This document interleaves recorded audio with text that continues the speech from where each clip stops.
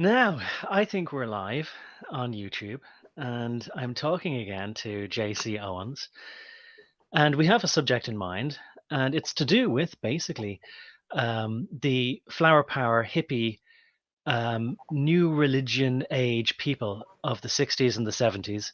And there was a few figureheads of that age, and I think we're going to start with one of them who said himself that his catchphrase for his movement, or whatever word you'd like to describe it as, was to tune in and what was it? Tune in, Drop out. tune in, drop out.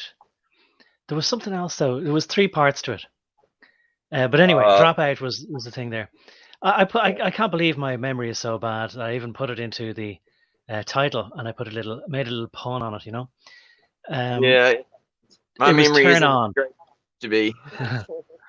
Well, I remember now. It was his catchphrase was turn on, tune in, and drop out, or else it was tune in, turn on, and drop out. That's it. Um, yeah, and his name was Timothy Leary. Now, I think, JC, you're gonna tell me that you think that he was either a charlatan or a huckster or a person who knew that he was trying to do evil. I'm not sure. I'm not 100% sure, but maybe I could be convinced. Can you tell me what you know about him, or how you came to discover Timothy Leary? Because I think you don't like him, but you can let me know. LSD, that's what we're going to be talking about, says Rooster Coburn. Well, I mean, the part about him that lets me know that he knew he was doing evil is the fact that, well, for one, he went to prison, and then from prison he becomes an FBI snitch. Snitching on other people within his own little group there. And then he goes on from that to work with the CIA and help, distribute LSD to everyone, on their behalf.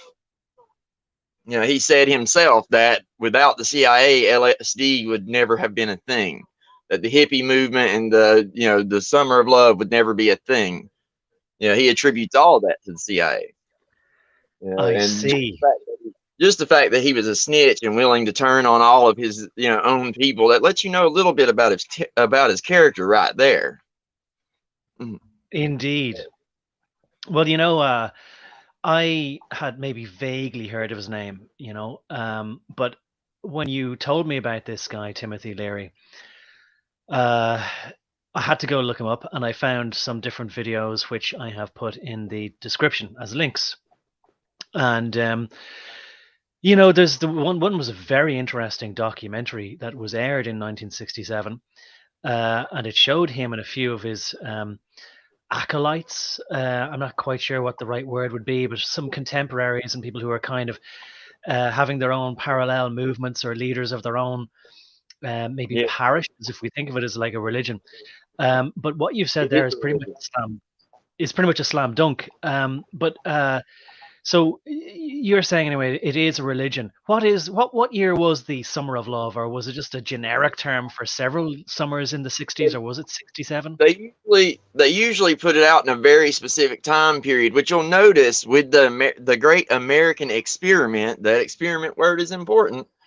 With the Great American Experiment, everything is laid out in decades and ages, right? Like every decade is distinct until you get to the 2000s, and there's a reason for that, which we can get into later, I suppose. But yeah, you'll notice that everything has a very distinct time period. And for the Summer of Love, it was the summer of 1969.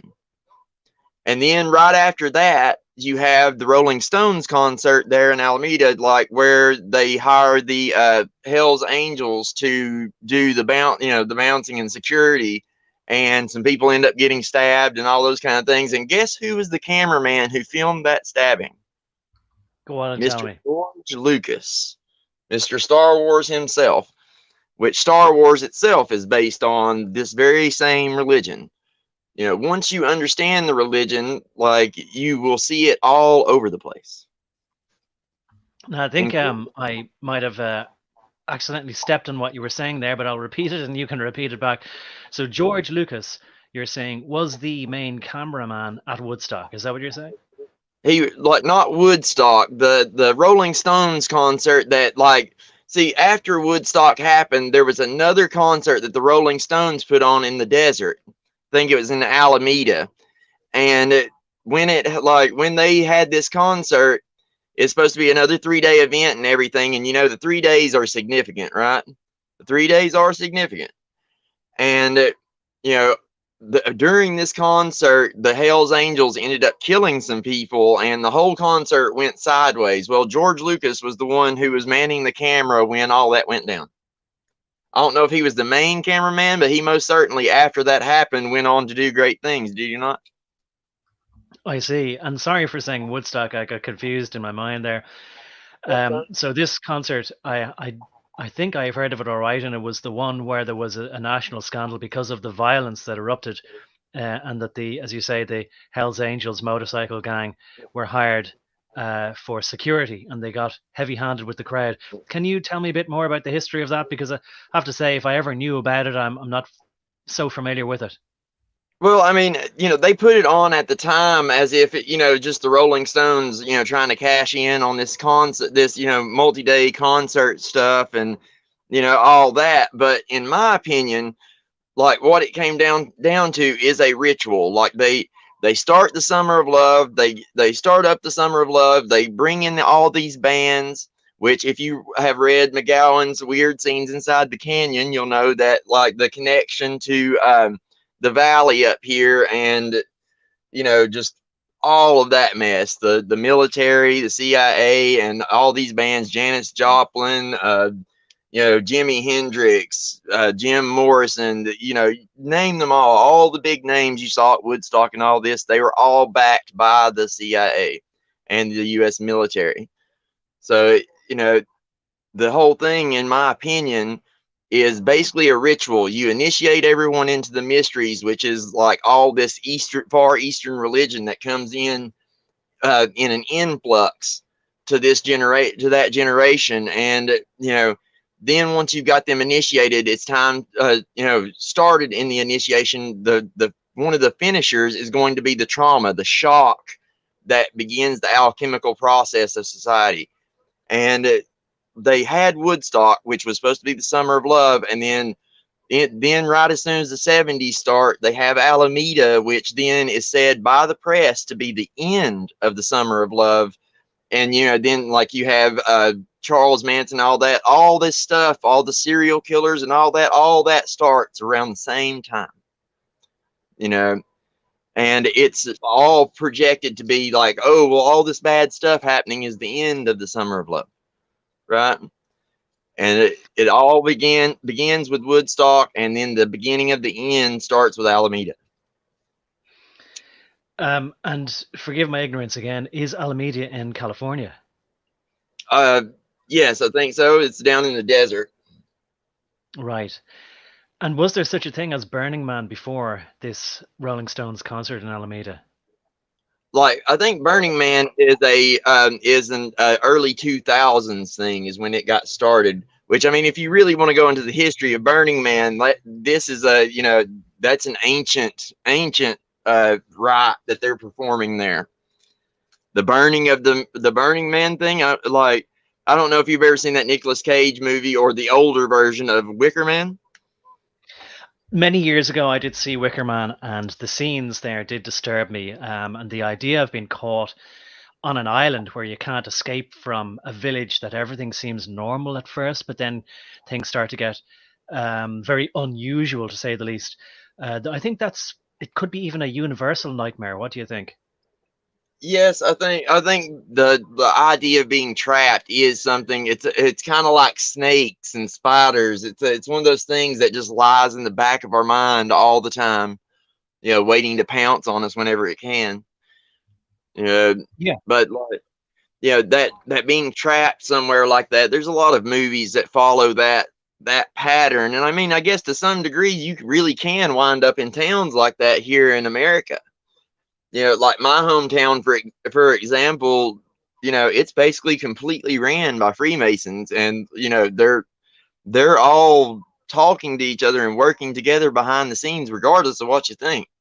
It might just look like a friendly bowling league or something, but people talk and they work together. It's this conspiracy doesn't have to be as secretive as what people think it is. It's actually right here in front of your face.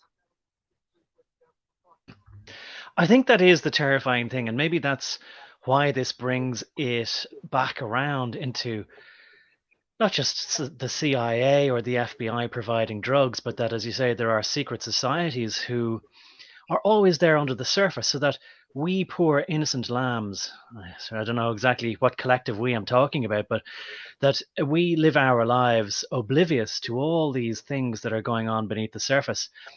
These very disturbing things that I suppose maybe one day you might find out. Maybe I'm picturing the horror on the face of Donald Sutherland, I think it was, who was in the original movie, was he, of the Burning Man scene, where he's just so he's just screaming, and maybe we feel like that if we would suddenly come to a terrifying realization that society is not at all what we think that it is. And in fact, I'll just say, funnily enough, having said the word society, I think that there is a movie from the 1980s. It might even be a John Carpenter movie, but along those lines, anyway, called Society.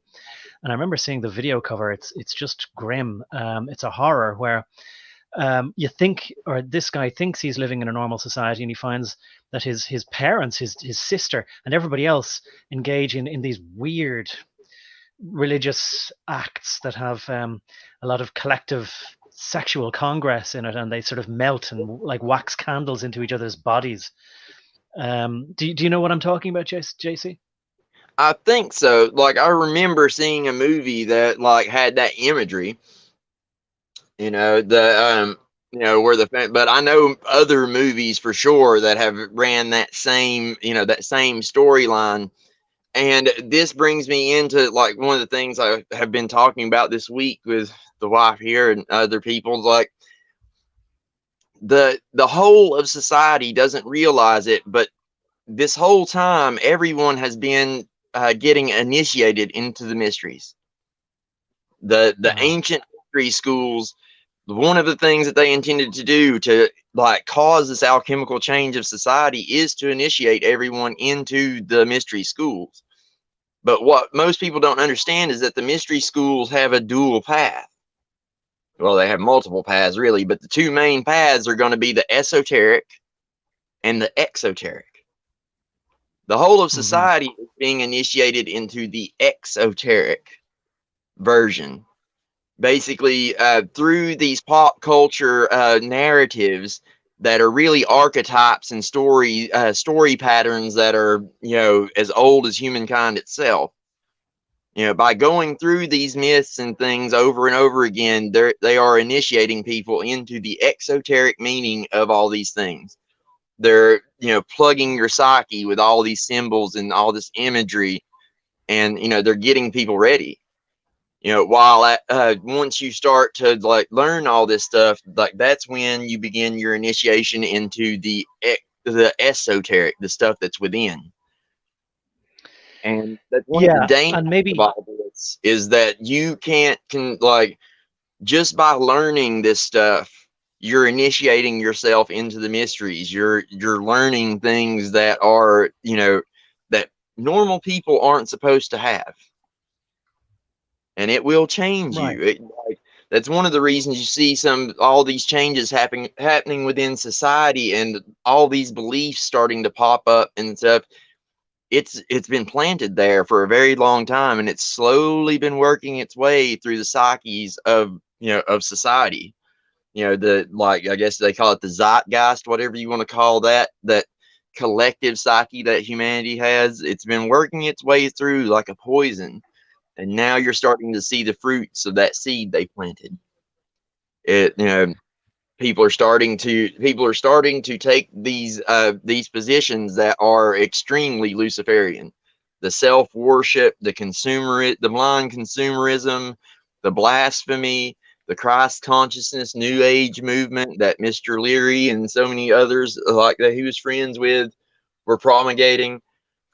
It's all this same religion. And that's the thing about the mysteries, is that they can be hidden behind many different symbols, and on its surface these beliefs might seem to be different, but they actually aren't.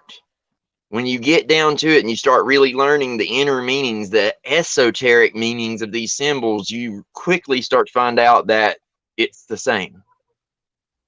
Yeah. You know, it goes back to the sun and Saturn and, you know, Ouroboros and all these different symbols that have been used for thousands and thousands and thousands of years, if not longer. Yeah, and I mean, I would be pretty confident that a lot of people over the last few years have been learning a lot more about these signs and symbols, as Manly P. Hall said. I think, you know, that once we learn to read the world through these signs and symbols, things will become more clear to us. And we've had, I think, a lot of us. Maybe it's just, you know, there's a factor in what age you happen to be as well. But I would imagine that with the amount of extra time that people have probably had through several periods over the last couple of years or 3 years since March of 2020, that there has been more time for research. That's not to say that many people weren't already digging and uncovering things, going down rabbit holes long before that. But the phrase occurs to me then, the revelation of the method. So I'm going to ask a question which maybe you've pretty much said, but just to state it definitively. You know, when you were saying that they teach us the exoteric, in other words, the meaning for the people who are considered profane outside of the temple, outside of the rings of power, the heaving masses, they teach us the sort of standard meaning, or the outside meaning, the exoteric meaning.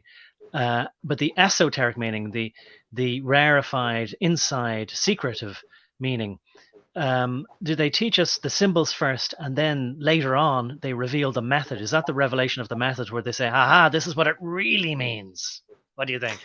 I mean, it's hard to say what their end game for all of that is. I know for a fact they've stated as much, that in, you know, their writings over the past 150 years or so, that their intent was to initiate all of society into these mysteries. You know, from the start of America, like right from the beginning, the Freemasons who founded this country intended to initiate everyone into the mysteries. Now, obviously, like the way Freemasonry has always ran it, and the way they imagine it has always ran, you know, according to their own myths and, you know, their own mythology around Freemasonry, the whole thing is, you know, has always been this way. It's like in ancient Egypt, you know, they would have them worshiping the sun, you know, and, you know, saying that, like, oh, well, if you don't do this, then, oh, well, it's not going to rain, or the sun's not going to come up, or this or that, when really the priesthood all along knew that there is, like, the solar system runs like a clock, you know, and because they know the movements of the clock, they can then predict what's going to happen.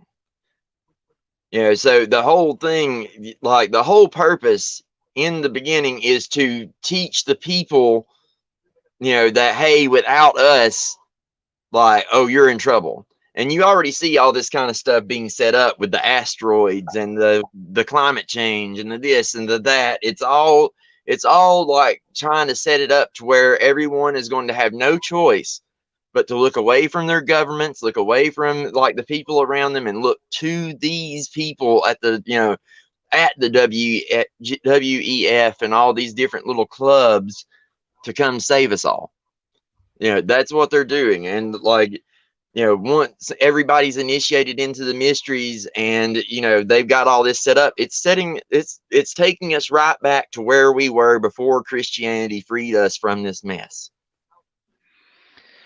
And what does it mean exactly? I mean, can you define what it means to be initiated? Like, is it just so that we are used to that way of thinking? Is that it? And so that then they can just do whatever because we just accept whatever they do, and we accept them as their leaders? What does it really mean to be initiated? Well, I mean, to be initiated is exactly that. It's a way of thinking. It's a thought pattern. You know, it's the way you view the world. And if you view the world like, you know, there are certain ways a group of people can view the world that can make them very vulnerable to being controlled, we'll say. Mm-hmm. So if it's you take the view that this priesthood, like, you got to like let them sacrifice like this person or that, or the sun's not going to come up, like you're in a pretty bad spot. well, talking about yeah, I mean, just talking about the sun there and how they are aware that the galaxy or solar system or whatever is all like a clock revolving around and around, and if they are aware of the times at which certain things events are going to happen, that they can claim then to have either foretold them through some type of ability to perceive that mere mortals don't have, or they can claim to have just some other kind of, or they might say that, oh, well, we have access to information, or we live longer, therefore we know. Whatever it might be, it would put people in awe of them, and that might help to accept them as gods. And it reminds me of the story, which I never really quite bought, because I thought, look, what would be the coincidence, let's say, that Captain Cook or some guy like him would arrive in some island where there was some primitive people, and they would at first be hostile towards him, but he would say, get my translator to explain to them that I will turn off the light in the sky unless they comply with my demands, and that they would kind of go hula hula like for a while, and then he would look at his watch and go, 5 minutes now and we'll have a total eclipse of the sun. And I thought, look, I mean, how fortuitous would it have to be? So I'm wondering that whether these stories maybe, and I'll just flesh this out a little bit more and tell me what you think then, whether these stories have a purpose in making us think that we are the clever ones with sophisticated European Western technology and insight into the solar system. And that once we think we're clever, we think we can't be fooled, but really they're fooling us by the same trick. What do you think about that, JC? That's absolutely like one of the many ways, the ins and outs of how all this works. Your pride, there's a reason that pride is listed as the root of all sin. Uh-huh. It's the very thing that allows people to trick you. Like, because right when you think you know everything is when you are the most foolish. Oh It's yeah, always yeah. always been the case. Right when you think you've got it all figured out, that's when you've got nothing figured out. Like, because if you knew anything, you would know that no matter, like, you could live for 1,000 years and not figure it all out. There's just no way. We're too finite. Well, it's reminding me of, and I think maybe we talked about it recently, um, or maybe it just occurred to me from something else, but I thought maybe we were talking about it. And it's that quote, and I'm going to look it up. You know what? I have a feeling I did this the last time we talked about, the people who thought they were wise were once made fools again. I'm going to have to look it up to get the exact quote. But it's, I don't know if it's from Revelations, but it's like that anyway. I'm just going to look it up so that I don't garble the or paraphrase it, and because it's just perfect the way it is. Do you know the one that I'm talking about? Were made from the Bible, where the ones who thought they were wise were made fools I again. am aware of it, but I can't quote it like verbatim either. Well, I'm with gonna look it up here. with all my head, with all my head injuries and bangs around, my memory isn't as great as I wish it was. It Well, was I better. tell you what, I wouldn't expect you to retain everything, and I'm quite amazed with the recall you had there about everything so far that you mentioned about David Gowan and the book about the weird goings on. And I want to kind of get back to that actually in a minute to flesh that out a bit in Laurel Canyon. But here's the quote anyway, seeing as I talked about it. It's beautiful. And I'll read a little bit longer version of it then. So it's from, and this is the King James Version, which might sound a bit more prophetic, Romans 1:22. Professing themselves to be wise, they became fools. So the full, maybe a bit more padding around that is, because that which may be known of God is manifest in them, for God had shewed it unto them, shown it unto them. For the invisible things of him from the creation of the world are clearly seen, being understood by the things that are made, even his eternal power and Godhead, so that they are without excuse. Because that when they knew God, they glorified him, not as God, Neither were thankful, but became vain in their imaginations, and their foolish heart was darkened. Professing themselves to be wise, they became fools, and changed the glory of the uncorruptible God into an image made like to corruptible man, and to birds, and four-footed beasts, and creeping things. Wherefore God also gave them up to uncleanness through the lusts of their own hearts, to dishonour their own bodies between themselves, who changed the truth of God into a lie, and worshipped and served the creature more than the Creator, who is blessed forever. Amen.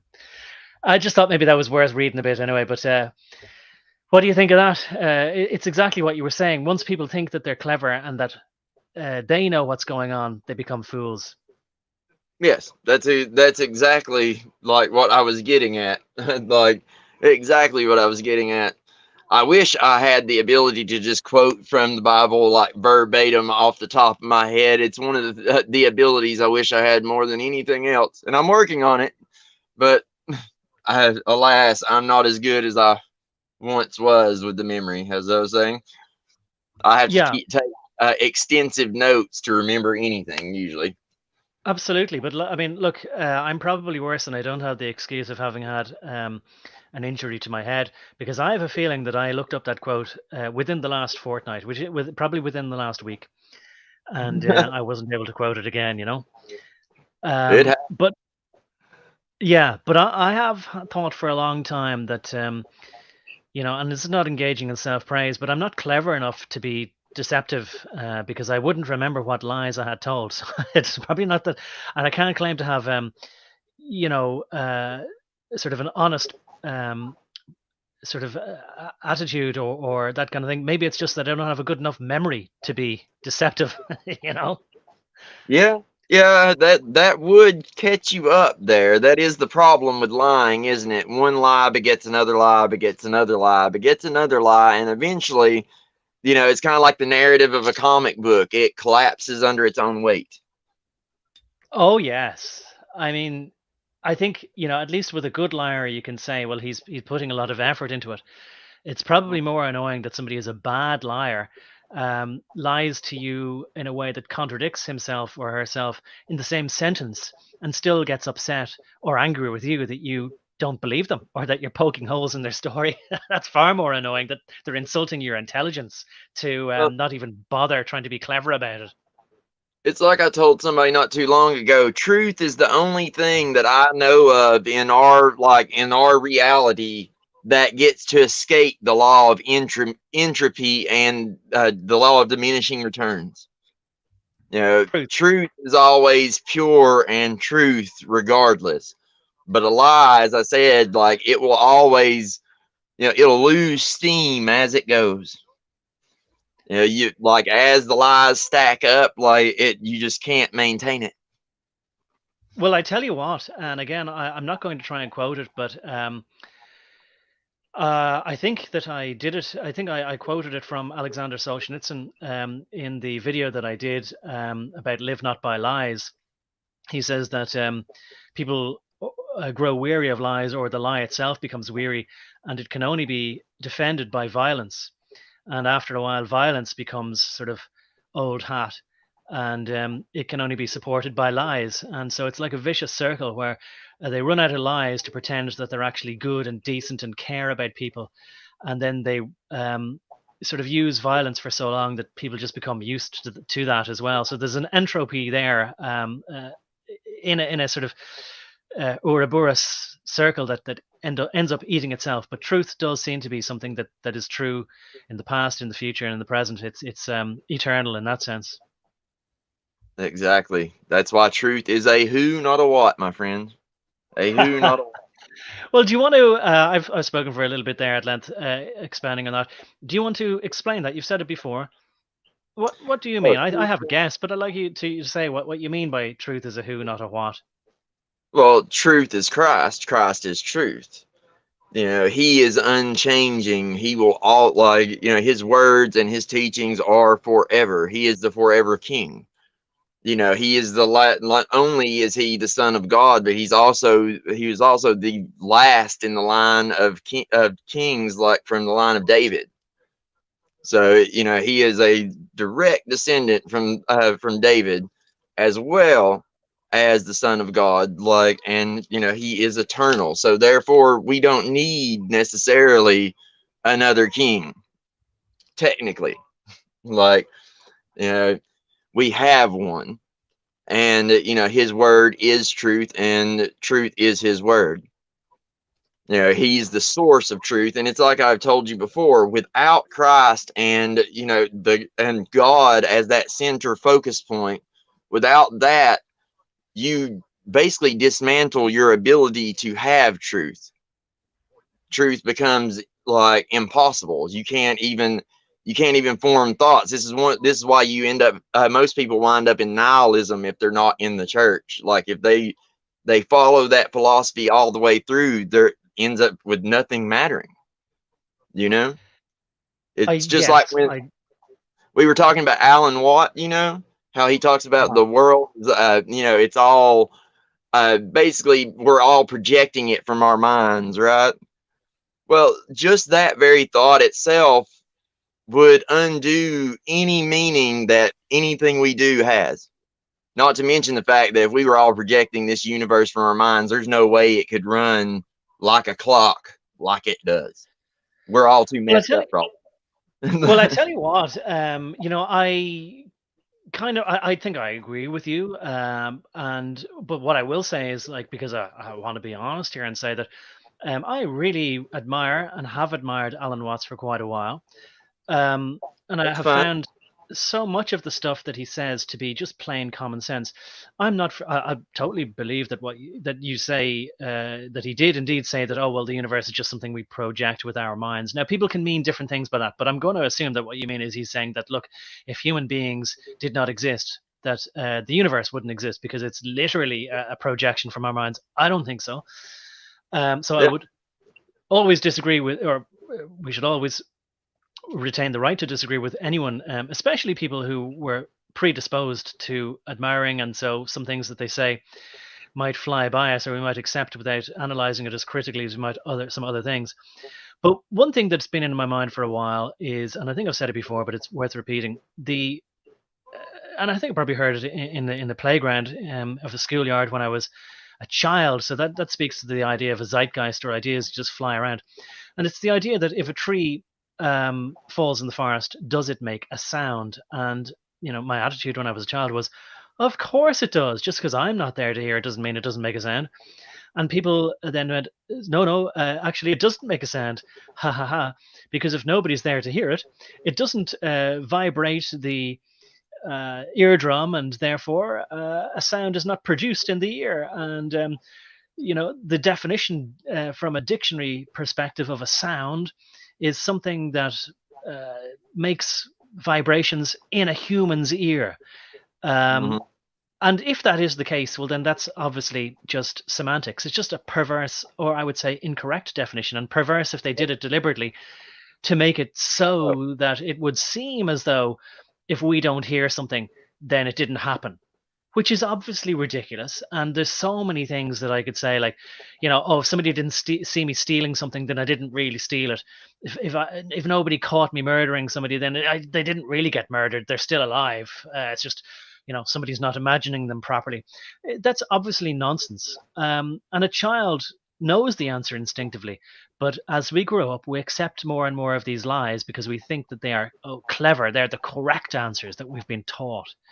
And these guys Mhm. themselves, maybe this is a way to get back to it.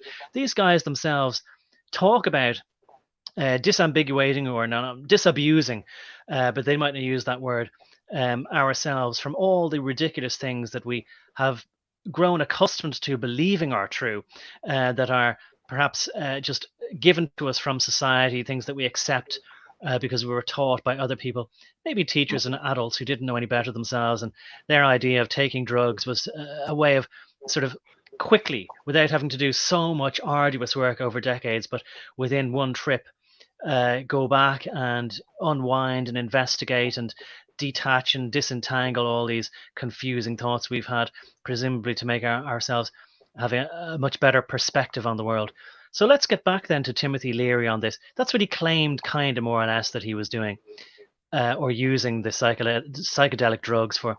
What do you think of that? Do you think there's any merit to that? Do you think he believed at any point in his sort of messianic career that this is what he was believing Oh, in, or thought was possible? oh, I think like a lot of more of these people believe this stuff than you actually like would think. Like no, like most of them are sycophants that absolutely do believe in this whole great work utopia mess, and like they actually believe in this whole like oh, LSD is going to save the world and all these other kind of things. I like after reading his works and things like that, I fully do believe he thought he was doing something. Like like you'll if you really start reading into his work you and talking to people that like once knew him and things like that, you start to get an impression that he saw this stuff on the lines of magic, very much like most Masons, I mean, would see it, and that's back to like what you were saying before, like which I'm actually impressed. Like that's exactly what I would say, is that like it is semantics, that whole mess, and that's exactly what it's designed to do, is to confuse you and make truth harder to like assess. But that's the way it works. You give, in order to make a lie work, you have to give a good bit of truth. And like with Alan Watt, you say you admire him and stuff. That's fine. Like it's perfectly fine to find things within that people say that are true. You know that you admire. Like a person can say things that are true and say things that are untrue. They can be right and wrong at the same time. Yes, yes. So not just that they can say many true things and then occasionally say something that's incorrect. You're saying they can say something that's, well, are you saying that they can say something that's simultaneously true and false? Or misleading, maybe? Is that the idea? Yes, that's kind of like all of that, and like all of that. It's a both and situation. They will say things that are 100% true, and then like within that same sentence, throw in some parts that are untrue. They will like knowingly omit things, and they know you would want to know, but they'll leave that out. And all these things are part of the deception and how it works. But for a lie to be truly like to truly function and truly be believed by people for like the long term, it has to have some verifiable truth in it. You have to win their people's confidence, because that's how like that's what they teach you within the order when it comes to like the nickname for it was the gift of gab. It's basically low level black magic spell work, and they teach you how to psychologically manipulate a conversation and get people to believe you. It comes down to like body language, the certain ways you put your hands when you're talking, eye contact, like, and the fact that you have to win their confidence. Once you've won their confidence, if the things you say sound true, people will not go back and check it. 99% Well, of let the me ask. time, Yeah. they will just accept it as true, and it will go into their Rolodex of beliefs, and sometimes they won't even realize it. I was just talking to the wife the other day about, little things like in the movies, how you'll suspend your disbelief going in there, and you think that this is a movie and it's not real, but yet how many people think that when you put a silencer on a pistol, it goes pew, pew, pew, pew. You know what I mean? How many people think that when you shoot a car, it explodes? How many people think a car explodes when it falls off of a mountain? You know what I mean? I can go on and on and on. Your subconscious will uptake things without you giving it permission. Yeah. So I wanted to sort of, there's so many things that I often let go, and I kind of do need to go back to this just to sort of, I suppose, well, it's drilling a little bit deeper, but it's clarifying and defining certain things. So Go for it. I'm presuming that you're coming from the perspective that, well, you're talking about people who intentionally are misleading people. They know why they're misleading people. They have a plan, they have an outcome in mind, and there's a purpose to the specific deceptions that they are doing. And that's an entirely different thing to, like, just, which I guess is most people, that they are a collection of some things that they are told, and a few things they've discovered for themselves, so they actually know, from experience, and other things that they think they know, and they think that make perfect sense, but they've never even really kind of stopped the thought still in their head long enough to turn it around and sort of say, does it even make sense on the face of it? So there are plenty of people who say many true things and then occasionally say something that's a lie, but they think it's true, so they're not actively trying to deceive anybody. But what you are saying about these people, such as Timothy Leary and Alan Ginsberg and even Alan Watts, you're saying that all of them knowingly tell people the truth for quite a long time, just so that they can take their opportunity then to slip in a lie which has a purpose. It is intended to deceive people towards a certain outcome. Is that what you're saying? That's absolutely what I'm saying. You have to look at it from the mind of of this group of people and what the philosophy is. Like, when it comes down to it, no matter how varied their beliefs might be, they all believe in this utopia, and they believe it is the best thing for mankind. They truly believe that it is mankind's destiny to improve himself to the point of becoming a god, like, or gods. But it's God, because they intend. That's one of the reasons why people like Leary and others preach this, like, this we're all one type belief system, because, like, that's what they plan. Like, once these little chippies go in everybody's noggin, like, that's going to, like, through AI, everyone will be connected. Everyone. Right. So, it's a scary thought, but, like, you're talking about the Borg, Oh, it's absolutely terrifying, and I would want my own thoughts to be my own.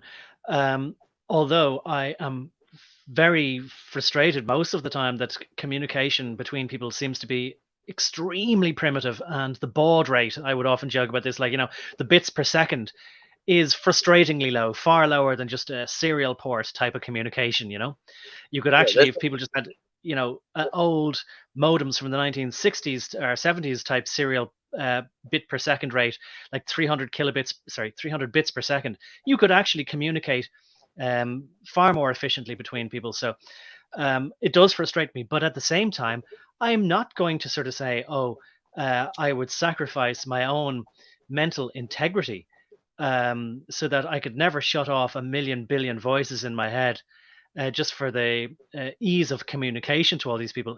I think Star Trek laid it out perfectly with the Borg, as you say. I mean, that's Can I? like the guy who look at the philosophy behind Star Trek. That guy was into all this too. Like, you look at the philosophy behind Star Trek, you have the Earth has a global government. It's a utopia, and because we've established a utopia on Earth, we now can travel the stars. And this is the same kind of belief system you have you have Elon Musk preaching. It's the same belief system. It's the same belief system that all of the mainstream is preaching. This travel the stars stuff and everything else. And I have my own, like, outlook. Like, for one, like, in the Bible, the story of Nimrod and the tower to heaven. Well, it had as I've told you before, symbols are polyvalent, and a story, words, letters, these are all symbols, and they're all trying to create a picture. Well, like, not only does the tower to heaven represent, like, the inner workings of Freemasonry and that level system that you're climbing upwards to the top, but it's also talking about literally going to the stars and colonizing the entire universe. That's what these people really think that they're going to do. They think they're going to turn everyone into the Borg. Like, this is going to give us the ability to get past this radiation problem and all this stuff in space, and we're going to colonize everything. And they truly believe it. I mean, you would have to truly believe this stuff to work towards it for hundreds and hundreds of years, if not longer. So again, I think maybe it's going to be important to clarify this. When you say that they are lying to people and they know they're lying to people, really, they're not lying to people about what their ultimate goal is. They just think that people aren't able to comprehend it now in their primitive mental states, that people aren't as clever or as enlightened as them, so that they are quite acting in the method of like a Machiavellian. They are saying it's okay to not tell them the whole truth, or maybe lie to them a little bit, tell them some white lies, because what we're ultimately trying to do is be kind to them. So they're not trying to harm people. They believe that they're trying to help people. Is that what you're Yeah. saying about Alan Watts? So that they don't, they're In not a, acting in a underhanded way, or in a, no, not underhanded. They themselves don't think that they are acting in a sort of disingenuous way. Or at least they think that oh, that a they few know that lies. they know they're being disingenuous. The problem comes in, like, okay, the way they're looking at it is not on an individual human basis. They're looking at things like on a whole human race basis. And according to them, the history of Freemasonry is that Freemasonry has always been around under one name or another. And it has always been the group that has been behind kings. It's always been the power behind the throne and the power behind the religion, and all of these ancient pagan religions were just Freemasonry taking control of the people from behind the scenes and guiding history towards this ultimate event of humanity becoming gods. So, from their perspective, they're doing the right thing by humanity as a whole. They're doing the right thing as far as what humanity is supposed to be doing. But when it comes to, do they know they're doing evil by a lot of the majority of humanity? Oh yes, they're fully aware that they're lying to people. They're fully aware that that's wrong, but they state openly in their philosophy that when it comes to the great work, when it comes to establishing this utopia, any kind of underhanded stuff you might have to do is permissible. You do whatever it has to do. It doesn't matter if it means murdering your entire family. If that's what it takes, that's what it takes. They don't care what it takes. Anything is on And the chopping block. yeah, is this because the means justify the ends? Is this because the betterment of the greater good, or the needs of the greater good, outweigh the needs of the few, or the rights of the few? That's Is this exactly what they'll say. okay? So you're saying exactly, and then just again to be really really clear, are they saying that the needs of the people who haven't even been born yet in the future outweigh any suffering of the people now in the past? No, they're saying that their needs and humanity overall, like the immortals that they're fixing to create, they are the ones that matter, like the elite, the elect. Only those within, like the rest of humanity outside, are just slaves, animals, chattel. Like their regular people's needs, wants, etc., don't even come into play. The only thing that, like, they just need to manipulate regular people long enough to get what they want. Like, they actually absolutely hate regular people. Full Now stop. I know, yeah. Now I know that you're talking about the general mindset of like the current Freemasons, or people in secret societies, or the WEF, or whoever are the people on the Council on Foreign Relations, other contemporary people like that who are the power behind the throne. But Mm. specifically, when we're talking about, um, I'm going to say Timothy Leary, Allen Ginsberg, and even Alan Watts, are you saying that these people, if they have people who would come to see their lectures, listen to them talk, with Allen Ginsberg and with Timothy Leary, with the people who would come to their ashrams or communes or whatever you might call it, if these people would come to their houses and take drugs, and sorry, give them drugs like LSD, um, like so, for example, Timothy Leary would say things like that. Okay, the drug doesn't harm them; it helps to expand their minds.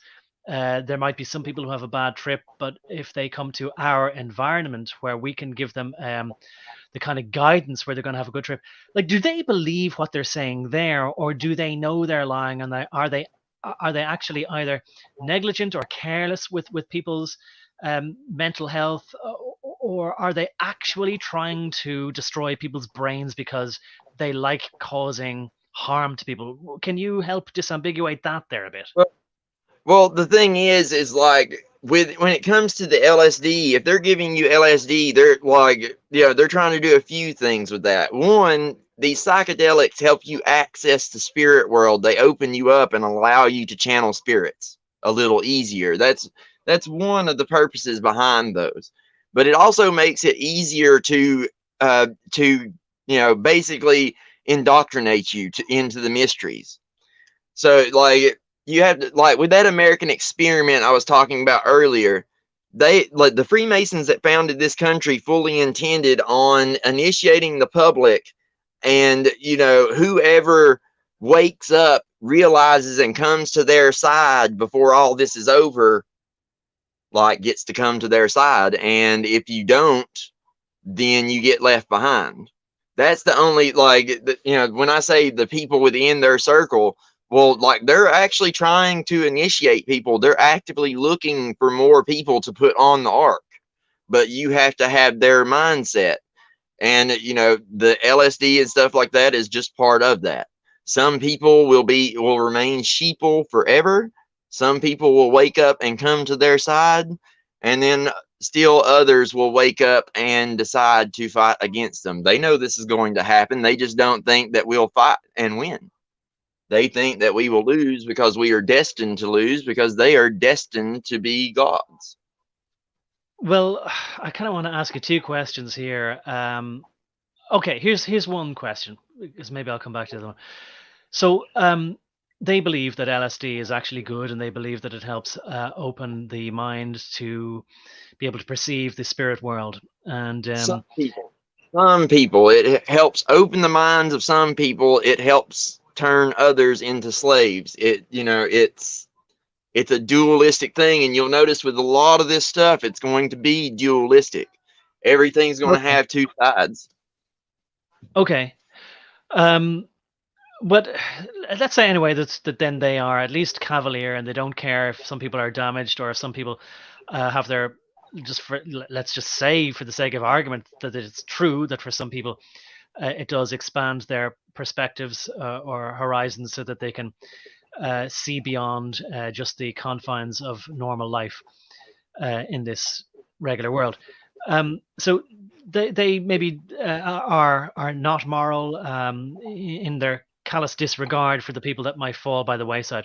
But what I noticed, and I'll say to people, like in the links there's a documentary from 1967 which was aired on TV about LSD, and this guy Timothy Leary and Alan Ginsberg. And it also, had people, a doctor, Tomas, I can't think of his surname. It was a very Germanic surname, but anyway, he was from University of California, and he was the skeptic on the documentary. So, in any case, pardon? I said, surprise, surprise. Yeah, Little tongue I there. I'm not surprised at all.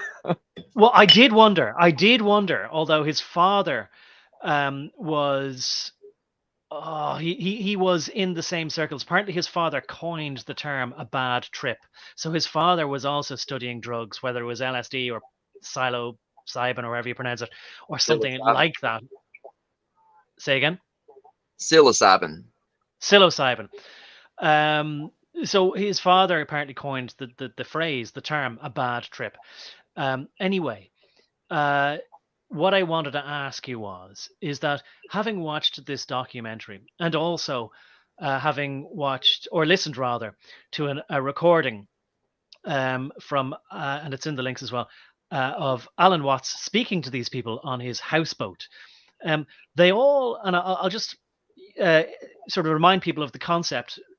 I assume everybody knows about it, but maybe not. But look up the concept of Maslow's hierarchy of needs, or Maslow's hierarchy of needs. And at the bottom is food, air, water.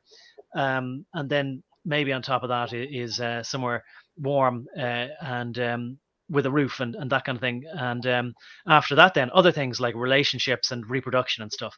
In any case, these people talk about turning on, tuning in, and dropping out of regular society, of having a regular job. They say just don't bother having a regular job, and so they talk about how that they are beatniks essentially, or dropouts, kind of hippies.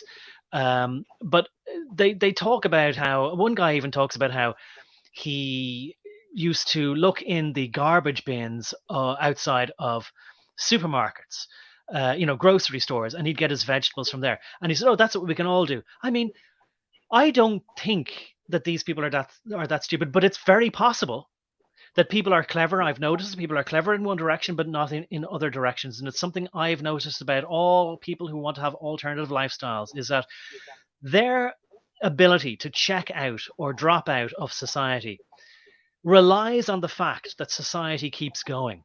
They're like, so all their plans, right? So Ginsberg and everybody else talk about how, oh, well, I was able to stay rent free at one of my friend's houses. He put me up somewhere. And this seems to be the case with all of them, right?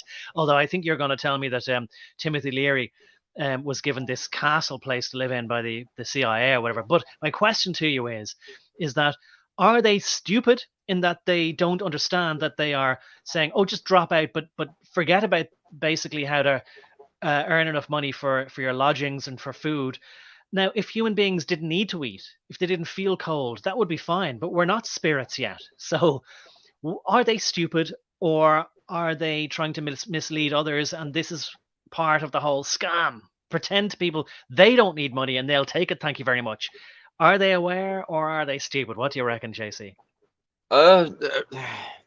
Kind of both ends, probably. It's hard to say exactly what their mind is, but in my opinion, I would say they are fairly aware that they are indoctrinating people into a mindset that will make them absolutely 100% dependent on the system itself. The system has always got to make sure it defends itself. And, mechanisms such as that one, you had to understand like what was going on at the time. You had these war protests and everything that were kicking up against the Vietnam War, which was absolutely integral to the New World Order plan. So, they can't let that happen. It's just like these Wall Street protests recently, like they can't let that kind of stuff happen. They have to like nip that in the bud. Well, indoctrinating everyone to be socialist and drop out and everything else, for one, they're not going to be much of a problem anymore when it comes to, like the war and stuff. Like what did the hippies end up doing? They thought like everybody crawling into a bus and like writhing around naked like a bunch of snakes is going to, somehow stop the war. What? It just, it's a redirection of energy, basically. Like if they can get you like completely dependent on the system and get you wasting your time and energy on all this useless stuff, then you can't fight back. You aren't going to grow. Yeah, I mean, look, I'm kind of glad you said that, because let me tell you something else that I saw in the documentary there. I mean, so you're saying that, okay, after I think it was roughly 2012 or something, that Occupy Wall Street, the powers that be must have said, right, we need a big distraction. And completely parallel to Vietnam, there's a lot of unrest out there.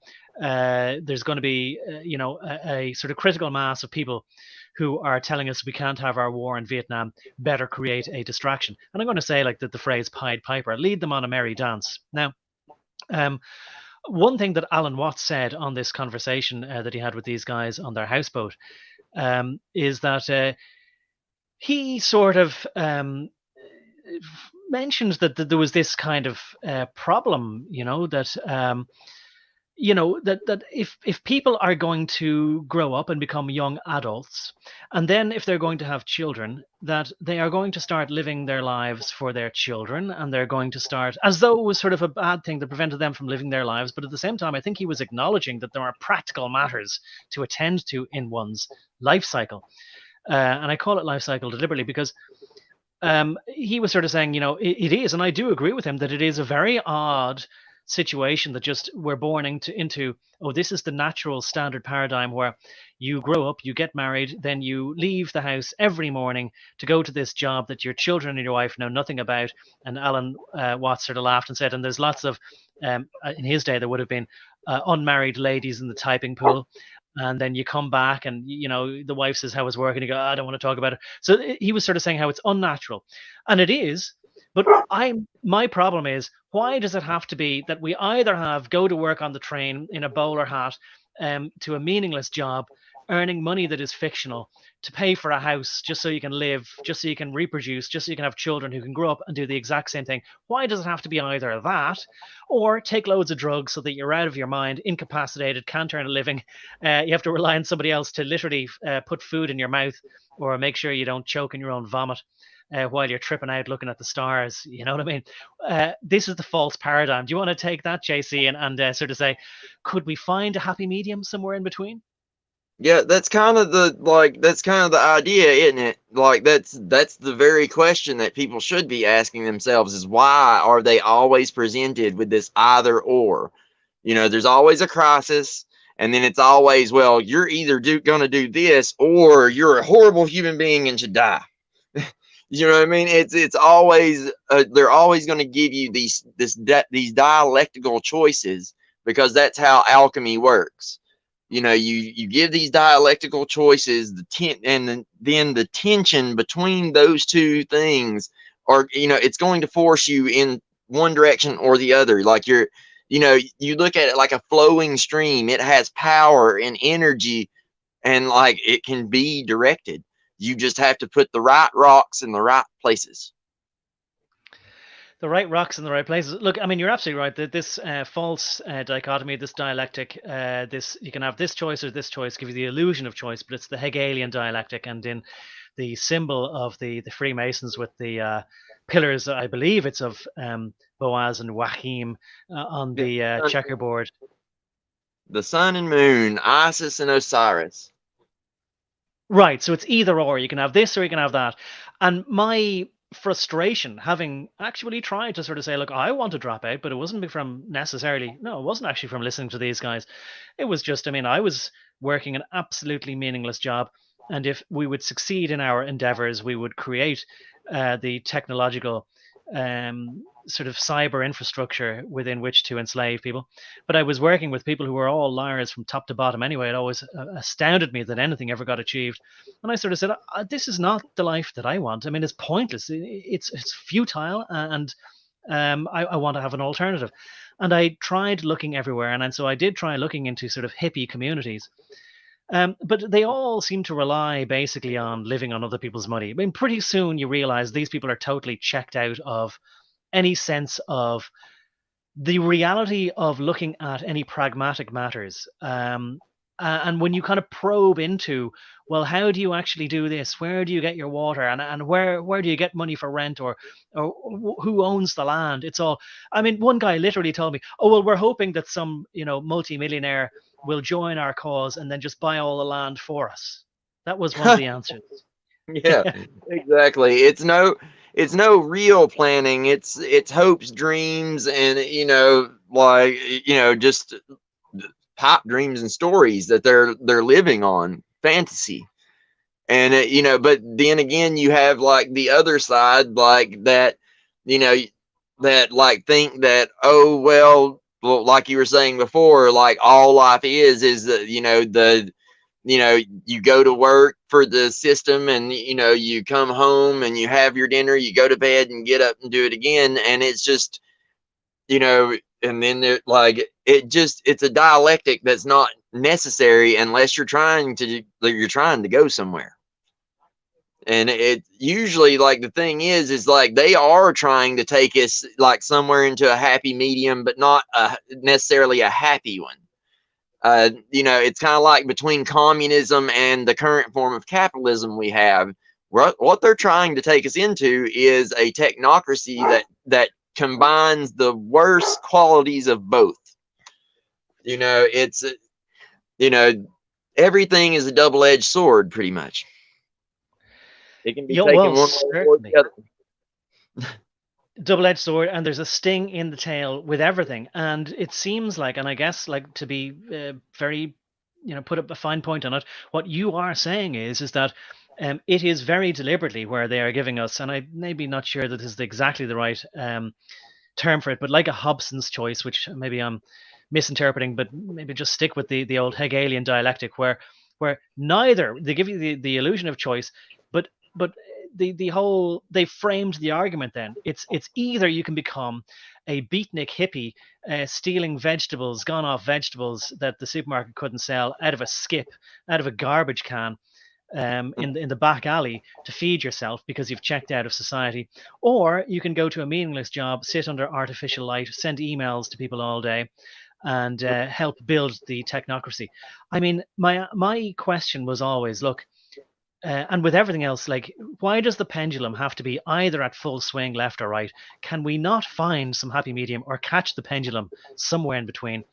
And it always has to be between either, opulence or penury. In other words, we have to be chasing riches all the time, trying to earn more, more, more, consume more, more, more. And then the opposite to that is, oh, well, then you can, as you say, be on a bus taking LSD, writhing with other naked bodies. And it always seems to be, oh, and nobody's married to anybody, totally free love. We'll dismantle the concept of the family. I think we better get that in there as well. They seem to be very keen on that, didn't they? Yes. Well, I mean, all of these things make society more vulnerable and disjointed. I mean, that's really what it comes down to. The family protects, it helps protect you, like, and all of these things help protect you, like these classical hierarchical structures. But with the, like, this dialectic specifically, that's why it has to be these extremes, because without them being extreme polar opposites of each other, you couldn't create the necessary tension that will bring them together into a synthesis. It's kind of like, like people keep thinking that like everything's going to settle in this place we're at right now, where you have drag queen story time. But the fact of the matter is, what they are doing is they're presenting you with two very extreme positions, and they're hoping it's going to land somewhere in the middle. So it's going to, basically what's going to happen is what always happens. It's going to incrementally go forward. Basically, they're presenting the right with this absolutely insane leftist like position, to where basically people will get scared, and then they'll accept a little less than that. You know what I mean? And then everybody will go, missed that one. But did you really miss it? Because like what ended up happening was, in order to get this big thing, scary thing that you were really afraid of, to keep it from happening, you ended up allowing just a little bit of this bad thing to happen. You conceded a little bit of ground, didn't you?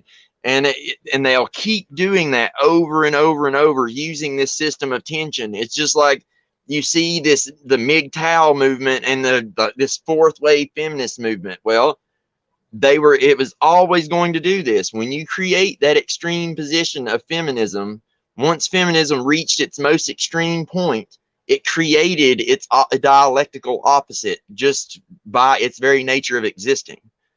The very philosophy, being alive in the world and having so much power in the world, caused this MGTOW incel movement to rise up in its place, to oppose it.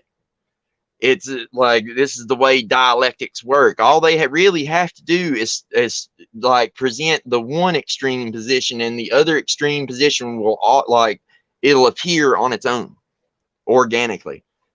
Right. Yeah.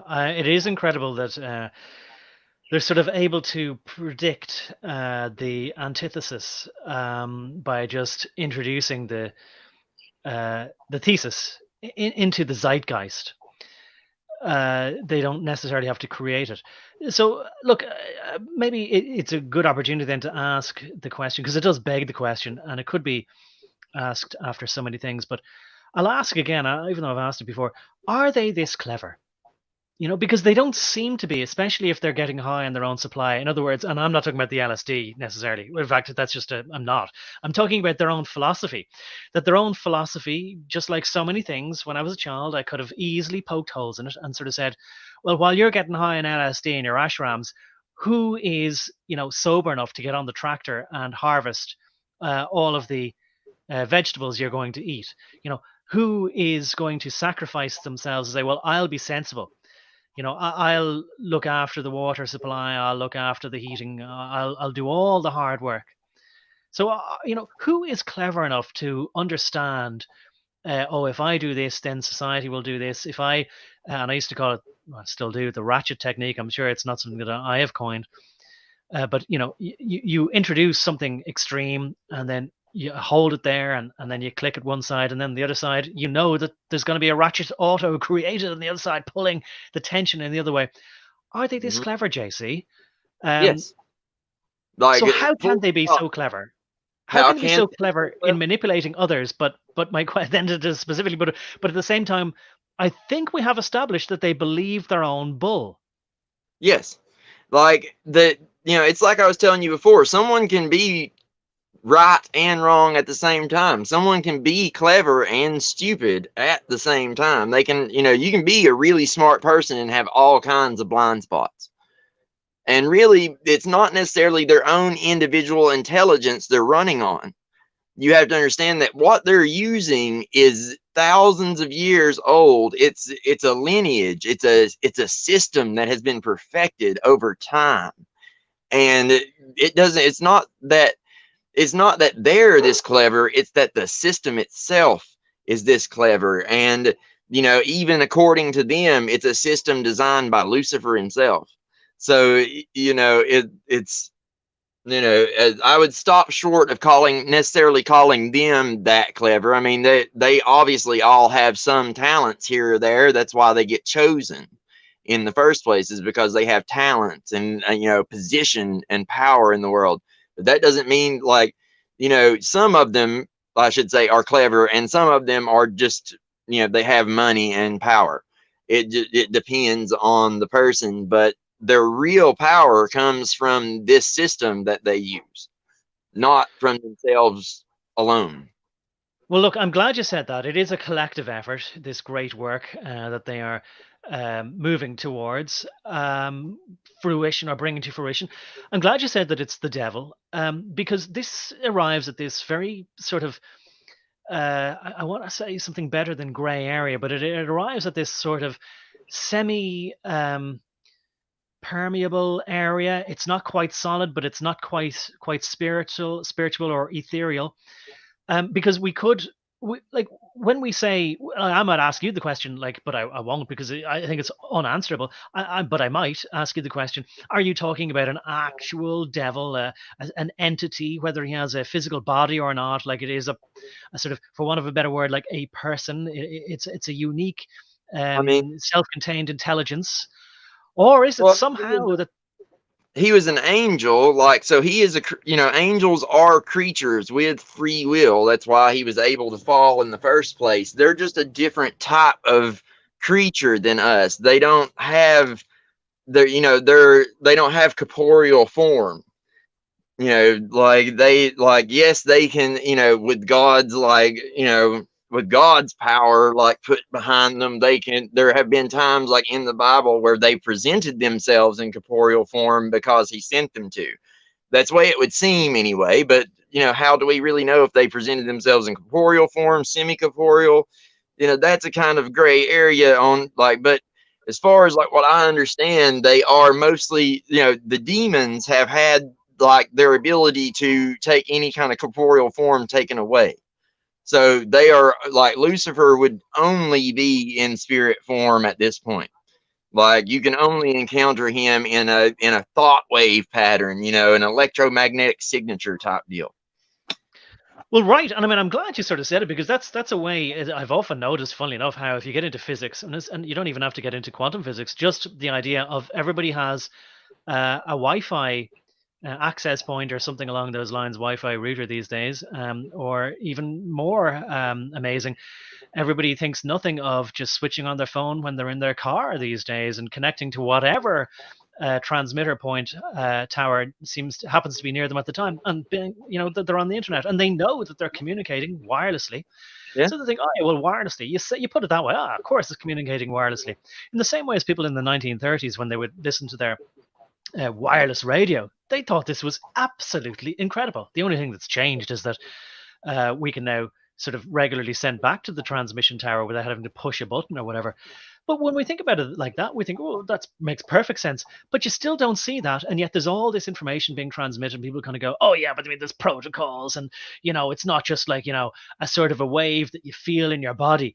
I mean, whatever. It's a very small step to, well, isn't it? Let me put it this way. It's strange then how people, and I am very scientific minded, but I can absolutely sort of say, well, there just might be something about the process or protocol that if I would read the document on it, I could then go, oh, that's how the devil, as this entity, if you would just put a different label on him, is able to somehow influence people's thoughts, put ideas into their minds, and they think it's their own. Because they think, well, there's no such thing as wireless communication with a devil that doesn't have a body. It only has a sort of, what's the word, disembodied sort of mind, but somehow can influence people. You want to run with that there, JC? Well, I'll take you to just technology that's been coming out recently. Like it is now, like you have people like Michio Kaku, or however you say his name, Cuckoo, like Kaku. Like the Japanese, Japanese guy, yeah, like this guy, like he's talking about multiverses and stuff, which I think is a bunch of hooey, but whatever. Like that's pretty esoteric, if you ask me. Talking about multiple universes all going on at the same time, and they're pushing that awful hard, aren't they? Because we could get into that some other time. That's another big rabbit hole, but. Either way, they figured out that they can influence your thoughts with electromagnetic waves. There are these little headsets that you can wear now that connect to your phone. And if you're in a bad mood, you can you can hit a button that says good mood, and it will send these electromagnetic pulses into your brain that will then change like the way your brain is firing there. Your synapses are firing and put you in a better mood. Okay. Now, if they can do that purposefully with electromagnetic signatures, then what keeps demons, these electromagnetic beings that you cannot see, just like the Wi-Fi, like what keeps them from influencing your thoughts? What keeps them from everybody has sat there and been perfectly fine, and then all of a sudden they get in a bad mood or just start feeling bad for no real apparent reason. Why is it that they can't grasp it? Well, I think it's tied to the way human beings perceive the world. See, when you're trapped in 5 sense reality and understand that the modern Western person is a 5 sense reality being, that's how we've been brought up. If you don't have religion, then that means you're usually going to be an empiricist of some kind. That means what you believe, what you can taste, touch, smell, hear, etc. And it goes into just the fact that, like with radio waves, we can see that is happening. You can play a band on this side that's playing into a receiver, or you can have a band playing on this side that's playing into a receiver. This person can then leave that room, come into another room, and see that this little box that has no wires is now broadcasting that very same song that they heard in the other room. You see what I'm saying? They can see that it's working, right? But the nature of demons, the way demons, and indeed the way that the divine in general behave, they're not going to show themselves to everybody. They're going to endeavor not to show themselves at all if it's a demon, unless it's somehow they've been summoned, or they're trying to scare you, whatever. But they will move unperceived. And because a human being can't see that and can't draw a line between it, like I throw this rock at the window breaks. Okay, the rock broke the window. Like I can make a visual connection there. I can see the pile of the dog pile out in the backyard, and then I can smell it, and then I can draw that line and say, oh well, that thing smells, right? it's but with the demonic and the spiritual in general, without like say hallucinogens like LSD and things like that that dissolve that barrier between you and the and the supernatural, you can't perceive them directly. And that goes back into like our transcendental argument for God and all these other different things that we would use to we have a fourfold path to looking into such things and finding out what is true in orthodoxy. And we have to do that because you can't perceive God directly, right? Well, it's going to be the same with these demons. You can't perceive them directly unless, like, you can summon a demon and perceive them directly, unlike God. But, unless you do that, like, they're just moving unseen in the world like Wi-Fi,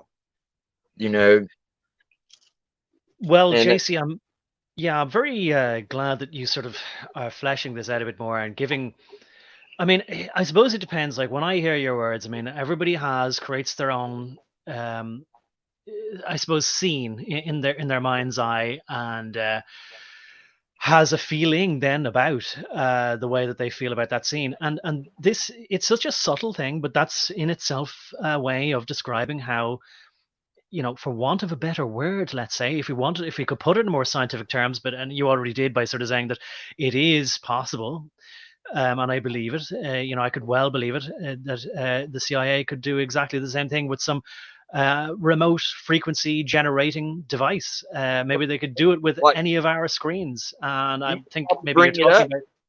You could probably bring it up on the screen if you searched it. Like, no, they have a headset that's going to market that will like change your brain waves like on fly.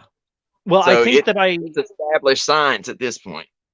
I think that I remember seeing. I think what is more sort of chilling is that I remember seeing a patent that went back to something like, if not the 1930s, at the 1950s or 60s, about just the radio. Sorry, well, whatever waves, magnetic or electromagnetic waves coming out of the cathode ray tube of a TV screen. And now, of course, could be flicker rates could be manipulated, maybe much more accurately, maybe a different way on LCD and whatever is the kind of latest version of flat screens that we have in our phones and laptops these days. And that also, even through everybody probably is aware that their electricity supply coming into their own homes is at either 50 or 60 hertz, generally, whether we're in Europe or the US, 50 cycles or 60 cycles per second. And that this is always alternating, and it can be manipulated between these frequencies and the frequencies around those frequencies, and these can have an effect. I mean, I've often heard my fridge sometimes. I mean, look, with the long wave radio, sometimes I remember there was a thing about people could hear a certain long wave radio station in the fillings in their teeth. They couldn't turn off the radio station. So there are natural harmonics, and I remember hearing the fridge motor once. And it really seemed to me that it was humming a tune, and I think that there was some oscillations in the frequency, that there was some, as they often call it, dirty power coming through. So there could be many ways that anybody could remotely, if this is known to have an effect, and if they know what frequencies to change it at, they could indeed induce different moods in us by changing these frequencies. Absolutely. And that's like my thesis on the situation, that's or my hypothesis, I should say. This, is that like all this stuff runs on electromagnetics, and we know that we're electromagnetic beings.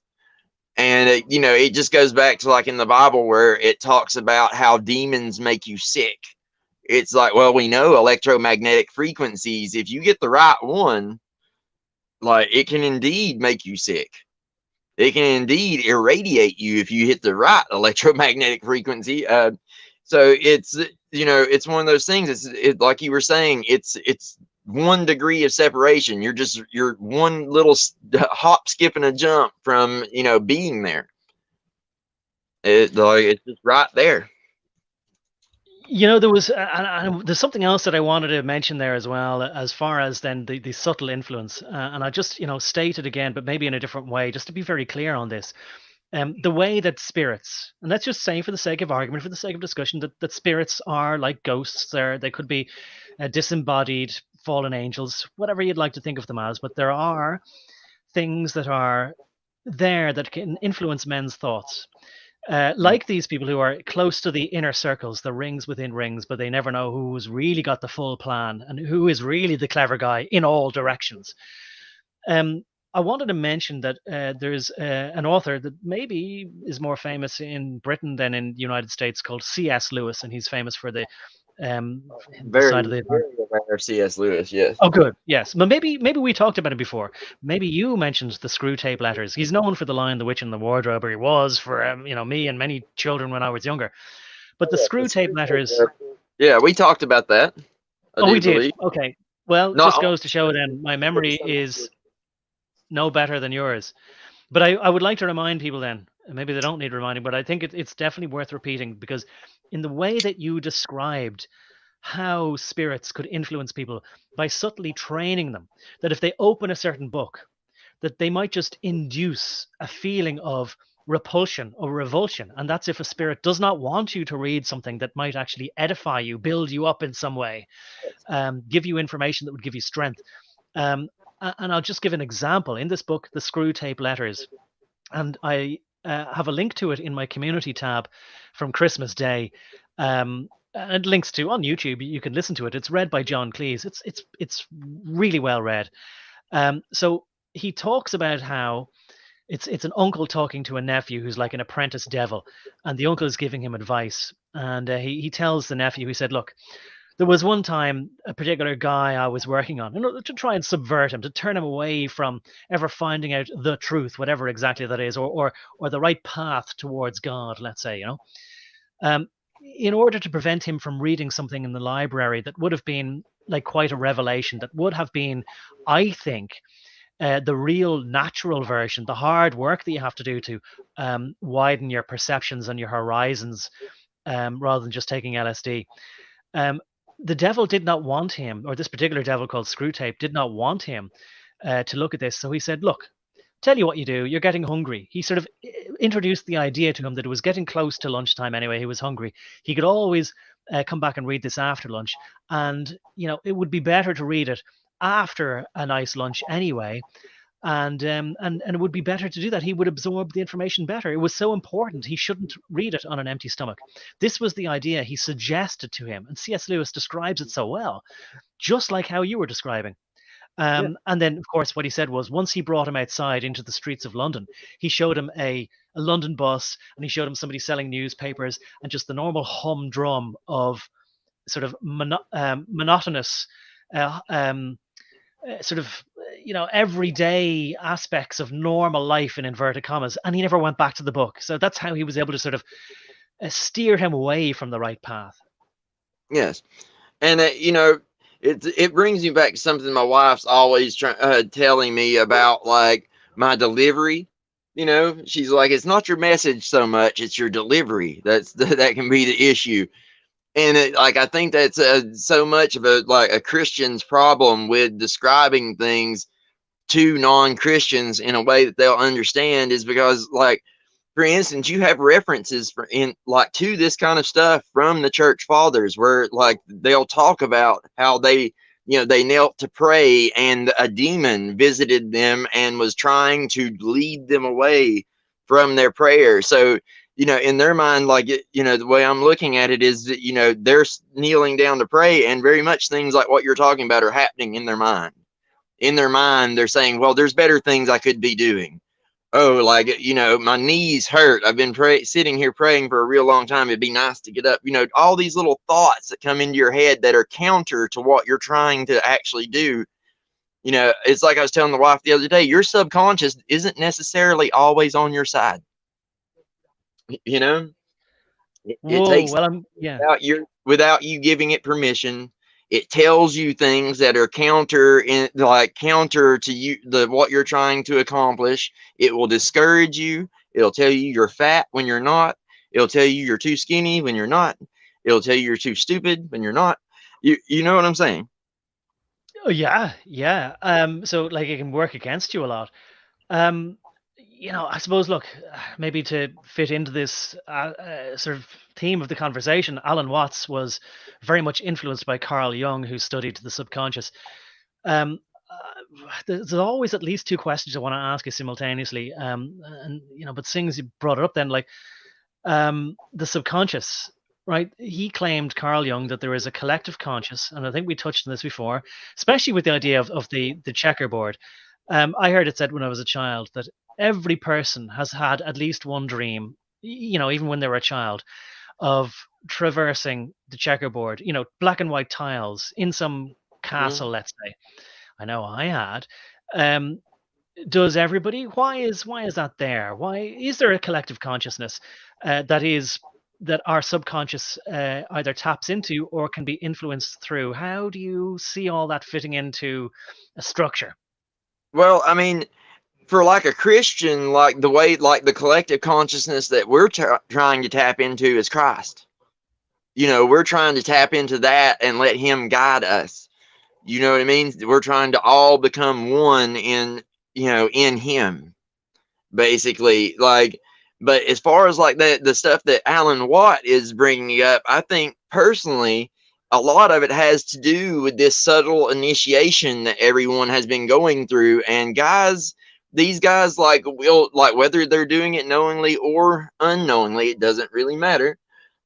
Like, for my purposes at the moment, the fact is, like, once these symbols and these ideas are fed into your subconscious, when you go to sleep, like, your is continuing to work on this stuff. It's not like, that's what I was talking about with the subconscious not necessarily being on your side or you being aware of what it's doing all the time.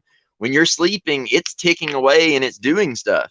You're busy in your dreams, like, and while you're busy, it's doing things, and it's mulling stuff over, and it's connecting dots, and once it's been fed the right information, like, you'll start to, like, the brain's going to start, like, we're all human and made somewhat to the same degree the same.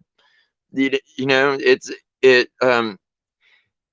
I figure if you feed, like, you feed 10 people the same symbols and the same ideas, probably at least half of them are going to come up with the same thing, right? Yeah, yeah. I suppose, like, it is definitely, as you say. I mean, it's worth pointing out, of course, that the subconscious mind is always active when we're asleep. Maybe it does more work. Maybe it's able to get better work done without the conscious mind tripping itself up all the time. One thing that occurs to me, and I won't go on about it too long, but you said that a lot of us maybe are very similar under the surface, if I refer to the subconscious that way. And I suppose one of the things that even when I was a young boy in junior school, sort of I was from the ages, like, let's say, even from, like, say, 4 till 11 or 12, before I was a teenager. Even then, I was self-conscious, and I think most people are, in that they don't want to admit how it is that, let's say, their subconscious works. They don't want to talk about what the things are that they assume are to be true, or that they or that they've noticed about the world or themselves, in case it turns out to be either stupid or wrong, and other people might laugh at them for it. So perhaps, and I've thought about this, maybe you can flesh this out a bit more, that we all, in fact, have a lot of the same assumptions. Maybe a lot of it's genetic. Maybe a lot of it is just naturally formed because we tend to live in the same society, more or less, no matter what our home life are like. So that even without formal schooling, we'll tend to have a sort of a baseline. It's, in computer terms, you could sort of say it's like a basic input output system, and that these sort of New Age religionists or psychoanalysts or LSD medicine men, that they're finding ways to hack our minds, like we can see in this new sort of autocratic system coming in with Noah Harari. Same kind of a thing. And even Jordan Peterson, they all know that there are sort of archetypes and typical ways of thinking. And so that it's a bit like P.T. Barnum as well. He can say to people like, sometimes, I know about you, I can read you like a book. Sometimes you feel lonely even when you're in a crowd. And then so I'll think, oh my God, is it that obvious? Is it on my face? I hope nobody finds out. And everybody else is kind of like, saying to themselves, thank God the attention's on him. I don't want anybody to think that I feel lonely. I want everyone to think I've got lots of friends because I'm a great guy and everyone loves me. This kind of thing. So again, we're back to insight here, I suppose. And these people are clever. They're clever maybe in only a certain way, but they're also susceptible perhaps themselves. Maybe can you talk about again in regards to maybe the Freemasons and the little tricks, the manipulations? I mean, all of it is evident in all the stuff you were saying right there. Every one of those people you named and the things they say, Jung and, Jordan Peterson runs on Jung's philosophy, basically. And all of those come from Freemasonic thinking. It's all this is all coming from the same, the same philosophic legacy, I should say. Like they're all, they're all using this same ancient psychology, somewhere along the line, a small portion of humanity figured out the secrets to how how that input output system works. They figured that out somewhere along the line, and they used it forever. And the thing is, when the Freemasonic order got their hands on, the modern, some of the modern iterations, when they got their hands on this stuff, it was like a bomb going off. It was stuff that pharaohs had used to control the people for, forever. It's basically been turned loose on our society. And there are people that practice it every day without knowing. That's the thing. People don't understand a lot about the Enlightenment, but what the Enlightenment was basically all of this ancient knowledge being turned loose on the Western world. You have people like Benjamin Franklin and Isaac Newton and all of these different characters that were actively renaming these ancient magical, because in their mind they were alchemical magical texts. It's that's what these things were, and they decoded these things. They translated them, decoded them, figured them out, and turned them into these modern philosophies and these different fields that we know as science, that we know as medicine, and all these different things. It came from a very ancient lineage.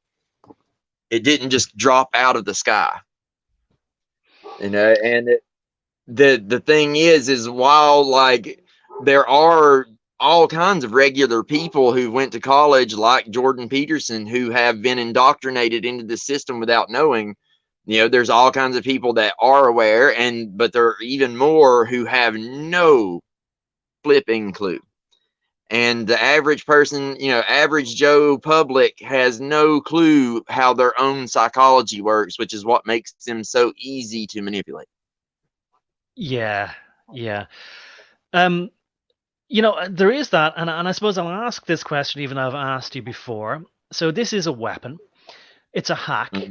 When you have knowledge that other people don't have, it is very powerful. It's a way of manipulating people, and they don't even realize they're being manipulated. And what I have noticed, there seems to be an ego thing whereby people are so offended that they, if you would suggest to them that they are being manipulated by, say, big companies with lots of financial interests in order to sell them things, to cure them of things that they have been convinced that they are ailing of, I'll put it that way.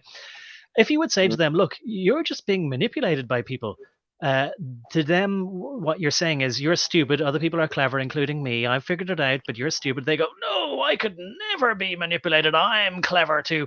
And the more that they think that they are impervious to being manipulated, the more that they think that they'll be able to see through any of deceptions like that, the more easily they can be hypnotized.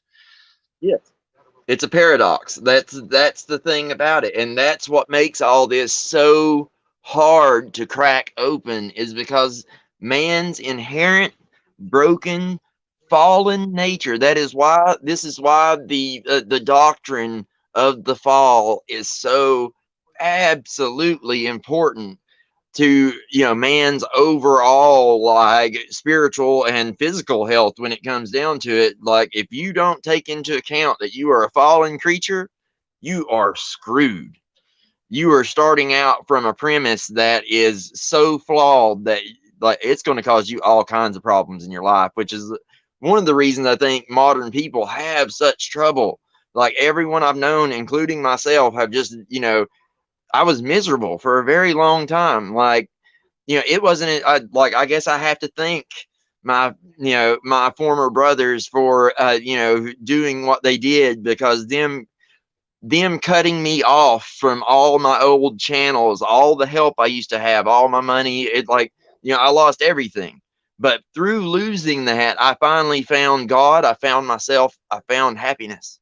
And like that's the trick, that like they, you know, they make you want to hold on to all these things that don't matter, when like the things that really matter are the things they're telling you to let go of.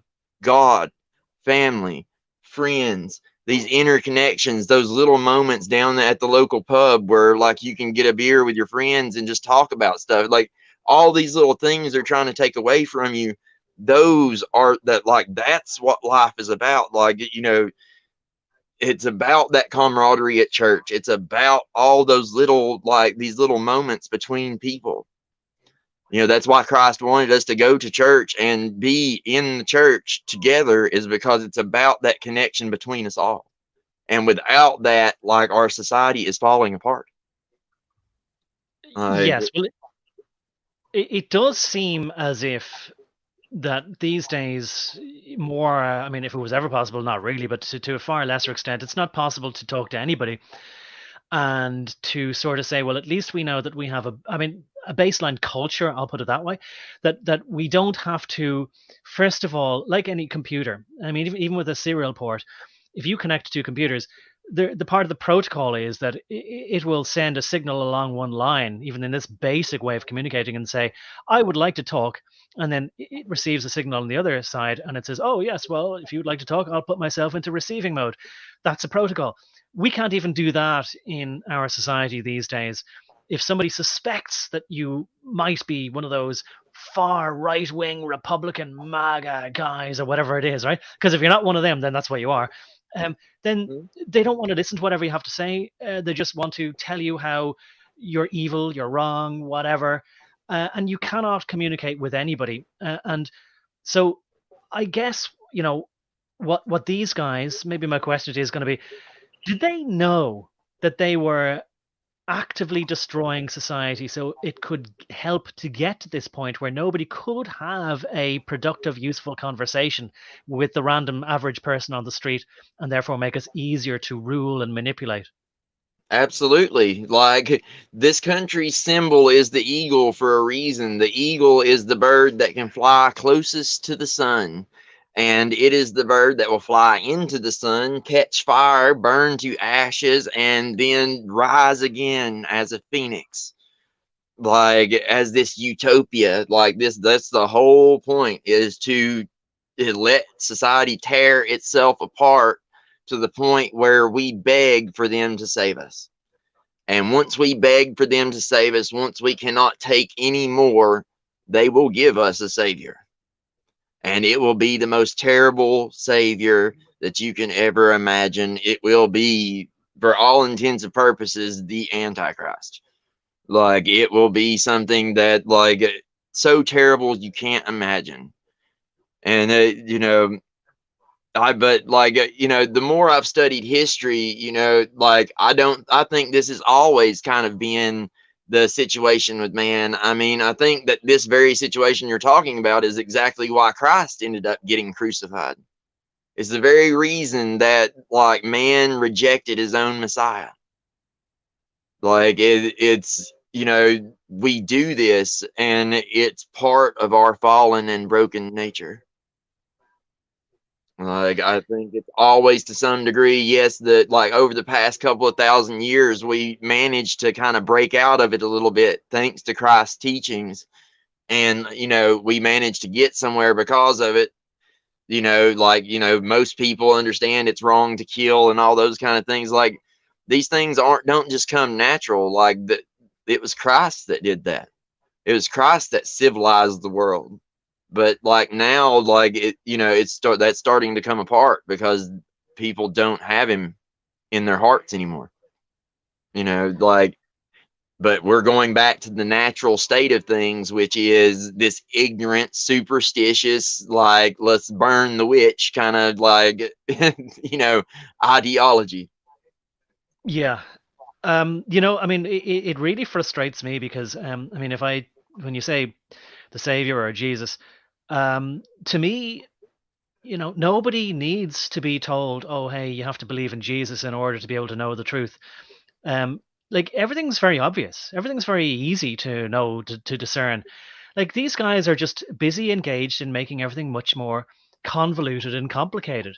Now, there's nothing that complicated about anything, but people would like to pretend that it is. Now, I don't mean to insult anybody, and I'm not even saying that Jesus didn't exist. I think he did.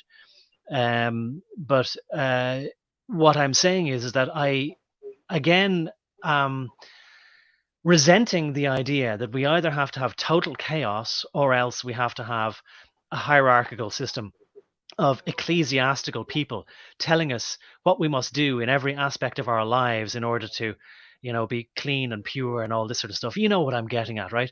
Because it's the same damn thing, really, just with a different type of fresco behind it, as the people writhing around on the bus taking drugs. I Well, don't want priests wearing tall hats and frocks telling altar boys what way they need to kneel and all this sort of stuff. Do you know what I'm saying? Well, I mean, you can say that we don't need that, but yet look around you, look at your own life and the mistakes you've made, and then turn around and say that, like, you didn't need any kind of guidance there. I can't say that. I don't know anybody that can. I think, like, most of us are jacked up, messed up, and don't know which way to go. It is not at all clear which direction to go. Like, I've searched my entire life for the truth, and like, I've more often than not wound up in a dead end that nearly destroyed me. It's easy to say, like, in hindsight, when you start to try to, like, when you're starting to figure things out, it's easy to look back and say, oh, well, all this is obvious. It's like, well, was it always that obvious to you? Or is this somewhere, like, are you on a journey where you're becoming more aware, just like I did? Like, I didn't go straight to Christ. I woke up, like, I got kicked out of the order, woke up, face down in the dirt, and had to pick myself back up. And like, over time through study, like, I wound up where I'm at. But I made all kinds of mistakes on my way, trying to do it my way, and my way always got me screwed.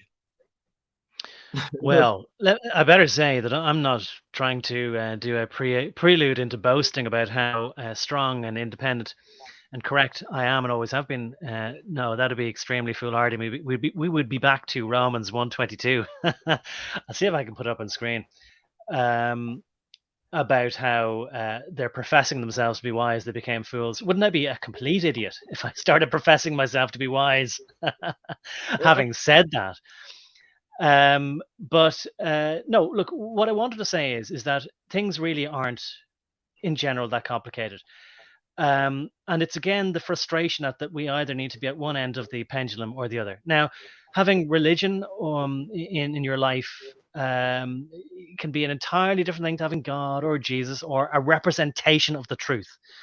And what I would say is that, and although I'm not trying to look for a debate on this, although you probably agree with my way of putting it, it's just a different way of putting it, is that I'm not infallible, and I haven't always been perfect, and I haven't never will be. Um, but I think it's possible for the human being to sort of say, the way you might sort of say, what would Jesus do? Well, it's equally as possible to say, it's just a different way of saying it. What would I do if I wasn't stupid? What would I do if I was perfect? This kind of way. But people are always, I know what they do. They're always looking for excuses to pretend to be stupid when they're really actually acting out of base self-interest or short-term urges, just like the politicians. Their plausible deniability is always, oh, I didn't know, or I must not have been able to read that 10,000 page law. I wasn't aware of that somebody did this, or at that time when that boy was doing something to me in a public toilet, I slipped and fell. And when that guy was stuffing money into my pocket, I didn't know he would appoint me later to be on the board of directors of his corporation. You know what I mean? These people love to play stupid and pretend that it was all so complicated. And they deliberately make everything complex so they can hide their miscreant deeds in all this apparent complexity. But it isn't complex, it's very simple. I mean, it seems to be simple, like from our perspective at the moment, maybe, but like it's one of those things that, like, as modern people, we have access to so much information that, it's kind of like you were saying, perfect. Well, what is your framework for perfect? Well, as a Westerner, your framework for perfect is probably going to be Christ in the first place. But then it comes down to, like, okay, well, your framework for perfect is Christ, or whatever. Then, like, how do you know you have the right interpretation for what Christ was, what he meant, and, like, and all that? We can have 10 people look at the same thing and interpret it 7, 8, 9, 10 different ways. And this is the problem we all run into. We fall into this illusion that things are so simple, and that for human beings things are so clear, and it's really not. If you could if I could take away, like, all the knowledge that you have, like, you have a lot of things in your head that, like, lead you to believe that these things are obvious and that they're so simple, and that, like, they can just be interpreted so simply, like, and so easily. But it's not. Like, me and you could go and read, like, a verse from the Bible, and we might interpret it the same way, but we might not. I would interpret it the Orthodox way. Well, you would interpret it a way that a Protestant or that a Methodist might interpret it. Like, there has to be some kind of normalized authority that gives you the correct framework for what perfect is, i.e., what Christ is. And if you don't have Christ as your framework for perfect, well, what is your framework for perfect? What is your framework for this, that, or the other thing? And does that framework have justification? And you just keep, like, you can keep going down this path, and that's really what we do in debate or anything like that. You look into the person's presuppositions, and you start breaking that down, to its base parts, like, going all the way to its root to figure out where their starting point is, what their fundamental presuppositions are. If you can ever get to the core of it, then usually you can dismantle it and it will fall apart. Right. And that's usually, like, this is the argument I would use against sectarian Christians, for instance, like, because that is the position they take. They take the position of, well, they don't need the normative body of the church. They don't need that hierarchy to interpret Jesus's words. But then you'll go, and I've been in all kinds of Christian churches, and you can ask those different people in that congregation, and everybody in there has a different opinion about what this or that means. And when you ask them how they justify it, well, through the Holy Spirit, and all this other kind of stuff, they have no justification for, how they are interpreting things. And yeah, it might seem simple and obvious, but that's just really our human pride, like, kicking back in and making us think that, oh, well, obviously it's so easy. Obviously it's common sense. And, the truth is, nothing in life is all that obvious at all. Like, if you could start, like, it's kind of like a Lord of the Flies thing. If you put a bunch of children on an island and they're not exposed to any of these teachings, like, they're not exposed to, the kindergarten teacher who tells them, do unto others as you would have them do unto you, which is one of Christ's teachings, by the way. It wouldn't exist without him. So, like, there's another thing that would, the kid wouldn't be taught it. Like, I have a good example. Like if you go back to the Nazis, like back in Nazi Germany, like during the Nuremberg trials, they were asked, you know, why didn't you complain? Why didn't you like protest and say, well, you know, or any of that? And they're like, what do you mean protest? You know, what do you mean? Like ask, like there was no mechanism for that. Like there's like, I don't even like, they didn't even, these kids who had been brought up in that Hitler Youth School didn't even have a concept of these things. Do you see what I'm saying? Like Oh, well, yeah. no, I mean, nothing is obvious. Like, well, yeah. No, well, look. First of all, I mean, we're probably going to be talking about two different things. We say nothing is obvious. We're both thinking about two different things. But I totally take your point that if somebody is saying, "Oh, I must be perfect," you have to define perfect, and so there must be a reference against which you can define it. You know, just like a kilogram, you know, was once defined by a weight held in, you know, some building in somewhere in Paris in the weights and measurements division.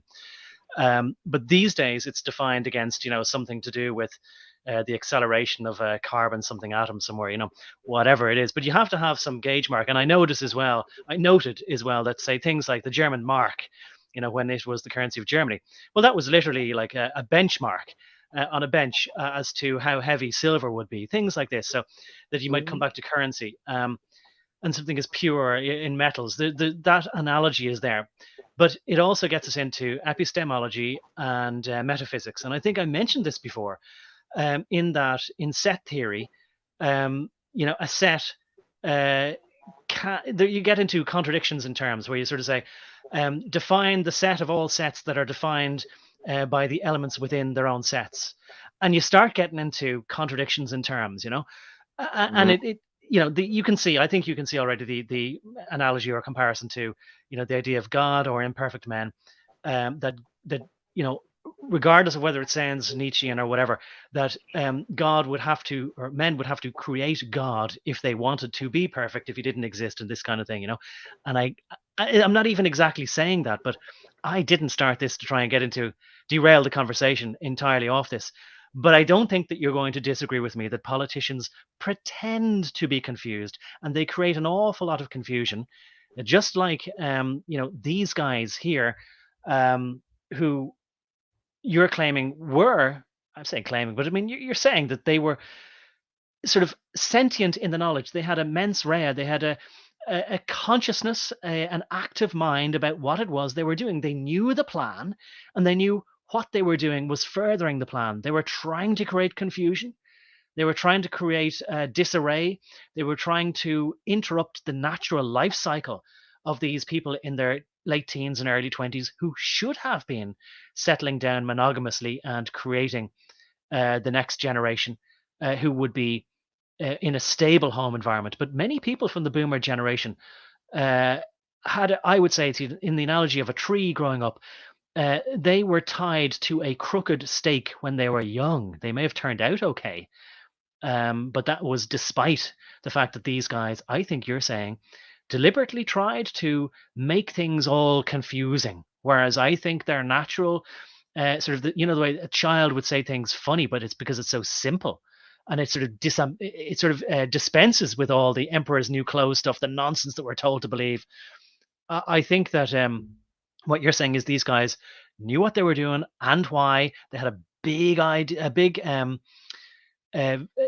insight into what the plan was, and you're saying that they were funded by the secret services, whether that's be the CIA or FBI or other arms of the government, research people in universities, and shadow governments. So you're saying these people knew what they were doing and why. You still there, JC? Oh, I think we've lost JC. Hopefully he'll reconnect. Oh, that's terrible. That I lost him there. I wonder, I'm going to assume that I'm still on air, and I think I am. I doubt that, that JC got upset with what I was saying. But my question would be, you know, are these people not afraid that they have to also live in this society and that it's a weapon, and that it's not going to affect them as well? You know, that they're not going to also be susceptible. And that's the way these societies work, that they are in turn manipulated by other people within inner circles that they don't even realize exist. Um, so yeah, Goku says, "Oh, he's gone." Yeah, and I'm waiting. I'm hoping he's going to find the link to the StreamYard link, and he'll click back, and I'm looking out to see if he would reappear. Um, so yeah, Goku says, "Guess the Illuminati came from." What I will say is, and I noticed that there was stuff going on in the chat there, which obviously I can't mention. And look, guys, I think the thing is that at this point in time, I think that YouTube has allowed the leash to be a little more loose these days. But I would ask you, like, to try and be more creative, in the way that you describe certain things that you talk about. Because look, for obvious reasons, I'm not going to try and berate you. We appear to be still online. Um, but at some point, I think the way it might work in the future is if my channel would get more subscribers. I don't know what it would take to be over 1,000 or over 10,000 or whatever. But at some point, because I remember seeing lately, even some people were saying that if somebody has it in for you, that obviously somebody manually went through a lot of their old videos from going back a year or two ago and would give them a strike. So, but what I would say is, I'll just talk it in general, right? This is just general advice, take it or leave it, right? Nobody forces you to do anything. I would hear loads of people sort of say, and I can see JC is trying to come back, but he's saying it says device is not connected. Um, I think he's going to be back now. Okay. But just Can give me you one hear me? second to finish. I can, JC, and just give me 1 second to finish this thought here. I would say to people, I would hear people saying, "Oh, but they will do this if I do that." Well, I mean, there are things that are worse than death. There are fates that are worse than death, and I have no sympathy for anybody who says, "Oh, I had to do this because they were going to prevent me from doing something I wanted to do. I really wanted to do something else, but they said it was on condition that I do this other thing that I didn't want to do." Well, you're either morally against something or not. And my principle is not that, I mean, I don't even need to know if something's bad for me or good for me. If I've decided already and I've used the time before I fall asleep to work out my own moral framework, if I've decided that I feel that I'm not going to do something because otherwise I'm only going to do it for the wrong reasons, then that would be harmful to my own integrity, that would deteriorate my own soul. So you don't just say, "Oh, well, I want to go to America, so I have to do this if I want to go there," whatever. No, you suffer for the things that you believe in, your principles. You don't just discard your principles because you go, "Well, I happen to believe that being drunk is a bad thing," or whatever. I'm not saying that, but then you don't go, "Oh, my friend said I have to go drinking with them if I want to hang around with them." No, you stick to your principles or you don't, and so you can apply that to everything in life. And maybe JC, I will say that that's something that you might sort of say a young child might need to be sort of guided in that direction when they're younger. I don't know, but I'm glad to see you're back anyway, JC. Oh yes, like I would say that a child needs to be guided in that direction. Hence why we have so many adults that have grown up in arrested development and are completely almost useless these days. But yes, like sorry about that, everybody. Like boomer tech, I guess. Like for some reason, the device just shut off with 49% power left, and cut back on again. I don't know why. Oh, well, Couldn't tell you. who knows? But I don't think it's a boomer thing anyway. Neither of us are boomers, I don't think. But anyway, well, if It's you an inside joke from some of the ortho streams, the boomer tech, like because for a while everybody like on our end was using like my little Bluetooth headset that doesn't quite work right, and all that. Yeah. Well, fair enough. Yeah, boomers and tech generally don't mix. But what I will say is, to be fair to them, is I've noticed that there's certain things like Twitch and Snapchat and whatever. I just kind of think like, look, that's for Generation Z. I mean, there comes a point in your life where technology, in whatever form it is, just seems to be too new for you, and it runs ahead of you, and you just sort of say, "I'm not going to go chasing that anymore." Like, but in my lifetime, Generation X, from the 70s onwards, I went from clockwork toys to simple electronic toys like Simon Says, wind up mouse, clockwork toy, Simon Says, speak and spell. Thought that was incredible, and onto early computers and things like that.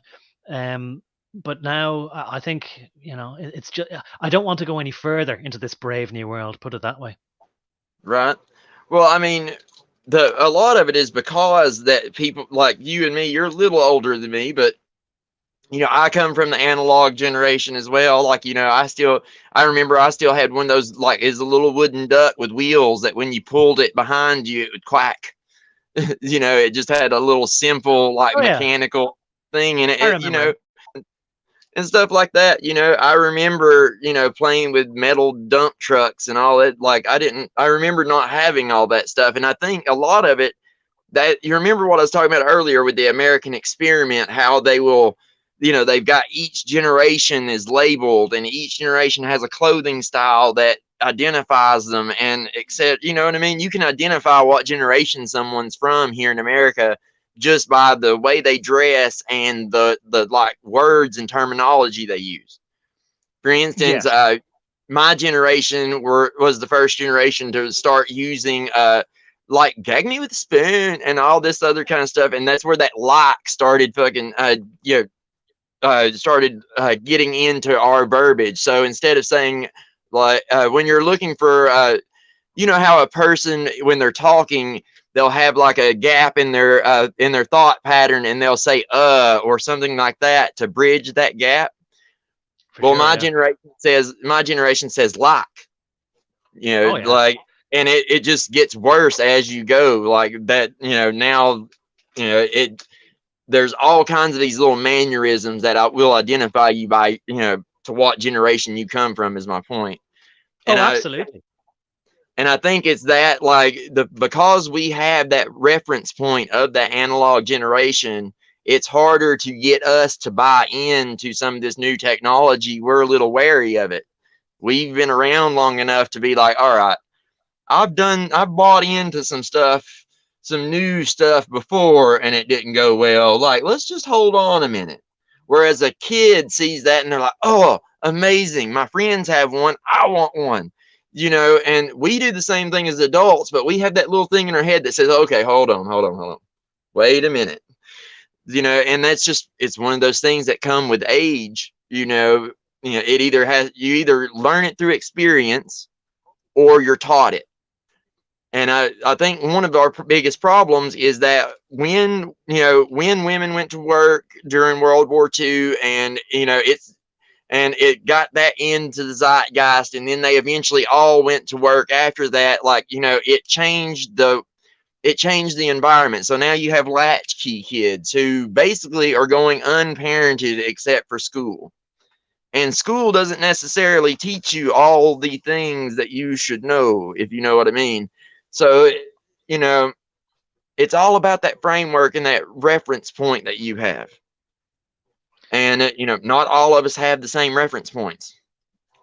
And these Well, yes. younger generations, the younger the generation goes, like by the time you get to Generation Z, they have a completely different reference point for everything than we do. Well, that's why I sort of used the word culture, and that's what I meant by that. I used to think culture was, Greeks making urns and, Italians making frescoes and sculptures and stuff like that.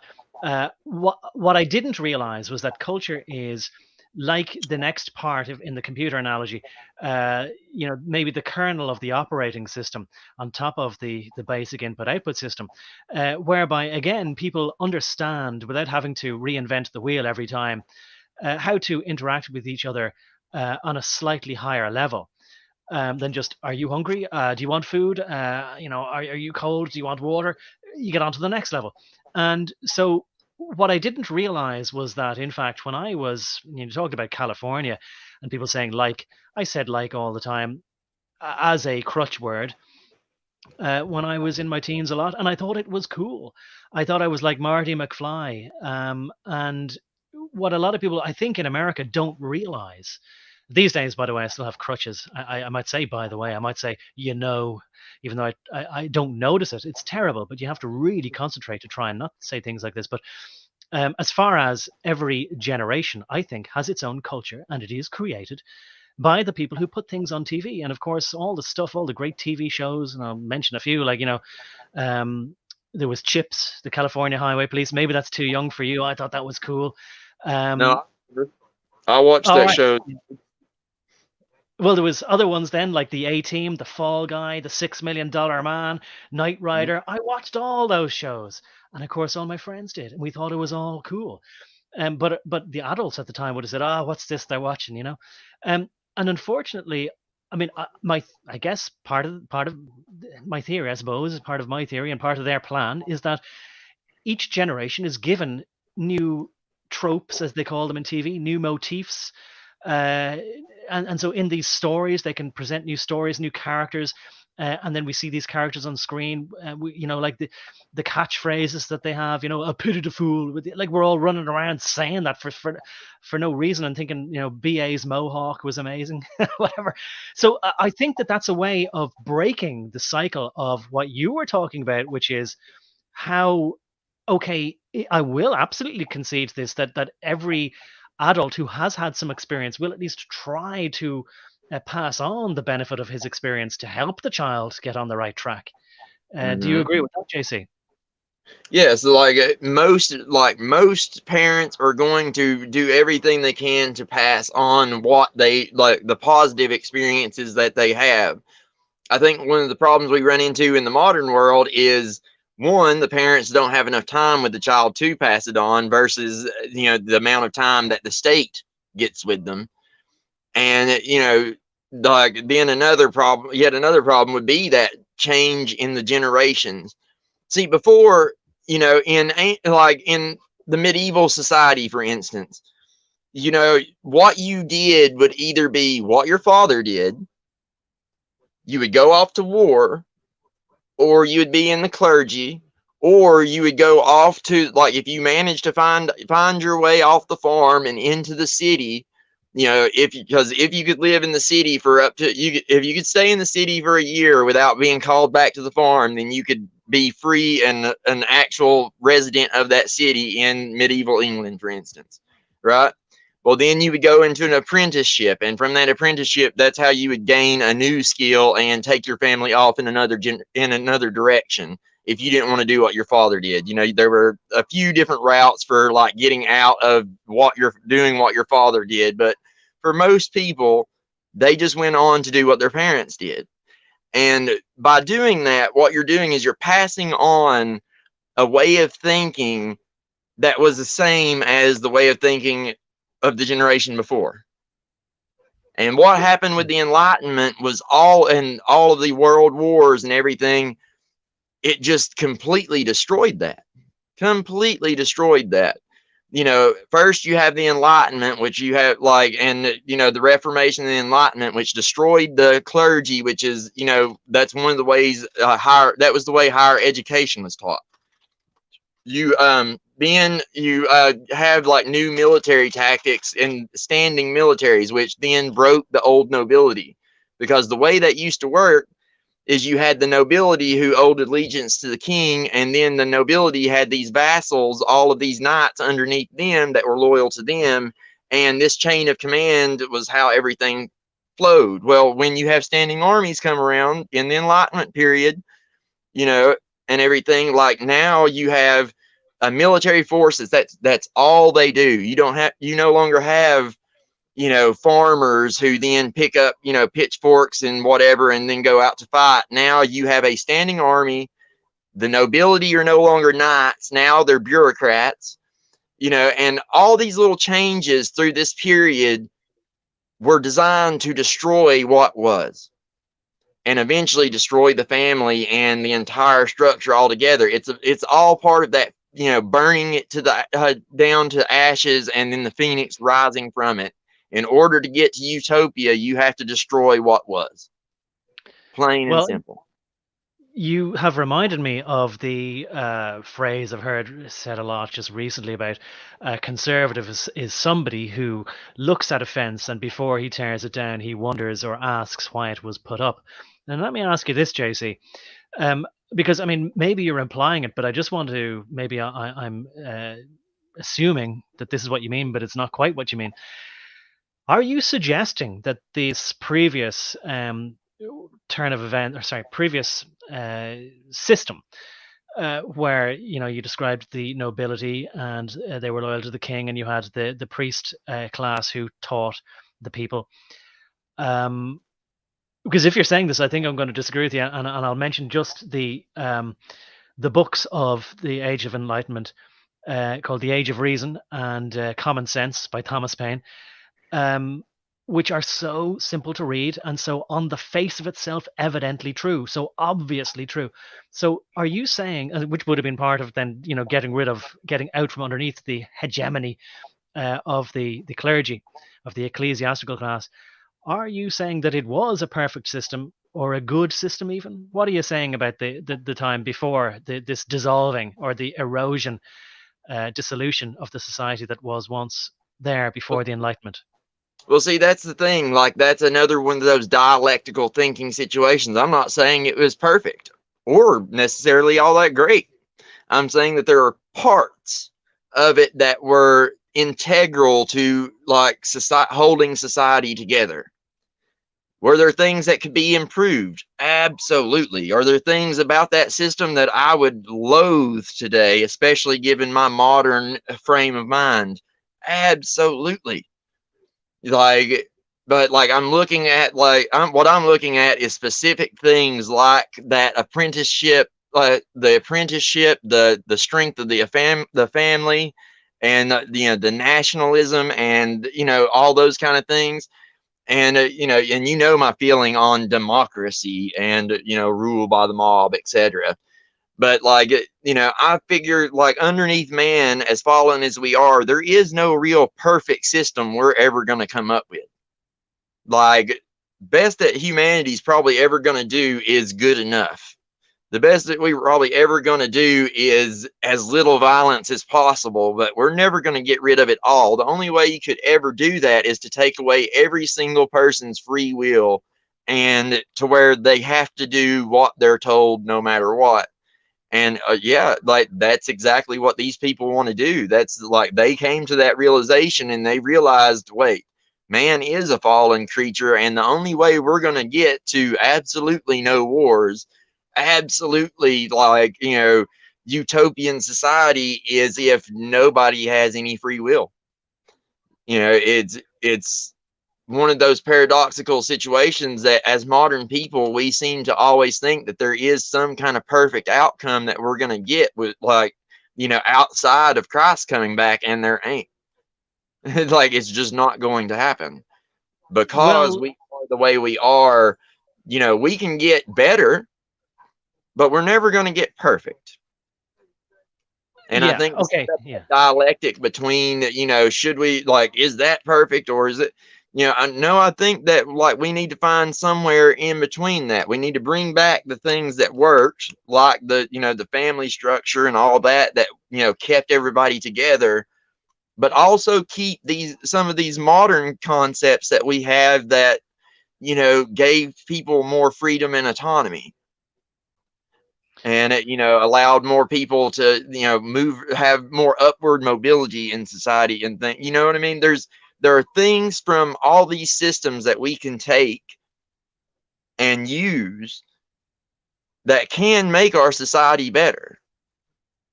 But, like, in order to do that, we have to stop this dialectical thinking of it's all either this or all either that, or, kind of like what we've been talking about before.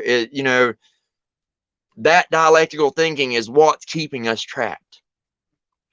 Well, for sure. And I mean, look, I suppose this kind of leaves us in a sort of undefined state. But like, of course, right? So the glad to sort of hear that you're saying, oh yeah, well, no system is perfect, and yeah, and it wasn't perfect before the Enlightenment. If you're sort of saying that it was something that kind of threw out the baby with the bath water, because there was some good aspects of it. Right now, and for the last long time, and I would say at the very least, since 1944, uh, everything about our society, and so everything, pretty much anybody alive these days, almost everyone, we're born into a system that was intentionally built on lies and designed to be corrupted and perverted and on a track to destruction ever since. Nobody at any point was ever in any position of power at all, ever trying to make things better. And that's what annoys me so much, because I do believe it could have gone another way. It could have. Yeah, I believe but it could have also, and that's part of it. Like, one of the reasons that they've took it this way is to put everybody into a position where they look at all this and they say, well, that old system was, it was flawed, and this system's flawed. So the only thing we have left is to capitulate our free will and just do this. well, let me say this to you, JC. Whatever is the system there, it relies on the people being good. And I don't think that we can get into a conversation again about, well, how do you define good? I think it's just something that you know when you see it. A bit like when, something might be perfect and you'd have to just keep testing it and checking it to see if it is perfect. But for the sake of discussion, let's just say, that we know the difference between good and bad, and that at either extremes, there's totally decrepit and corrupt at one end, and there is perfect at the other end. I would say that we are as near, although it can always get worse, that's something I found, but we're as near as makes no difference to an entire system, an entire structure. Every aspect of our society is entirely corrupt. So, I think a lot of people know that we're at that stage where we sort of say, okay, well, we got to create the system that comes out of it, or whatever. My particular thing is that nothing has changed about the way that the trajectory is happening. The plan is happening according to all their mile markers, and it's happening according to their schedule. So I don't see any evidence. And just like I've seen all these other people saying, well, we'll create our own societies, we'll have our own goats, and I'm not talking about Owen Benjamin particularly, but that kind of thing. We'll build our own huts and all this kind of, not having any land of their own, and relying on other people's money and charity and all this sort of stuff, relying on the existing society to keep going. I do not think it's possible for most people in most countries in the West to just simply grow their own food. And you mentioned that there was this rule in the past that you became a citizen, a member of a city, if you were able to stay there for probably, it was a year and a day or something. I know that there was a time, probably it could have been my grandparents on my mother's side, if not great grandparents, who they remembered, when they went to the city, big change for them. They left their sort of countryside or agrarian, if not, it wasn't exactly maybe farmers, I don't know exactly, but whatever. So that was a big change, all towards this. So I kind of fundamentally anyway disagree that there should be a hierarchy whereby people just get to say what I ought to do. I disagreed with that from the beginning. I don't mean to sound that I'm like Saul Alinsky and all that kind of thing, or I admire Lucifer, although I do sort of assert my right, even if there's a God who created me. Doesn't mean, just like my mother or father can sort of say, well, I created you so I can murder you. I can, the way a lot of mothers will say, I brought you into this world, I can take you out. Well, no, and you can outgrow your parents. And there was a Star Trek episode about that, and I think it's something that people should think about. Even if God did create us, does that give him a right to destroy us or whatever, or tell us what to do or whatever, Now, he may be just doing it out of kindness, and I could accept that as well. Okay, so look, I shouldn't get into it, because what I want to do is maybe see if we can talk about these guys who are trying to dissolve our society. I mean, you're saying that there's no question in your mind that they wanted to dissolve our society. And I think that in regards to, if we accept that every generation had its own culture, that really what should have been happening is that all these things, like you mentioned about how the father or indeed the mother then having to go out to work to afford the home that they lived in, was no longer able to have the time to educate their children, to bring them up in the culture that they knew, so they were speaking the same words, knew what they meant by those words, had the same stories. We were given these stories by the TV instead. These guys were part of the plan to break the culture, break the cycle, break the communication possibilities between each generation by introducing drugs, checking out of society, throwing away everything that the people from the silent generation had passed on to the baby boomers, making the baby boomers not want to carry anything forward from the silent generation. Yeah. And so my question to you is then, and I know I've asked you this before, but how do these people think that it's not going to affect them, their children, and the society that they have to live in? And then to expand it out a bit, then all these people in secret societies like that you were in, do these people, I know that you told me before that they like having disharmony and chaos for the ultimate grand plan and brings down property prices and blah, blah, blah, but they have to live in this society, in this environment. Are they not afraid, for example, that a street thug might happen to shoot them in a carjacking? Are they not worried that their own children may be turned into some kind of progeny that they definitely would not carry their genes? How do they not seem to be afraid that it's going to affect them, JC? Well, like, it's hard to say, like, for sure, but I can tell you what I think based on, you know, what they've said and what their beliefs are. And a lot of it is going to come down to what they believe. For instance, I'd heard it said, like, you know, if you are worthy, then you will be reborn into one of these elite families when you die, type thing. Like, for one, they think that once they croak, like, Lucifer is just going to help them, you know, pop back in another body, kind of like, you know, and you know, they don't view death as like a Christian. They're not going to view death as the end, right? Like, Yeah. that's one part of it. But then again, another part of it is, you know, do they really live in the same society as we do? You know, they have bunkers. They have, you know, they know where the bombs are going to be dropped. You know, they're controlling both sides of every situation pretty much. So, you know, to the degree that anything can be controlled, they usually have control of it. And then I think the other aspect of it is going to be just blatant pride. I know something you don't know, so therefore you're screwed and I'm not. You know, these are kind of the things that I would get criticized when I was still part of the order. Like, you know, it make them look at me sideways because I was always the guy that was like, well, you know, this really could backfire on us if it goes bad. And, you know, most of the replies I would get is, it's not gonna.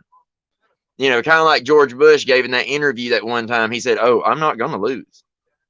Right? Like, it's this mentality that they can't lose. They believe that this is destiny. This is mankind's destiny, and it is their destiny to bring mankind to this point. So in their mind, I don't think they like, which I think is, you know, one of the reasons that they're not going to ultimately succeed in the end forever, because they're too prideful. They are far too prideful. And, you know, it's, you know, it's just like with my situation that went all bad, and they didn't necessarily intend for that to happen. I don't think so. You know, they didn't intend for me to still be breathing either, but yet here I am. So, you know, there are always going to be things that they can't predict. You know, Well, but yeah. I they mean, believe that that is the problem, and I don't think they do. I think that no matter how many times things go bad or things go wrong, they just say, "Well, we've been doing this long. We'll just keep going." Like, they've decided they're going to plug away no matter how many thousands of years this takes. Like, they will keep trying. They are not going to stop ever. well, I'm kind of glad you put it that way, and I'll put it in that economic terms of the law of sunk costs. So they do seem to be then, the way you're describing it, to be as susceptible to every other profane non-member of their secret society to Yeah, the ego. exactly. And that's one of the things that caused me to start questioning it all in the first place. Was, you know, I could inherently see this contradiction. Like, you know, I couldn't get around it. And it caused me to ask questions. And eventually, like, you know, I broke away from them to the point where they couldn't trust me anymore. And that's what set all this chain of events into motion in the first place. You know, but yes, I do believe they are absolutely, like, you know, 100% as fallible as all the rest of us. And if not more so. And it's, I have to believe that this is all, even if I don't live to see it, like, I have to believe that this is all destined for the wheels to come off eventually. Like, you can't be that prideful and all this other stuff and it continue to go right forever. Yeah. Well, JC, I mean, that maybe gives me a way to sort of say that, and I'll use the analogy, and I think it's the android in the Alien movies who was able to disassemble his own sort of internal wiring, see the mistakes like you did. It's an analogy for seeing the internal contradictions in either your own perspective or the one that you had been inculcated or indoctrinated into, inducted or initiated into, rather. Um, so that's a way of attaining perfection. Now, I don't mean to make that sound like what people I think have been triggered to think. Oh no, that's the way people are told you can find the Lucifer light inside. But I mean, to me, it seems a very obvious process of just being honest with yourself, asking yourself, well, what do I really believe? Does this contradict with something else I claim to believe? And spending the time. It's difficult and it's time consuming to deconstruct and reconcile all these internal contradictions. You did that. I think the capability is within everybody, but they're too damn prideful. They go, "No, I'm perfect." So all you have to do is know that you're not, and then you can sort of say, "Well, where might I be wrong?" And we have the amazing ability that a computer does not have, even artificial intelligence does not have, to sort of say, let me look at my own programmed code and see where the contradictions are, see where the runtime errors are, and that kind of thing. So my question now to you, JC, is let's try, we've got about a half an hour left, right? Let's say before we come to the 3 hour mark. Maybe we'll see if we can aim to end up in that. Not for any particular reason, but see if the conversation can maybe reach a natural conclusion. And I'd like to sort of hear more, maybe, seeing as you're on the subject, about this point in time where you sort of said, look, it has occurred to me that there are contradictions within whatever this worldview is. And, then also apply it in regards to these people here. Alan Ginsberg, Turner, what's his name? Oh my God, I can't believe I've forgotten his first name. Alan Watt, even, and the other guys. And how are they? I suppose it's cognitive dissonance. How are they able to, on the one hand, be quite close to the center of the circles and understand the plan and why they're doing it, and at the same time be blinded by their ego into not realizing that it's a dead end for these guys? I know one of the guys, he apparently didn't plan for his old age. He got a stroke. He couldn't even hardly talk, let alone move. So, I mean, are these? Maybe another way of looking at it is that we're all just living in a nut house, and some of the most illogical and insane people, like Bertrand Russell said, are so sure of themselves, while others question themselves. So these people have such strident courage of their convictions because they're kind of unencumbered by the thought process. And it's a bit like that Dunning-Kruger principle, where they just believe that they're so clever and they're not clever enough to ever question that, to ever say, well, what if I wasn't clever? What if I wasn't insightful? What if I was so blinded by my own ego that I wasn't able to see all the internal contradictions with my worldview?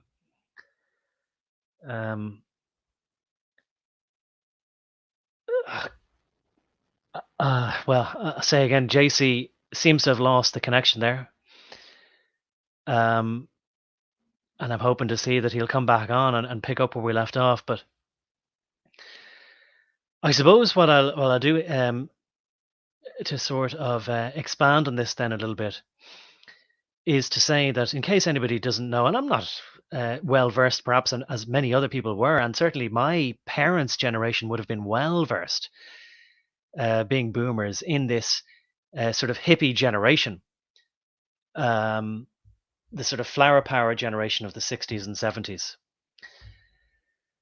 And as Goka McDuck says, yeah, they got him again. Well, hopefully this time it's still just a technical issue, battery charging thing, whatever, of his phone. Because, JC, in case anybody hasn't heard before, he was a member of the Knights Templar of the Freemasons, the Scottish Rite. And I think he did tell me before that there's plenty of those Scottish Rite Freemasons, especially particularly in the southern states of the United States, because they did immigrate there. I think there was a path that they came from Scotland, in particular Presbyterian type people, or Protestant at least, anyway. And we might think of the Knights Templar as going on crusades, but as he explained to me, that the Knights Templar were always sort of the people who enforced things in a physical manner. Now, I don't want to, misrepresent whatever it was that he did, but he was asked to do something, to enforce something on somebody, and he said that guy didn't do anything to deserve whatever he was being asked to do. So he refused to do it, and of course that would not be conducive to remaining within a society that is based on you just follow the orders of the person above you no matter what. And that's the way all corporations are as well. And if anybody wants to develop their own moral framework, well, it's only ever tested when the corporation, whatever it is, the person or the group, the organization that employs you, if they tell you that you have to do something, or they're going to fire you, or they're going to make sure that you don't get promoted, or they're going to make sure that you don't get that salary increase you were hoping for, or they're going to make sure that you are not going to ever find favor within the corporation, that the people who work there are never going to make life easy for you again. They're going to make it be like a penance to work there. Well, then you sort of say, okay, well, either I'll tough it out, or else I'll get another job, or else I won't get another job and I'll just starve and die. I mean, at some point, your principles are going to be tested. Don't fall at the first hurdle and go, oh, well, they threatened to make me lose my job, or they said maybe at some time in the future something negative would impact me as far as my career. So, I mean, I don't personally understand anybody who would not know immediately that there's no choice there. There's no decision to be made. There's nothing to ponder over. The decision is made for you. You keep your integrity. And so I'm addressing Goka McDuck, but I'm not putting his comment up on screen, but he's naming a specific guy. Don't do that. And he's saying, oh, this guy is going to make me do something, otherwise I'll lose my job. So what is my answer to that? And I get very frustrated with people who think that there's a moral quandary here. There absolutely is not. So JC is back in the stream here, and I don't hear him yet, but he might be able to hear me. And so I'll just sort of say, don't make a victim out of yourself by sort of saying, oh, woe is me. I was forced to do something. I had to do something. I had no choice. You always have a choice. And Jesus is that obvious example, He could have said, oh, I'm very sorry, Pharisees. I shouldn't have, questioned you. I shouldn't have upset you. I shouldn't have contradicted you in front of other people and embarrassed you and made you lose faith. He said, oh, fine, I'll be crucified for it then. He didn't want to necessarily. But that's what it ultimately comes to. Are you willing to die for what you believe in? Yes or no? If you're not even willing to sort of suffer some mild inconvenience of having to find another job, then you really got to start examining your moral framework now. Man. So I wonder, is JC able to hear me? Come in, JC. I can hear you hear me? Can you hear me? I can. So we're good. Let me repeat my question to you, JC. Speak to me a little bit about that day where you sort of said, I'm in this organization, it demands obedience in this hierarchy, but I'm not going to do that. And talk to me then about these people who are in their particular side of the pyramid, who are selling drugs, pushing a religiosity, pushing New Age, hodgepodge of Zen Buddhism mixed with psychedelic drugs. Can you sort of speak to why they do it and why you decided you weren't going to go along with the plan, the great work? Well, like, I know, like, I guess the way that I explain it, it can make it seem like it happened really fast, but it was it was a longer process than all that, I suppose. It, I guess it, like, it started just, it started as just, one little job that you're sent to do, and it just, something about it just doesn't seem right, right? You go, they have you go and do something, and it just pushes your moral boundary a little bit, and it plants a seed, and then it just keeps happening and keeps happening, and and it builds, and it started just something small, and before you know it, like, as the nature of the order is, with everything you do, they're going to ask you to do something bigger the next time. That is, as long as you're moving up, as long as they have intentions of you moving up, each time it's like the asks are going to get a little bit bigger, right? Each favor they do for you is bigger, each favor you do for them is bigger, like, as you go up. That's And exactly the method that I noticed as well, JC. Absolutely. Yeah. yeah, they'll always ask for more, and it goes right back to them. They mimic the behavior of their father, the devil. Is all I can really say about that one. It's so spot on for a Luciferian to behave in these ways, really, when you think about it. They're just doing exactly what you would expect Lucifer to do. And being as they stylize him as their, as the role model for, the making good men better, slogan there. But when they say making good men better, they mean making you more like him. So, obviously these behaviors are going to come along with it. Like, they're his behaviors. Like that would be my viewpoint on that whole, like, that whole mess there. Well, for Uh, sure. And and it's always it with was the really baby that steps. really did it. Like, once you tell somebody that, like, once you, like, find out that, like, the God, quote unquote, that you're serving is Lucifer,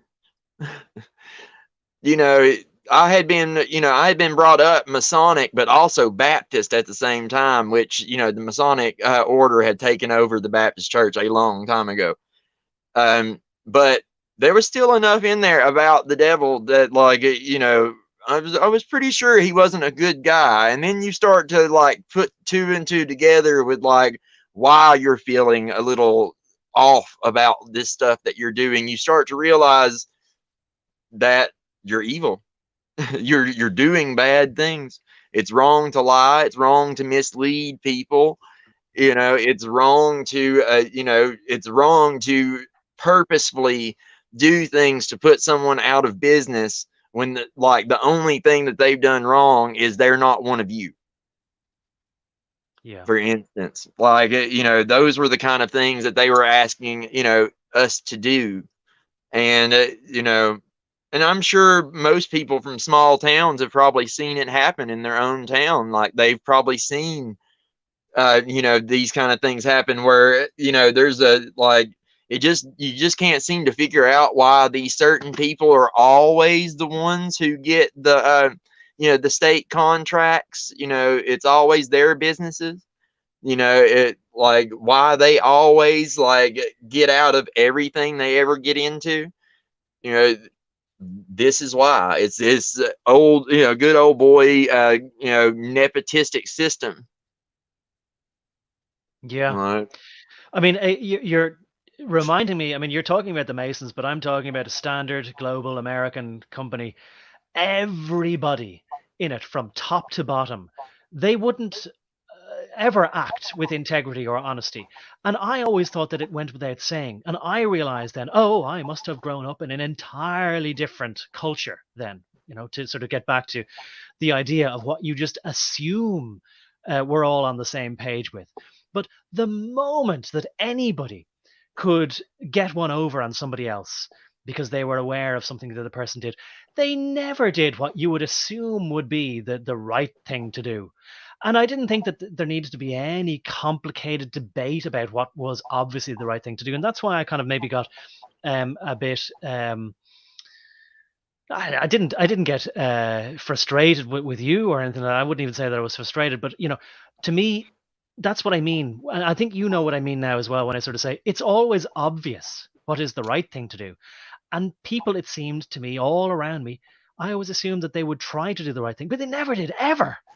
And I just kind of kept thinking for a while, oh, there's something going wrong here. I couldn't figure out what it is. But no, it's just every person doesn't seem to ever have either had any instruction in doing the right thing, knowing what moral is, or I put it.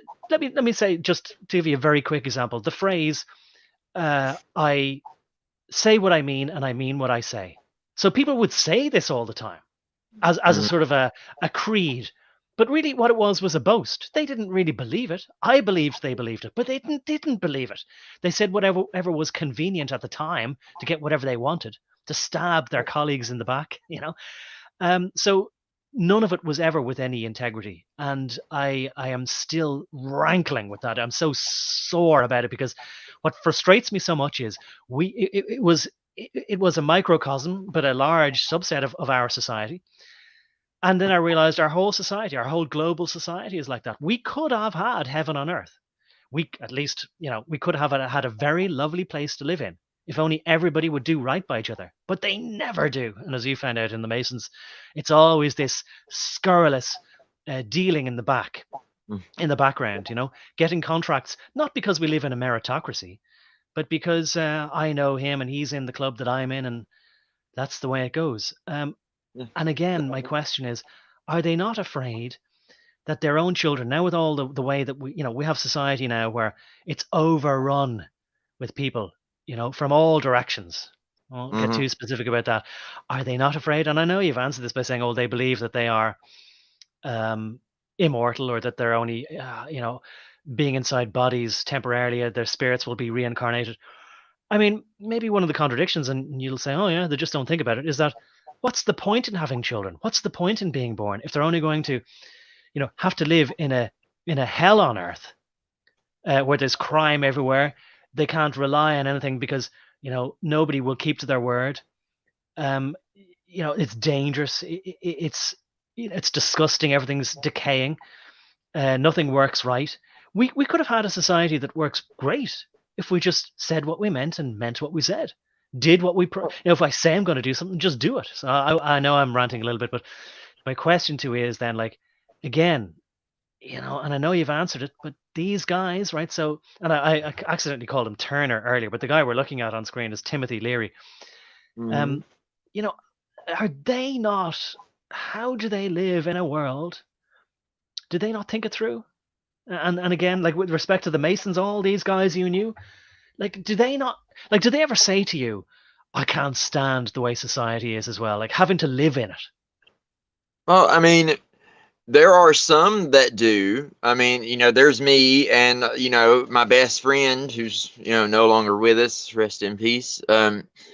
Like, he also, he took my lead and he kind of broke away as well. And, it just, like, which also you got to understand that most, like 90% of the Masons don't even realize what is going on in the first place. They're basically just a bunch of frat boys that like to get away from their wives on the weekends, and they do favors for one another, right? Like, they are no more aware of what's going on than the average sheeple out here.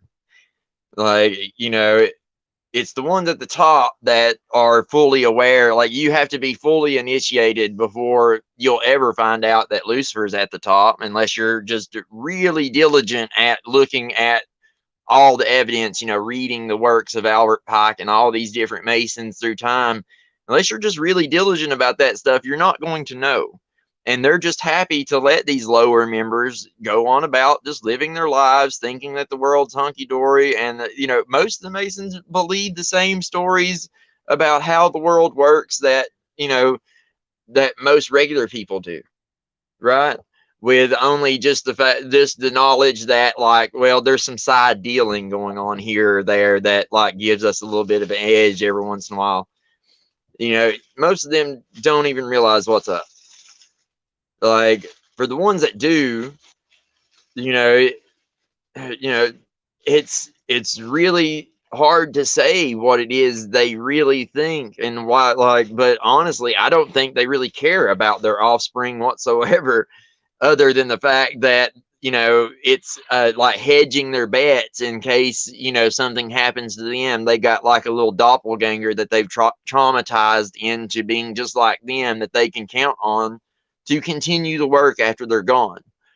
I mean, really, everything is going to come down to that great work, quote unquote. And, you know, hearing them talk here recently, I've never been more convinced that have never been more convinced that, like, they're about to unlock immortality or whatever.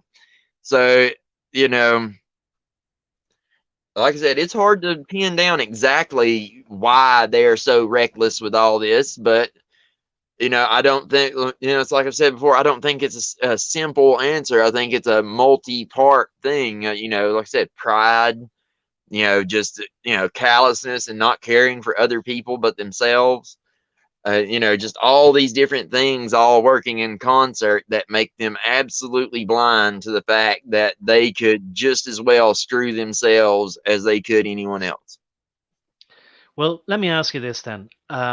And I appreciate that you're trying to answer it, and it's unlikely that any answer would satisfy me, because it kind of, we're trying to maybe understand the mentality of people who don't understand their own mentality or never think about it themselves. So again, I think there's a phrase along the lines of, I'm trying to frustrate myself by trying to find rationality in something that is illogical, or maybe the other way around.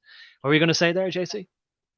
They do absolutely think about them. They're like that's one of the main tenets of Masonry in itself, is that inner reflection. It's just that the way that Masonry teaches you to do so is not in a Christian way or even a good way at all. Like, it, you know, it's going towards apotheosis. So it's, you know, it's a different way of applying a similar philosophy, I guess you could say. Well, what You about this then? a Christian is taught to reflect and, you know, try to stylize themselves more towards Christ, whereas these folks try to stylize themselves more like Lucifer. So it's a whole different methodology and set of conclusions you're going to come to. Well, what about this then? And maybe you'll just agree with this as a different way of putting it. Philosophy literally means in Greek along the lines of the love of wisdom. But of course, once you start thinking yourself as being wise, then you get boastful or prideful, and you immediately become a fool again. Sophistry, in, you know, ancient Greek times, I'm told that this was the practice of trying to put wisdom into your everyday life. But these days it has a negative connotation of basically somebody who is, like you said, like about having the gift of the gab. They use the devil's way of using clever argument. And I noticed this, double speak, and I noticed this, and I'm going to give the example, and I'm not going to name them, but I'm going to, and if people don't know it, just look it up. Around, I believe it is Manhattan, or somewhere around that anyway, that there is a high wire going around from building to building, and it technically encloses an area that technically means that they're at home and not traveling or going about. And it suits some people who are orthodox in a certain religion, that they're told that on the Sabbath they can't travel or do any work or exert themselves in any way or leave the home. But as long as they're technically in the home, because this wire happens to be strung all around Manhattan, then it's okay. So what I noticed about this people, it's the same mentality, this Luciferian mentality, that they create rules within their own religion just so that they can feel clever by lawyering their way around the rules that they make up for themselves, and feed their own egos with their sophistry. Well, there's a reason that it's the same, because, like, technically, like, what we know as that group are technically descendants of Germanic converts who once called themselves Templars, who, like, you know, obviously I'm not talking about the whole group, but I'm talking about the ones in charge. The ones in charge are technically descendants of Germanic converts. They're not descendants of Israelites. And you know, the religion that the Babylonian Talmud is based in, like, the Freemasonry is rather based in it. Like with it, like many of the old grandmasters of Freemasonry have said multiple times, including their greatest, their greatest member ever, supposedly Manly P. Hall, that without Kabbalah and without, like, the Talmud, there would be, Masonry. As a matter of fact, they said without all this, what would be left? As in, nothing would be left. I see. Yeah. Well, now there was something else that I want to mention apart from Manly P. Hall, but yeah, and I knew it was kind of something I couldn't name directly, perhaps even as well. But certainly, I mean, the Babylonian Talmud, as you say, yeah. Let me put it this way. It speaks to, again, it's volumes upon volumes of, as you say, gift of the gab, all written down, all these legal arguments, these torturous legal arguments about the whys and the wherefores. And this is what I meant earlier as well, about making everything so complex and complicated that they can hide their misdoings and misgivings in the weeds of it all. Make out that it's complicated when it's not. It is searingly simple to do good if you want to, and if you choose to look in at your own internal contradictions and sort of say, well, let's see if I can get rid of some more cognitive dissonance here. Do I believe this, or do I believe this that contradicts it? Let me try and reconcile these things. Which is why I sort of say a quick rule of thumb is: does something at the 3 C's? Can I corroborate what I believe? Or do I believe something that's contradictory? I forget the third thing. Oh my god! Because I'm trying to look at something here. Can you believe it? I can't think of the phrase that I thought I was going to popularize there. Contradict or forgot the second thing now. Anyway, doesn't matter. It must be my mind is failing, because I'm trying to remember all the things that we're coming up on 3 hours now, and I didn't even get to talk to you about or ask you about whether you knew about another fellow by the name of Richard Alpert. But you can say what is yeah. So he adopted this name, Ram Dass, and maybe you could tell us about the influence he had on some people in the 1960s, musicians and whatnot. Well, yes, well, when you get into Ram Dass, like, you're gonna trip over intelligence like connections in, like, especially like the UK, and with the Tavistock Institute and with the Beatles, and just all this different stuff. And it's just more of that same old Masonic we're all one stuff. They figured out that, like, I'm sure that when it comes to theosophy, which is an operative part of Masonic / Templar philosophy, like, it pulls a lot from the ancient Hindu faith, as well as ancient Egyptian and all these different things, because to a Mason, all of these religious systems came from the same place, which is why, like, they have similar gods, for instance, right? Like that, I'm not, for anybody practicing those, I'm not saying that that's the case. I'm saying that that's what Masons believe to be true. They believe Freemasonry founded all of these faiths, and all of these faiths then therefore are Freemasonry. You see? That's why, like, it would appear, that's why, like, you'll have the Freemasonic doctrine of you can be any religion as long as you believe in one God and all this other kind of stuff. Like, they really don't care. That coexist. Like, they are as ecumenical as you can possibly get. Like, you can be any religion you want except for an Orthodox Christian, pretty much. just because like a true Orthodox Christian is like, we're just absolutely forbidden from Freemasonry. We know that Freemasonry is a heresy, etc. Like they don't like us so much, which is one of the reasons why they're trying so hard to destroy it now. Right, and I can't remember which way it was, and I got it wrong one time, and somebody corrected me. I'm not sure if it was you, that there was a point in time when Catholics maybe were allowed to join the Freemasons by the Freemasons, but the Catholic Church forbade them from doing so. Is that the way it went?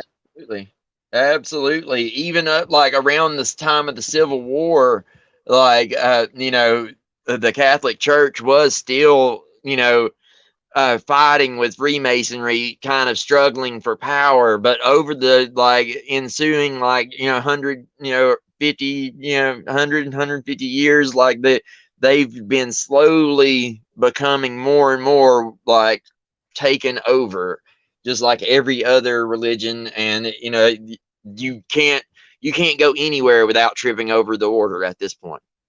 Right. Like So that was how they subverted the Catholic Church. That people did join despite being forbidden from doing so, and they did it secretly, as is its nature. And gradually, more and more people then were inside the institution. Which the church didn't do. The Roman Catholic Church, the Western Roman Catholic Church, did not do themselves any favors either, because like that doctrine they had of basically the same thing that Rome has always done, which is run around and try to force people into the empire. Well, when you do things like the Spanish did, which is what triggered the little trip that Christopher Columbus took over here to America.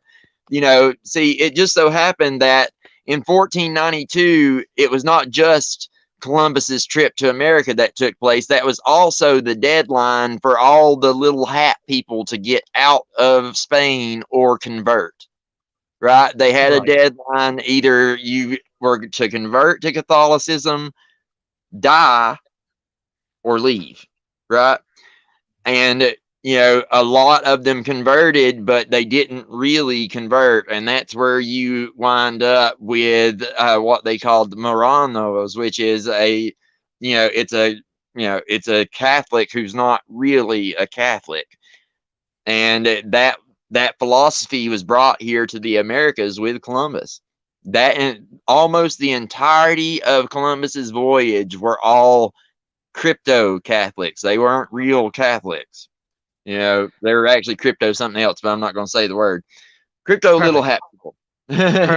Yeah. I think anybody who's in any way sentient and has been noticing patterns over the last few years knows exactly what you're talking about, but they may not be familiar with that term, the Marranos. And it is a curious word. And I remember learning that while it may also be, like maroon, the sort of brownish, purplish color, and there may be some significance there with the synthesis of blue and red, but also in Spanish, a marron, something along those lines anyway, a maroon or marron means something along the lines of a pig, which is a curious word, especially if it's self-description. Marrano means pig eater or swine eater, I do believe, and that was based on the fact that as prior to converting, it would have been to their belief forbidden to eat that particular meat, and once converting, Christians don't have this same.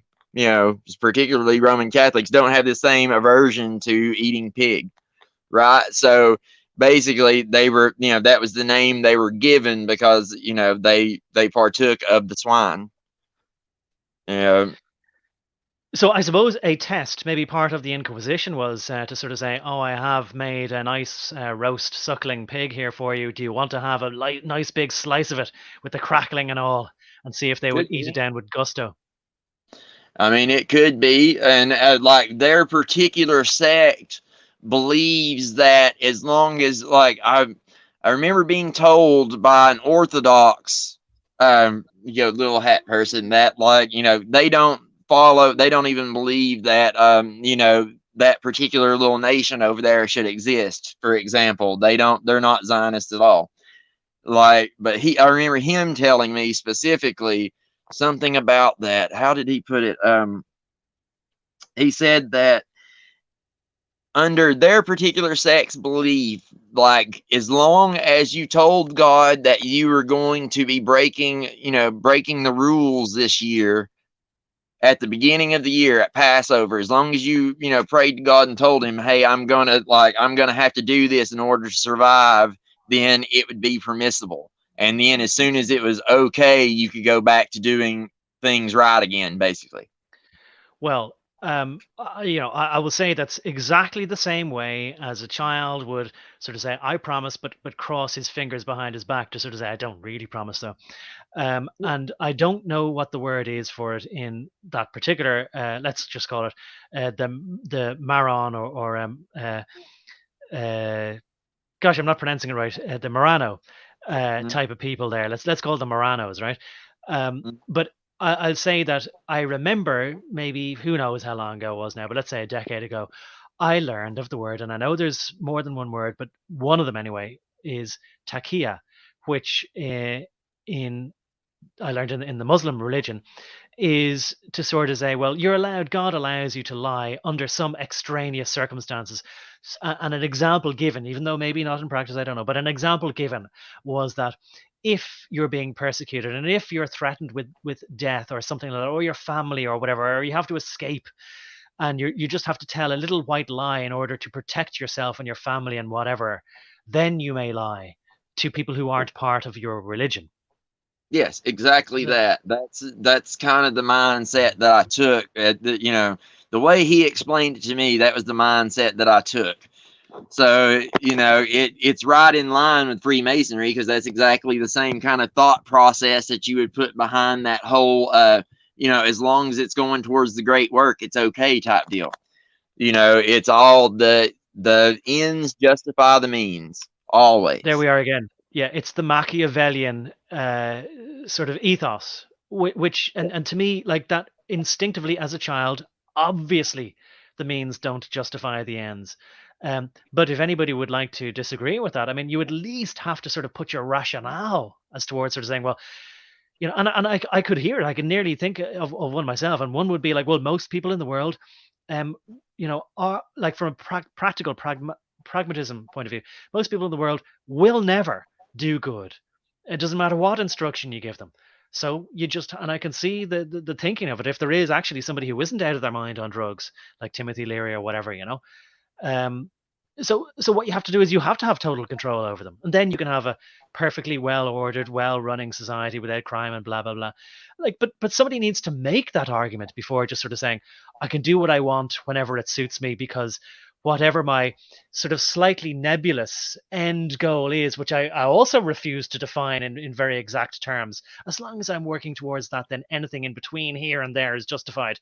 To me, that is just trying to make things all confusing and not very well, not very clear. So specifically, so that you can't sort of say, well, it's wrong because there's even within your own logic, it doesn't make sense, which is why I'm so frustrated with these people, like say in the Masons or whatever. Do they not hate the society we're living in and so on? Oh, yes, they do, and that's part of the thing that keeps like them into this whole, like, I'm part of the elect and everything. It's kind of like they're the reason that society is quite as jacked as it is. Yes, man is flawed, and yes, society is always going to be flawed for that reason, but it is so bad right now specifically because of things they're doing. But then they'll turn right around and justify the things they're doing by saying, we're better than them. Look how awful they are. Can't you see it? You see what I'm saying? Like, so it's always a self-justifying philosophy. Right. And that is just, to me, that's the mark of a simple mind, that when you hold up his own contradictions to his face, he then says, I know you are, but what am I? Or whatever it is. It's just they resort to an infantile type of non-logic where it should be clear to himself and me. It's like what Solzhenitsyn said. They know they're lying. They know we know they're lying. They know we know they know we're lying, and so on and so on. And yet they persist. So to me, those kind of people, again, they must be just intelligent, only in very specific way. Some people used to call it, my parents would call this kind of attitude, a rat cunning. It's just instinct. There's no cleverness. I don't think it's an IQ thing or whatever in the way that you would test it, even for an IQ test or whatever, but it's a sort of a self-belief in themselves, and a sort of a resolute, unshakable self-belief based on absolutely no substance. They just believe in themselves, and as I heard some people who I thought were actually sort of a little bit above porch masons, as you sort of said, that they would look at others and kind of go, isn't it great for them that they are unencumbered by the thought process? You still there, JC? Damn it, JC. I can't hear you, but it looks like you're still in the chat or in the conversation. But what I have noticed is that there's a spam bot in the chat. So I'm going to continue a little bit longer and see if you can come back. You're here oh no, you're gone now. Okay, so maybe you're going to return. So I'll talk a bit more, and maybe you'll hear me, maybe you won't. But when you come back, I want to ask you about another one of these characters, and I don't have a picture of him to put up. But I'm going to mention, to get on to his name anyway, right? So we talked about this kind of, well, from the Enlightenment anyway, which I don't necessarily disagree with, because I think if you can justify it, then absolutely, and I would be able to justify the Enlightenment coming out of the Dark Ages. Can we get out from underneath these corrupt Catholic Church hierarchy who are trying to regulate every aspect of our lives? And I resent having to go from pillar to post all the time, from one extreme of the pendulum to the other. And let me just sort of tell people out there, if they didn't know, that in Ireland in the 1970s, it was illegal for anybody to buy a condom if you weren't married. And certainly, the pill, and any kind of pill, prophylactic or for regulation of periods or whatnot, whatever you want to call it, a contraceptive pill. Equally, even up until the early 1990s, you could not buy a pornographic magazine. Now, I do think that you should have the freedom to, and this was the test case, of course, there was 2 movies out at the time about it, and there was one with Howard Stern in it, and there was another one about that guy who had the competitor to Playboy. Not just trying to pretend, I forget what it was called now. Penthouse, maybe. And Norm Macdonald has a joke about him coming in his wheelchair going, rah, rah, rah, Anyway, there has to be a fine line between outright banning that in an entire country and making it contraband like drugs. The People versus Larry Flint. Thank you very much, Merchant.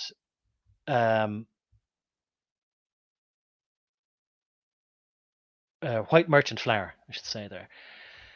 And Lily Gazoo says she tried to block the bot. Did you? Oh, thanks very much. Well, I think you might have succeeded, because I don't see it posting anymore. Appreciate that, Lily. I forgot that maybe you felt that you had sort of a duty and moderatorship to be here. I appreciate that anyway. So where was I?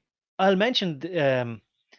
Yeah, basically, I think you get the point. There needs to be a happy medium, Now, then, I mean, a few years later, then we voted to get rid of our sovereignty and give it to these unelected people in the EU. Well, first time we didn't, and then they said you got to vote second time and get it right this time. Otherwise, they threatened with removing our jobs. And I thought, well, nobody's going to comply, but I was wrong. I thought people had a moral framework and they knew when they're being threatened, and they knew when to stand up for themselves, but they did not. It was called the Lisbon Treaty, Part 2. Or second time around, so good they made us vote twice about it. So yeah, and as I say, look, birth control is over only for white countries. There says White Merchant Flower. There's got to be a happy medium. I do not want the church telling women that what they can and can't do in their relationships. I don't want them saying, "Oh, you're not technically married in the church, so you can't have a child or whatever," or you can, or you must. Look, I won't get into it, right? I'm just saying, I think you get the point. There's got to be a happy medium. Now, of course, we have just the same as you have in the United States. You have we didn't used to have divorce. Now you have pretty much no fault divorce. The same, somebody gets bored, whatever. So what I have been distraught and frustrated at seeing is you remove the constraints of the Catholic Church.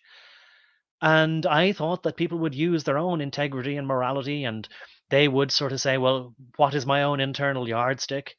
How will I comport myself if I'm an adult? How am I going to choose to behave myself? But they don't. And you have women cheering in the streets that they can abort babies at any time, whenever, for whatever reason, There's got to be a happy medium. Oh, and sorry, I'll say JC is back here now and add him to the stream.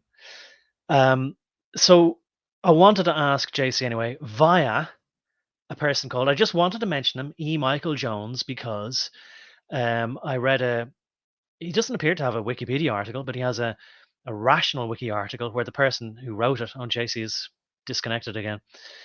But the person who wrote this, I think it's called a rational wiki article, and I don't know what the whole story behind that is.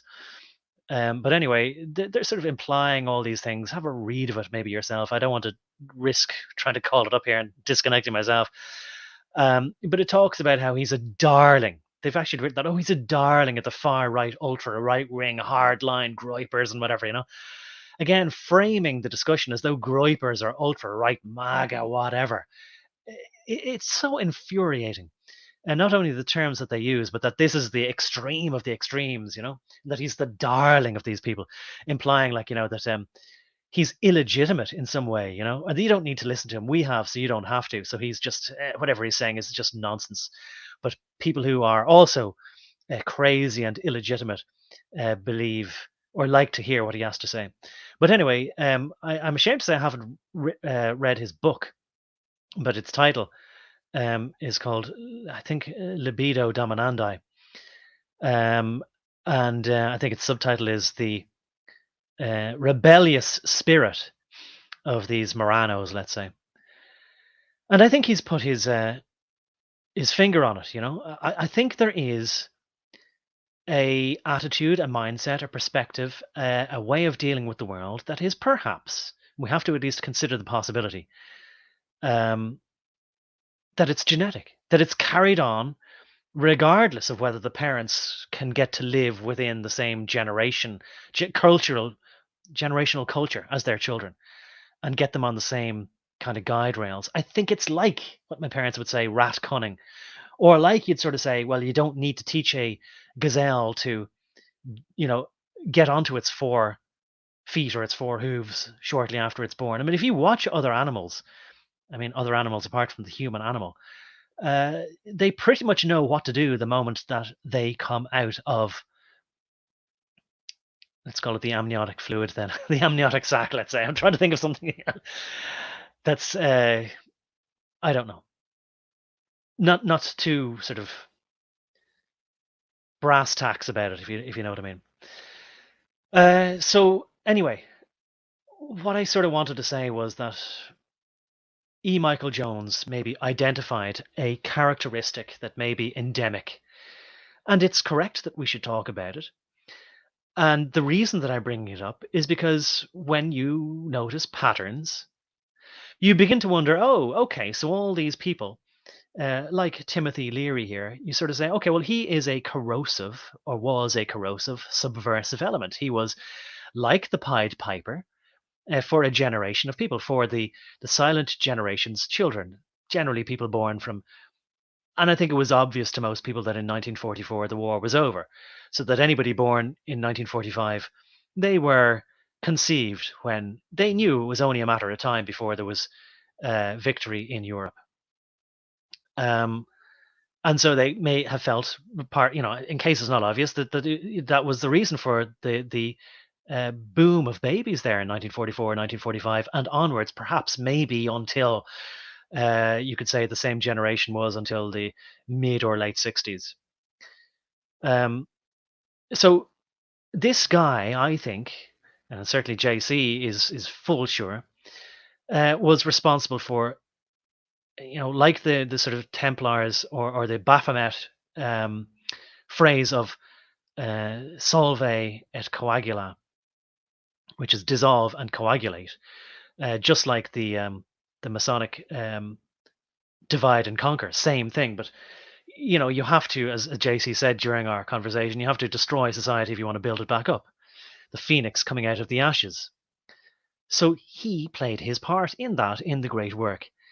And again, I think JC is confident that he was full aware of his part and why he was doing it. And yet at the same time, he's blinded by his own ego and doesn't think about the ramifications, the implications for his own life, his own loved ones, his brothers and sisters, and his children. I don't know offhand if he had any. I think he did, from seeing a documentary. I've put the links to a few interesting documentaries. So having seen it, I think maybe we might have been seeing one or two of his children while he was being interviewed. Now there was, I don't know, and I don't think, from looking at him that he is. Let's call him a Morano. But certainly there was a guy, and he was a beatnik poet, and he had a sort of a fluid type of sexuality, like a lot of these people did, but that was a big part of this flower power. If you watch the documentary, they talk about how they took drugs and nobody belongs to anybody, and there's no real such thing as marriage anymore. I was even disturbed just to hear that Alan Watt, who I really admired, talk about how, yeah, okay, he might accept that, just a standard marriage between a man and a woman, as we know it in our current society. They seem to want to get rid of everything, that even that was on the table to be redefined, as in, let's just have they talked about, Alan Ginsberg and Timothy Leary talked about having a sort of communal marriage where everybody was married to everybody and you could just all have children together by all different people. And the question was never asked. Maybe Alan Watt didn't get a chance to ask it, but he did ask, questions, push back on these guys. He sort of said, I was waiting for him to ask, like, what happens with the next generation then? When nobody knows who's half brother and who's half sister. And if they would then say, oh, we're all just married to each other again, at what point then did they not think that society would just become inbred, gibbering morons? So again, I mean, on the one hand, these people are all clever. They're part of an inside track, inside plan. But yet they're so foolish that they can't see even slightly down the line how they're going to destroy the very society that they have to live on, which they rely on for their own existence and their existence of their progeny. On the one hand, they seem to be far more strict with their own children and be very careful about how they're brought up. I mean, we have heard that the previous, Apple, the creator, one of the creators of Apple, Steve Jobs, was influenced by Ram Dass, aka Richard Alpert, and I think he was a Morano, and I think that also Allen Ginsberg was a beatnik poet Morano. So is there something to be investigated there, as far as E. Michael Jones said, the revolutionary spirit of these types of people? And JC is back now, and maybe he can hear me. Yes. Okay, well, I was just talking there. The last thing there I was talking about was how Allen Ginsberg and Ram Dass, but real name Richard Alpert, both of them seem to have come from a religion which we're not going to name. And they both, I think, did feel and did say at some point that they admitted that they did indeed need, even though they were not, they claimed not to have been brought up in a strict household of that religion, but that it was part of their upbringing, but it was there in the background, and they felt they needed to revisit it after they had created their own religiosity in this sort of, drug-fueled, Americanized, Californianized version of ashrams, Zen Buddhism.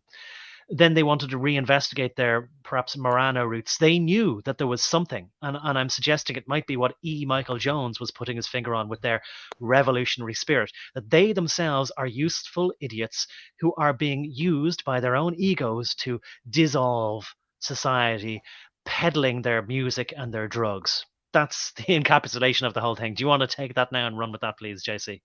All right. Well, I mean, I definitely think to some degree that's going to be the case. Like, not everybody is going to be evil to their core, Some people are just useful idiots, greedy, just like every other human being, and don't know like which way is up. And, when you don't know which way is up, it's easy to get led in the wrong direction.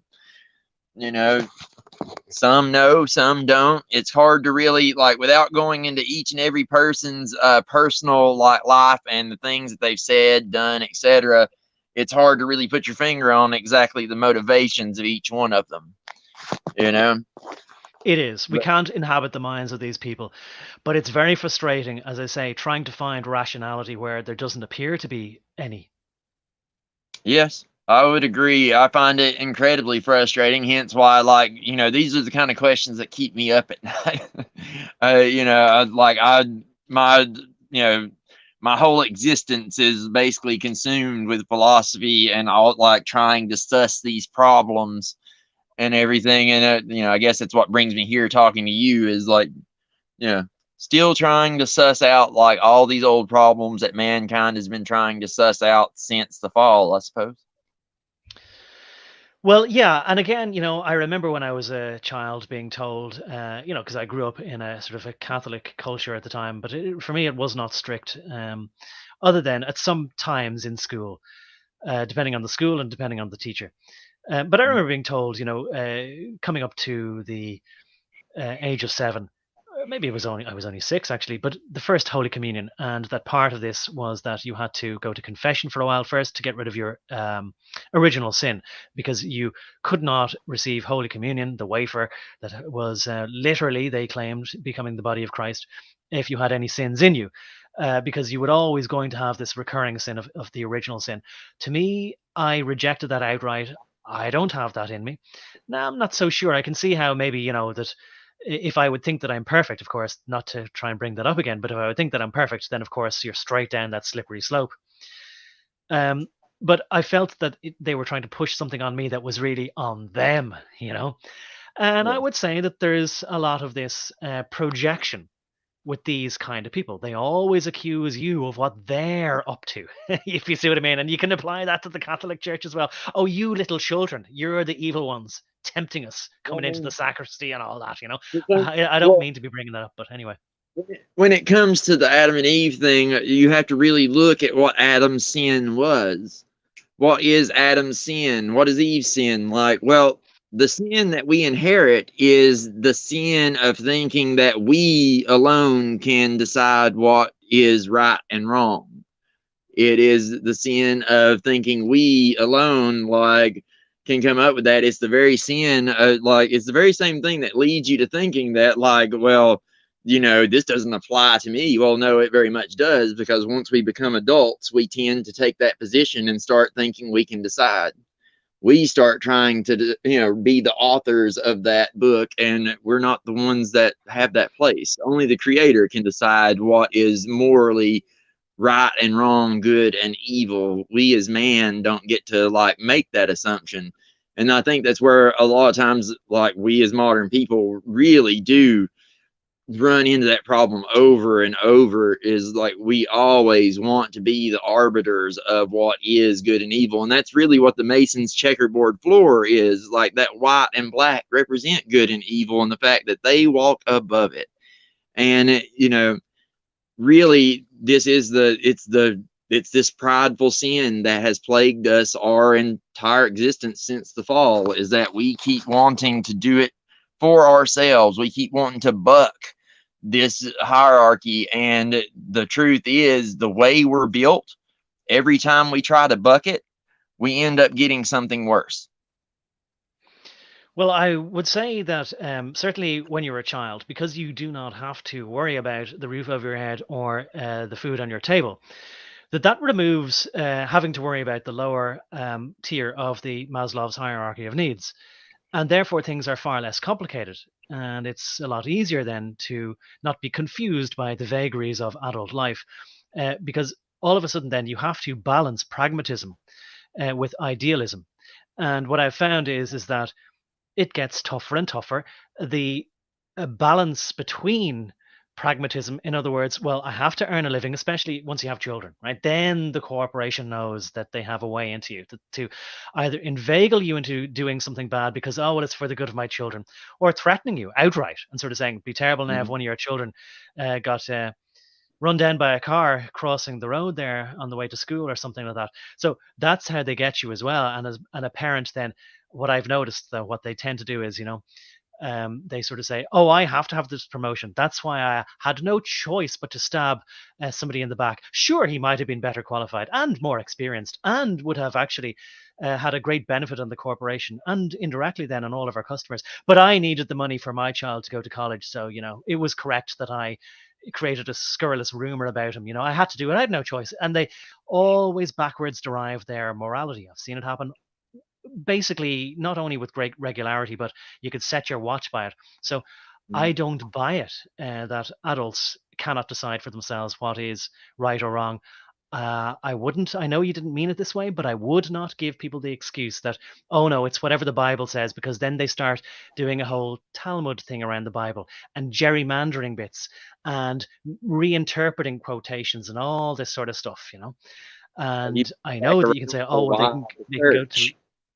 Sorry? You see, that's why, like, I said, you've led us back around to that, why the church is necessary situation. Because, like, if you do go there, then that's where people inevitably do take it. They decide right and wrong for themselves. They interpret the scripture and the traditions for themselves. And then, therefore, you wind up with all these finaglings trying to get around stuff. And, that's what the hierarchy of the church is there for, is to make sure that people don't just have that out every time.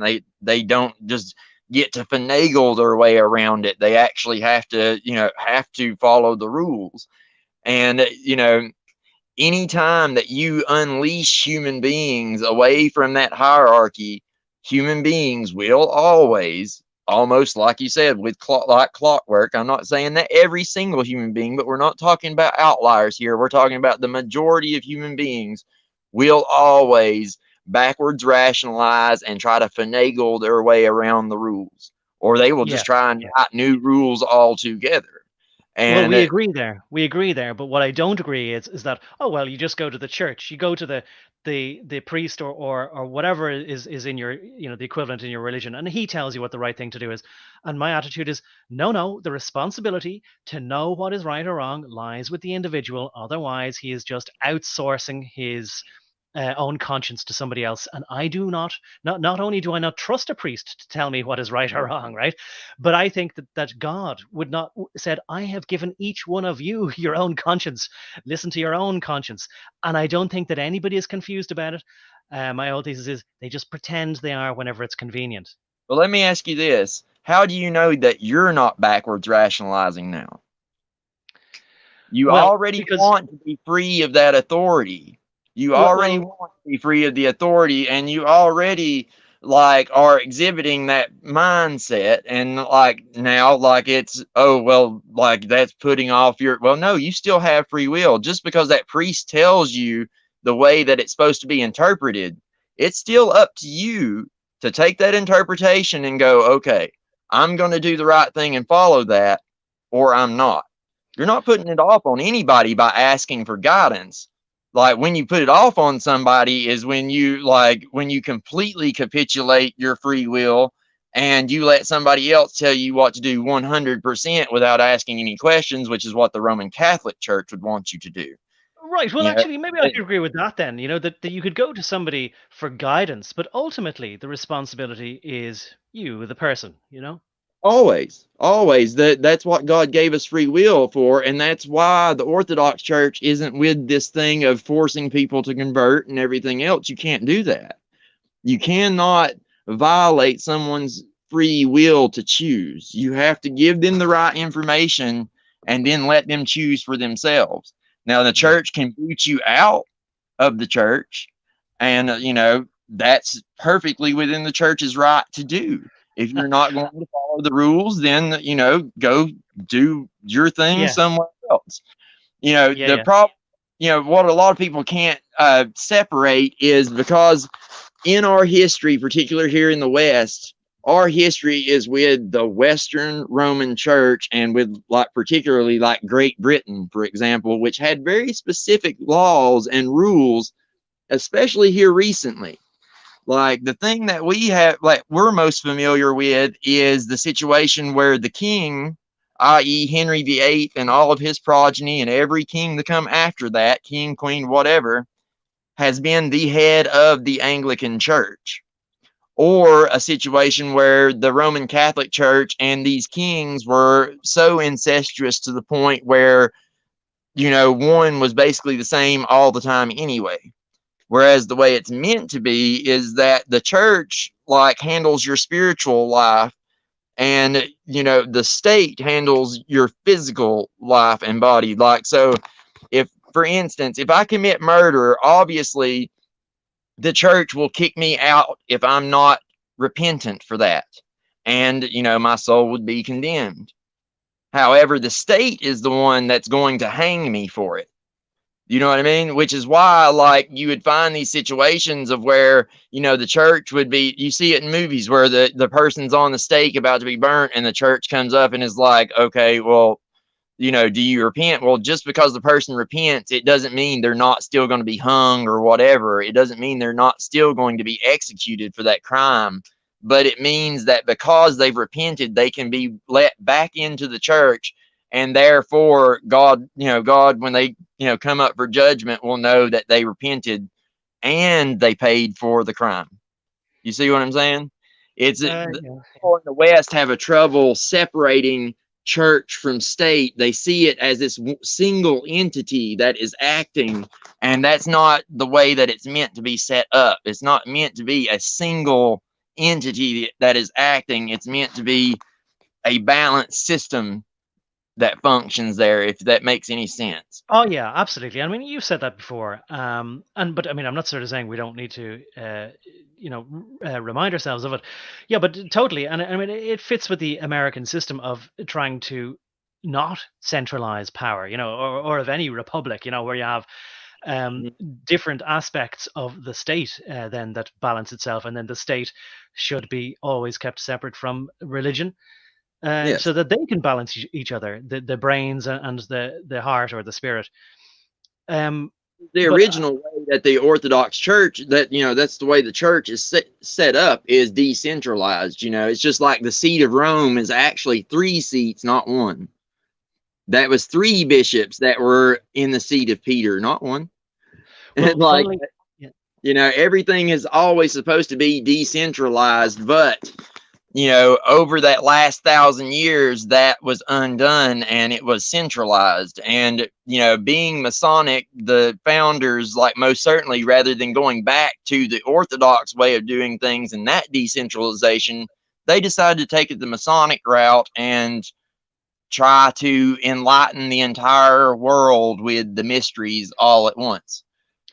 Well, let me just sort of say this. I tell you what, I said we're going maybe try and wrap it up in 3 hours. But to be fair, though, you did have sort of disconnection there for a while. So what I sort of want to say to you, I want to echo what you said there and say I have indeed noticed that you talked about the Triple Crown before, and it is the title of a rugby tournament and rugby football, and it is probably named so for historical reasons relating to that it's maybe symbolic of competing for these 3 crowns.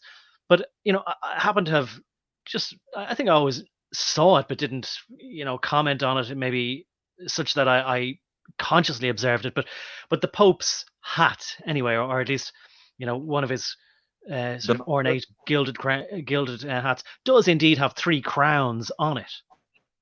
Yes, and that's symbolic of him taking, in my opinion, that's symbolic of him taking all the power. Right, exactly. So I mean, you're confirming that is what you know it to mean or interpret it to mean, and that's what they interpret it to mean as well. From my understanding of symbols and how symbology works, if he's wearing all 3, then that means he has all 3. Fair enough. I mean, yeah, pretty Like, facile there. No real confusion about it. Could you enumerate what were the previous three thrones? Like, was one Byzantium and one was Rome and another was some other city, or well, what? How did it work? I believe Rome, it was like Rome, Antioch, and like another jurisdiction, but like it was the seat of Peter was technically three seats equaling up to one throne. Like, it wasn't just one jurisdiction there. Hmm.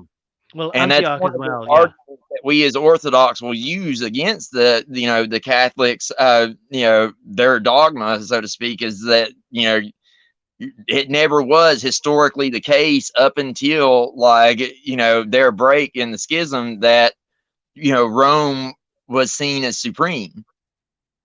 You know what I mean? How can Yeah. one man be supreme when in the early church that seat was divided into three? Yes. Yeah, it So just they doesn't always make try any to. sense.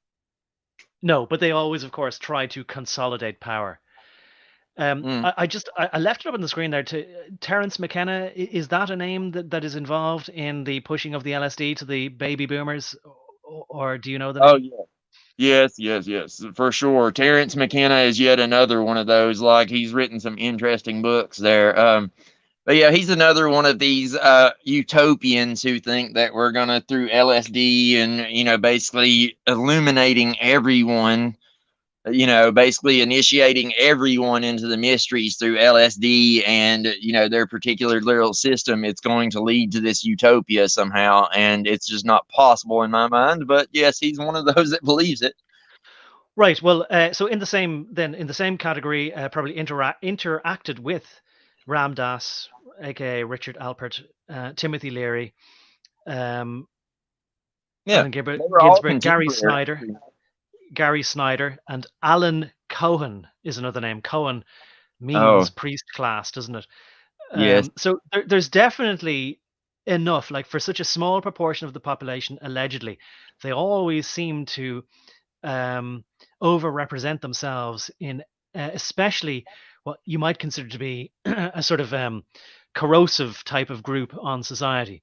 They play their Mhm. part.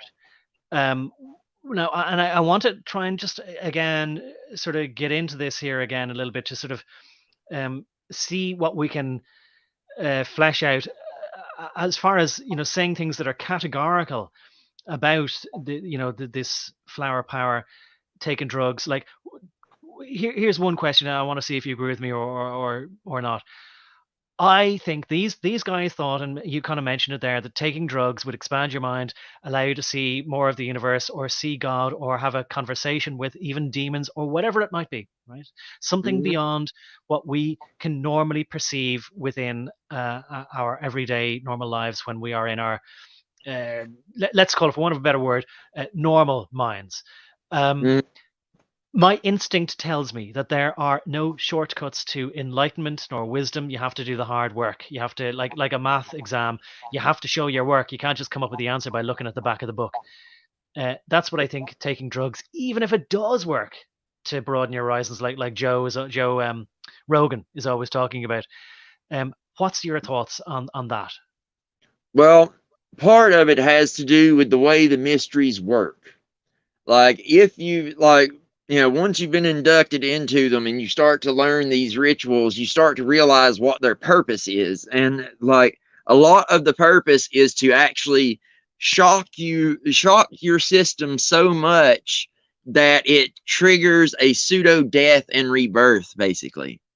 Like, to change you so much and to change your worldview so much that, you literally feel like a different person at the other end of it. It's you know that's a large part to do with it anyway.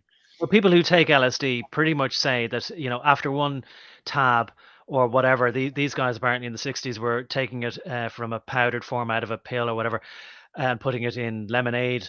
But each one of them say in this documentary, even in 1967, that basically it's like oftentimes we sort of say about the revelations we've had about our society. Once you see certain things, once you know certain things, there's really no going back. You'd really have to work hard to sort of put the blinkers on you again. And that's the attitude these people had. That they said it's like thinking you're in a small village, being brought up to the top of a mountain, being shown the whole world, and then being brought back to your own village. You would act differently based on that knowledge. That's how I think it was, in fact, that in an interview with William F. Buckley, that this guy here, again, that we see on the screen, whose name I keep forgetting, but Timothy Leary, I think that's how he described it. So, but even if that's the case, my instinct tells me that there are no shortcuts to these kind of sort of sustaining or genuine enhancing of one's own perspective. But maybe people would disagree. I don't know. I mean, do you think it's cheating? Essentially, I think it's cheating, and I think that no good ever comes of it. Yeah, I would agree that like there's no substitute for actual spiritual work, right?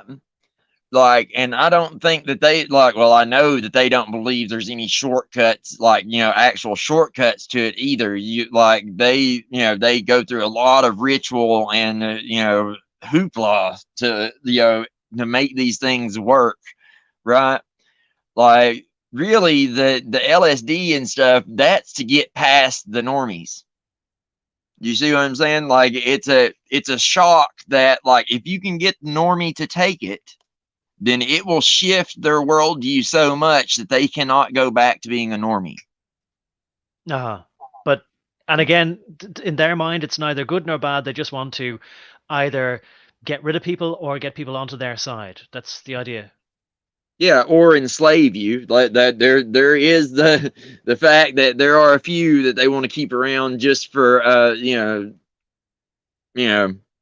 just cause, whatever their purposes might be. But for the majority of humanity, yes, the majority, they want to get the smart ones. They want to get the best of us to come over onto their side, and anyone else who like in their words is unable to evolve, quote unquote, will have to die, gotten rid of. If you're not able to evolve and become the new man, then you are the old man, and the old model, let's say, and you have to be gotten rid of. They would equate it to basically the same thing as the fact that you had in the Chalcolithic, at the end of the Chalcolithic, the Stone Age man was replaced by the Bronze Age man. It's just a matter of, they're going to the next level, and if you're not coming along, then bye. Yeah, then bye. Mhm. I really appreciated the way you said that in a, to me, very nice Southern American accent. Then bye. Yeah. It's like, farewell now. Yeah, y'all come Toodaloo. back here. Yeah, that's it. Y'all come back now here. The white merchant flower has said as well, of course, that, and I do remember hearing, I say of course as though, blah, blah, but I remember hearing this before, that the Pharaoh of Egypt had 3 crowns within each other, red, white, and blue. Well, of course, it's going to be red, white, and blue for upper, lower. In the crown of war. Huh? The red and white crowns were upper and lower Egypt, and the blue crown is the crown of war. That's what he has here on screen, yeah. Now, and I'm stating it there as well. I'm glad we say, just in case that people can only hear the audio of this at some point in the future, because there's not much really to see on screen apart from some of the comments that are put up, and maybe the occasional picture there. But look, I think we agree then that from the perspective of the taker of the drug, whatever it might be, whether it's I said it wrong. I said psilocybin in magic mushrooms, or LSD if it's cooked up in a lab. There are dangers to it. Back in 1967, and I'll say this guy, his name was, and again, right, because he's got a German name, we kind of go, really? But for what it's worth, anyway, his name was Dr. Thomas Ungerleider, Ungerleider, and he only died, I think, in 2016. But he, anyway, look, and it could have been that they were setting up, the dichotomy on screen, that here's 2 proponents of the drug. It helps you not be a normie anymore. You have this wonderful new perspective on the world. You get to commune with God, or the devil, or the universe, or whatever. So you don't want to be just a normal Joe Soap, and marrying that with people checking out of boring society, putting on a bowler hat, getting on the train at 7:30 every morning to have my stupid job in the bank, whatever it might be. I'm imagining a 1950s, 1960s job. Anyway, this guy was the anti guy. He was anti taking drugs. He apparently ran a ward or a hospital for people who had been damaged by drugs. Yet at the same time, he advised President Nixon to make marijuana no longer illegal. He advised him to make it legal, although Nixon apparently didn't listen to his advice and went full on with the drug war, or war on drugs, whatever they call it. But anyway, it seemed to me that it is at least possible, and I encourage anybody to watch the documentary. It's in the links in the description of this video. 1967 documentary. It seemed possible, at least, that they were just setting it up. They even said it within their own documentary.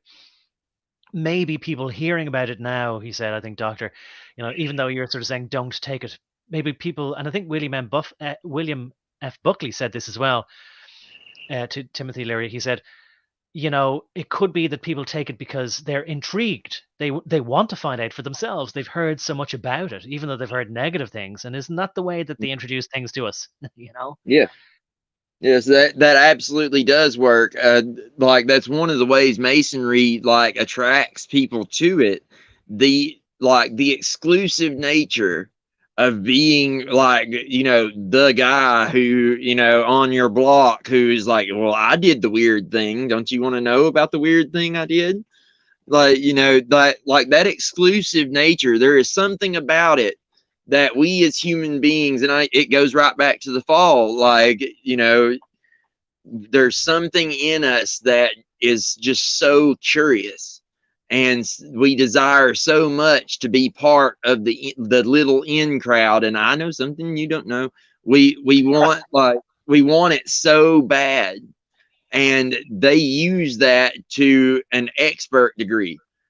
I mean, and it starts right when you're in school. I mean, right from school, there's already these cliques, these little groups of students, and you want so when you're on the out, you want so bad to be on the in, but then when you get on the in, you realize the in ain't so great. You know what I mean? It's the same system. They know that we as human beings have these patterns, and if you take us as children away from our parents and away from the standard structure of society that teaches us what to and not to do, if you just put us together in this jungle environment like public school and a lot of these schools are, guess what happens? We fall into the normal human behaviors and patterns that humans have always fallen into. And at the heart, at our root, we are pack animals. We are group thinking human beings on the most part. Now, I, on the other hand, have always been that black sheep type person, unfortunately, both fortunately and unfortunately. It's probably the reason I never really fell all the way into Masonry or any of these this group think type stuff. But at the same time, being a black sheep isn't always the good thing, Oh yeah. But yeah. It's just it's our nature. It's the animal nature to us. We have a spiritual, semi-divine nature that God gave us, and then we have this animal nature that we got saddled with during the fall. And we are just it's we're always at war with ourselves, it seems. Yeah. Well, I suppose it is true, of course, that and again, I would advocate that one just should spend time creating their own mental discipline. But of course, it's very, very difficult. I absolutely accept to go it alone when the whole crowd is going elsewhere. I would think that it's always I think it seems, I'll use the word axiomatic, in other words, self-evidently true, that there are certain base truths. And this kind of goes towards answering the question again in a different way. How would I know if I'm on the right path? There are certain, stick your finger in the air ways of doing it. One is this a difficult thing that I'm doing? Now, again, you don't always have to make things as hard as possible for yourself, but generally the hard path is the right path. That's a rule of thumb. It's not always right. In the same way as you sort of said there, it's not always right to be the black sheep. No, but I mean, if everybody's doing something and it seems to be everyone's having fun and they're not doing what they should be doing for the long term, but it's all great fun now. Well, then that should be a little voice, and you should train that little voice just to say, look, you've served me well in the past, to at least stop and think, And it's very important to say this about, the idea of not only thinking about taking any drugs, and I want to be choosing my words very carefully here. We're talking about something that happened historically. And so I absolutely, especially in the context of what we're already trying to avoid talking about over the last few years, whether it be medicinal, pharmacological, recreational, any of these things, absolutely would not recommend anybody should take anything, because they claimed about LSD that it wasn't habit forming. But we now know that you can get addicted not only to just pulling the handle on what they call the one-armed bandit of the gambling machines, but I have seen the women spending people's inheritances in their wheelchairs. I mean, going around in Vegas in the casinos, during the day, most people in there are old ladies in wheelchairs with gas tanks of oxygen on the back and tubes up their nose trying to breathe. And they're addicted to getting rolls of quarters, sticking it into the gambling machines, pressing these buttons, hearing ding, ding, ding in the lights. You can get addicted to anything. Anything is habit forming if you don't create your own mental discipline. And I know that it's very difficult to do. Being addicted. Huh? Say again? I said you can quite literally get addicted to being addicted to things. Yeah. And I mean, it can be somebody's personality. And as you said earlier, it can be the cool thing.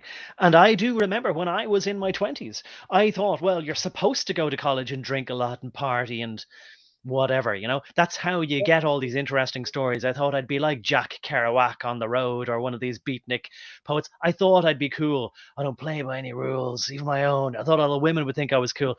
Looking back, I was just a sad, well, I don't want to curse, but I was trying to adopt a persona, essentially, that I had heard or thought, a mishmash of things I'd seen or read, because I didn't know who I was, and it takes many years to grow into yourself. Not saying I have completed that journey, but I think that, I'm trying to say something towards, you were talking about that. Yes, people need guidance. Absolutely. People need direction. And I think we're finding, where we are talking about the same thing, but from different aspects. But the rebel thing as well, and that sort of thing that was inside you kept your own counsel. You listened to that voice inside you that said this is wrong, right? You didn't rely on the hierarchy of the institution you happen to be in to say this is wrong, because they never would have told you. There was some voice, and I would say it's the divine voice of God, or of the conscience, that lets you know how to tell right from wrong, how to at least sense that something is contradictory. So as far as taking drugs, then you come to the question of, though, once you know what you're doing is wrong, how do you decide then what should you do? Well, you immediately stop it. And if it's possible to undo the harm, then you do that. I mean, to me, that seems obvious. Yeah, well, that part's obvious, but I mean, after that. After, if it's possible to make amends, make full apologies, say why you're sorry, and then redress and compensate if possible. After that, what's to be done? I don't know. What would you suggest? Well, like, I was just bringing up the question of, this is like how I wound up in orthodoxy. Like, I dropped out of all this, but just because I understood what I was doing was wrong, it didn't necessarily mean that I understood what was right. Like, I knew somewhere deep down within me that doing this made me feel not good about myself. Doing this, it, like, inherently, maybe it's just my personality, but, like, something about it felt wrong. Well, just because something about it felt wrong, I didn't immediately just get up and leave. Like, I ended up getting kicked out because, like, I was wrestling with myself and not behaving the way they wanted me to. And then after that, like, I stumbled around for years from one religion to the next, from being atheist and then a nihilist and then and just everything you can imagine, trying to figure out which way is the right way. Because once you decided that what you're currently doing is wrong, then you start really re-examining yourself, like, well, after you've torn all this down, you've kind of got to decide what direction you're going to go and how are you going to do that, and it's really one of those things. It comes down to like what Otto von Bismarck said. His quote was, "A smart man learns from his mistakes, but a wise man learns from other people." And this is kind of one of those things, like, yes, you can stumble through life and try to figure it out on your own, but the chances of you screwing yourself or dying before you get to the finish line is minimal. Like, however, even though there is that outside chance, like, you're far better off, in my opinion, to, like, what I stumbled across was with the Orthodox Church, you have an unbroken line from Christ to the apostles mentioned in the Bible, to the successors they chose, and the successors they chose, and the successors they chose, and so on and so on and so on and so on, all the way down through history to us. Like, well, when I was looking around for, okay, what should I do? I had to go about it logically. And if you're going to logically work through this, then, this is how I wound up where I'm at. But it took me a long time to get there. And if you're raised up, like, in my opinion, if you're raised up in the Orthodox system right from the get, you're far better off doing that than trying to work under your own recognizance, and more than likely screwing up really big at least 10, 15, 20 times before you ever start to figure things out. Well, look, here's what I'll say. I absolutely agree, and I can see the logic, if not wisdom, in sort of saying, yeah, obviously people learn from their own mistakes, but it would be better if an individual didn't have to make every possible mistake known to man, that he might at least sort of be able to learn from other people's mistakes, or listen to the wisdom of others who you could trust, or you had the nous, or the discernment to be able to sort of say, yeah, look, this person is giving me good advice, or I can sort of read about their life history, even read about their biography, and sort of say, I see a lot of parallels there, and if I would get older, I could see exactly the path they went down, that I could. So again, you don't have to make every mistake, and if you did, maybe you wouldn't live that long anyway. So that of course makes perfect sense. But I want to sort of say, to add to that, and to talk about, like, how one can find and develop and refine and hone and keep improving on one's own moral framework internally, is to echo the words of Yuri Bezmenov. When he was talking about the people that he knew, like, he was within the Soviet Union as a agent of subversive propaganda. That was his job, to plant ideas in foreign press, and in the sort of diplomatic circles of foreign countries. And he was working in India at the time, but I think he had connections with Canada and the US as well, and Greece. And I think he escaped to Greece. Anyway, he one day sort of said, this is what he says anyway, and I tend to believe him, that everything that he was being told to do was contradictory, didn't make any sense, was not in fact creating this utopia that they were pretending that they were, but it was turning everything rotten. And so he said, I'm not going to be part of this anymore. And so, at great personal risk, he defected to the West. And so, he was sort of asked, well, how do you go it alone against this gargantuan machine, the United Soviet Socialist Republics? And everyone had to say, hello comrade, and sort of say, greet each other by saying, oh, isn't it great what we are building? We are building the greatest union and the greatest civilization, even though they all knew it was lies. So he said, if you don't have a higher moral framework, then you'd better make one. Well, how exactly do you make one? And the thing with Mr. Bezmenov is like what most people miss about that is he defected from, from the Soviet Union. Yes. Well, if you defect from the Soviet Union, then what happens is you have to make a deal with the Soviet Union's enemies, you see. And if you're a defector, then, and you don't really have any options to go back where you came from, you're dead. So your only Oh other yeah. option is to do what? Is to, well, maybe most of the things you're saying are true, but maybe you're going to mislead for the CIA a little bit as well. And the criticism, like the thing, every time somebody brings up Yuri Bezmenov, I have to give the, like, put in the little asterisk there that communism is bad. Okay, don't get me wrong. Communism is bad, Well, he thought but so too. but do not like let him over focus you into that same old Cold War mindset that the Vatican and everybody else tries to drag you into, where it's like, oh, these communists, oh, it's the communists. No, it's not the communists. It's the communists, but the communists are being puppeted by the WEF, the banks, and all the other kind of like these billionaires that they've always been puppeted by. Communism and capitalism are both controlled by the same group. They're two sides. Crony capitalism and communism are two sides of the same coin. Even Marx himself said that crony capitalism would be the road to pure socialism, because people would get so fed up with it that they would eventually like cry revolution. And that's exactly what's happening.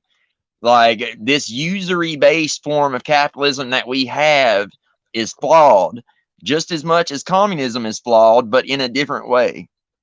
Communism is flawed just right on its face. Capitalism is flawed in the sense that it has the flaws underneath that are subversive and cause people to get into a type of thinking that is not very helpful to them. Like, for instance, I would use the way that the American Conservative Party think for a good example of why that way of thinking is flawed. You know, like that crony capitalist mindset is what has allowed America to get where it's at. It's what left those back doors open for the socialist plans to come in and for the Masons to be able to take advantage of everyone, etc. So, it's a dialectical situation. It's, basically saying, well, if communism's bad, then that means that the current form of capitalism we have is the best ever. It's like, no, the original form of capitalism that America started with was a better system. What we have now is basically the equal to communism, and it's about to give us a combination of the worst parts of the two. Yeah. Oh yeah, no argument there at all, JC. And yeah, I mean, just like the same thing with the pendulum again. I mean, or the choice between two ridiculous extremes. Like, do we either have to have meaningless jobs under fluorescent lights in offices sending emails to each other, or be squirming on a bus taking LSD and everybody's married to everybody? I mean, neither, please. And absolutely, there's no question that we've never had, not in my lifetime, not in anybody's listening, we've never had capitalism. I mean, and again, like, people have to understand that just because you put a label on something doesn't make it so. No. If it walks like a duck and quacks like a duck, then it is a duck, and it doesn't matter if somebody calls it a canard or something else. It's just the same thing. Yeah. And even if we did have capitalism, where it was just everybody was incentivized by whatever was just profitable, things might actually work a bit more smoothly. Um, but it has blown my mind completely that most people not only do not have an upper limit on how much money they want, but it has never even occurred to them to wonder how much money they would be satisfied with. Never even occurred to them to wonder themselves, just idly curious, like, would I be happy with 1 million, 10 million, 100 million, 10 billion? Never even wondered how much. There is no upper limit to their desires, and therefore they're all like drug addicts. Yeah. And so what I'm saying is they're all like drug addicts. They have never, like, people in Europe learned about terms like when they look towards Africa, about things like differences in, what's the word for it? Satisfying your immediate urges versus delayed gratification. And they think, oh, well, we're in sophisticated Europe or USA. No, no. And I'm not trying to be equivocal here and saying Africans are the same, but they have never said, oh, well, I'll forego something now for something better later or for the greater good later, which would be fine if it was voluntary, but it absolutely isn't. It's just, oh, we'll invoke the idea of the greater good if I happen to be on the team that's getting something. So it disappoints me so much about our society that people then say, well, I will never sort of say, oh, I've had enough now, I'll leave some for somebody else, or I'll be motivated by something other than profit, which means that they can be led by the nose, just like that bull outside of Wall Street with the nose through its ring, led by the nose, just by very simple incentives, Yeah. I mean, it's base human desires at, like, at their most simplified. And that's really, like, that goes back to what I was saying earlier. Once you remove the framework that the church laid down, once, like, you reach a point like now where that's basically fully degraded and it's been lost here in the West for the large part, like, it just I kind of lost what I was trying to say here. JC, let me just remind you then, about, again, this false dichotomy that, oh, well, if you don't like communism, then you have to love this kind of perverted crony capitalism that we've created for you. It's either or, choose and be free, just the same with the Democrats and Republicans. So the two wings of the same bird, but either way, like you said, with the red and the blue taxis, you're getting to the same autocratic place. Yes. Yeah, that's very much the issue that we have going on here. And it's, it frustrates me because I can see it so clearly, but other people cannot. And, I've come to find out that it's not that they can't. It's more so that they won't. It's not that they can't look under the rock and see the same scary thing that I see. It's that they saw me look under that rock and they saw the face I made and they said, no, thanks. Well, there you are. I think then that's a way of saying what I was saying to you earlier.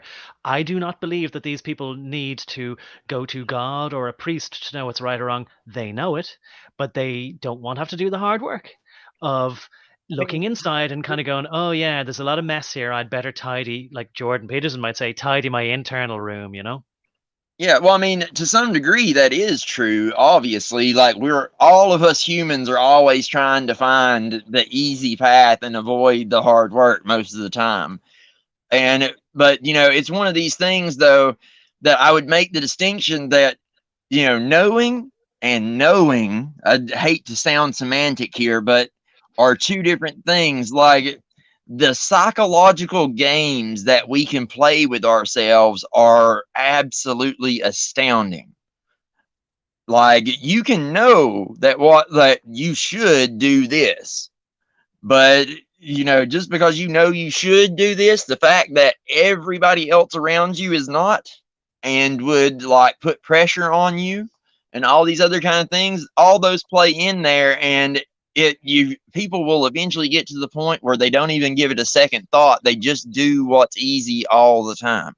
Right, they do. And one thing about our society is that is encouraged at all points in everybody's life. And so you actually have to take charge of like a horse maybe deciding to grab its own reins and saying, I'm going to steer myself. So you have to make a conscious decision to sort of say, am I going to be somebody who is just led by my base urges and manipulated by others, or am I going to take responsibility for myself? And my attitude would be, of course, it's very difficult. And I'll just give a real gentle example of chocolate. If there's a box of chocolates open, especially around Christmas, and this is kind of like the way I am now, right? I'm not going to claim that I've given up drinking. I did stop smoking cigarettes, but I did have a push by life. I found it very difficult one morning to get out of bed. I couldn't breathe and that kind of thing. And I thought, all right, I'll try and cut down or stop drinking and smoking.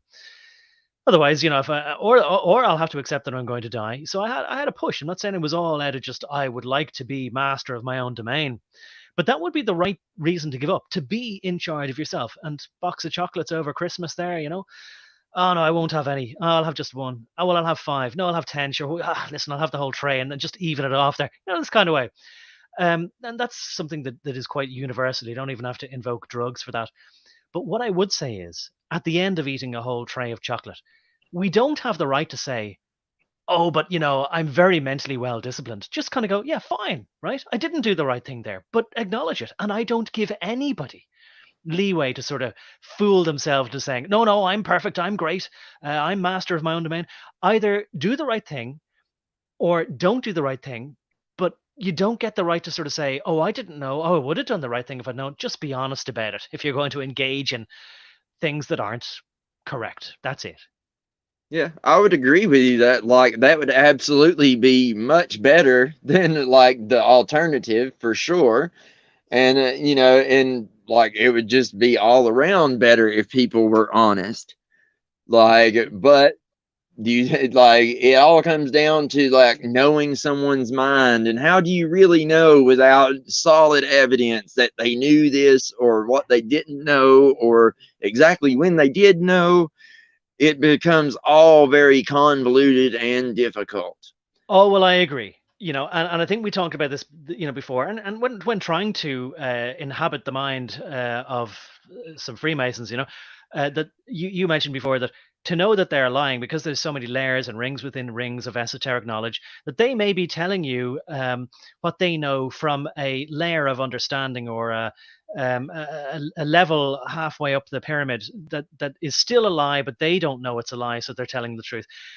Exactly. I'm at a point in my life now, and I've met enough people, and I see how disingenuous they are. That I have been a fool, a naive fool. I've been too trusting, giving people the benefit of the doubt, and they laugh at you and they think you're a fool.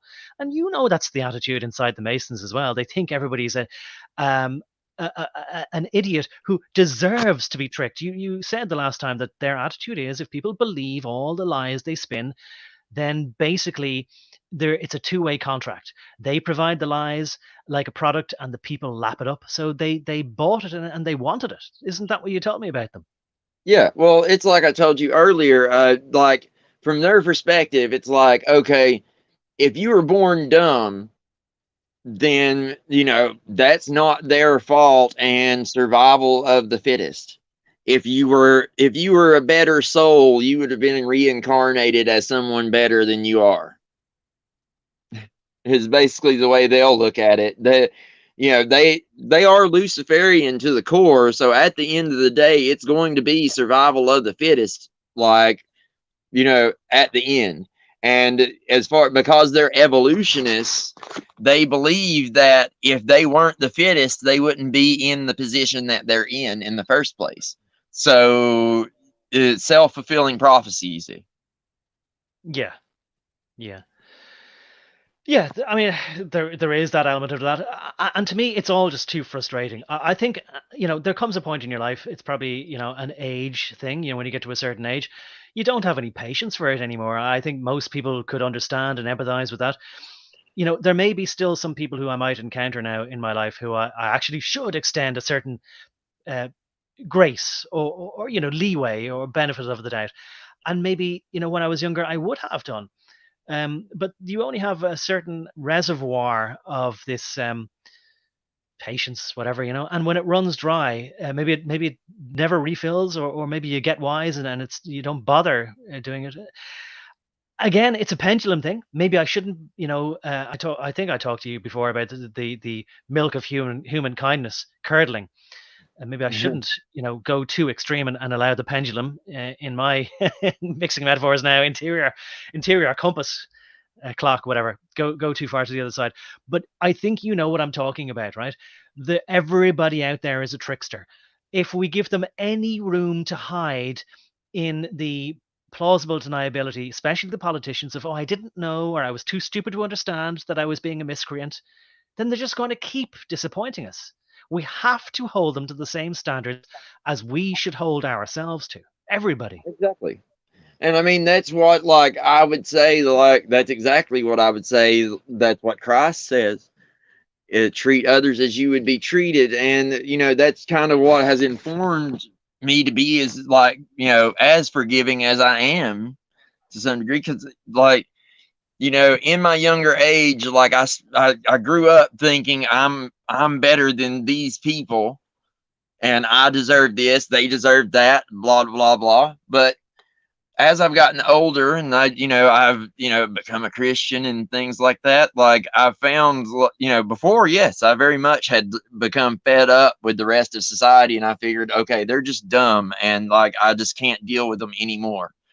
It'd be better if they just weren't here, right?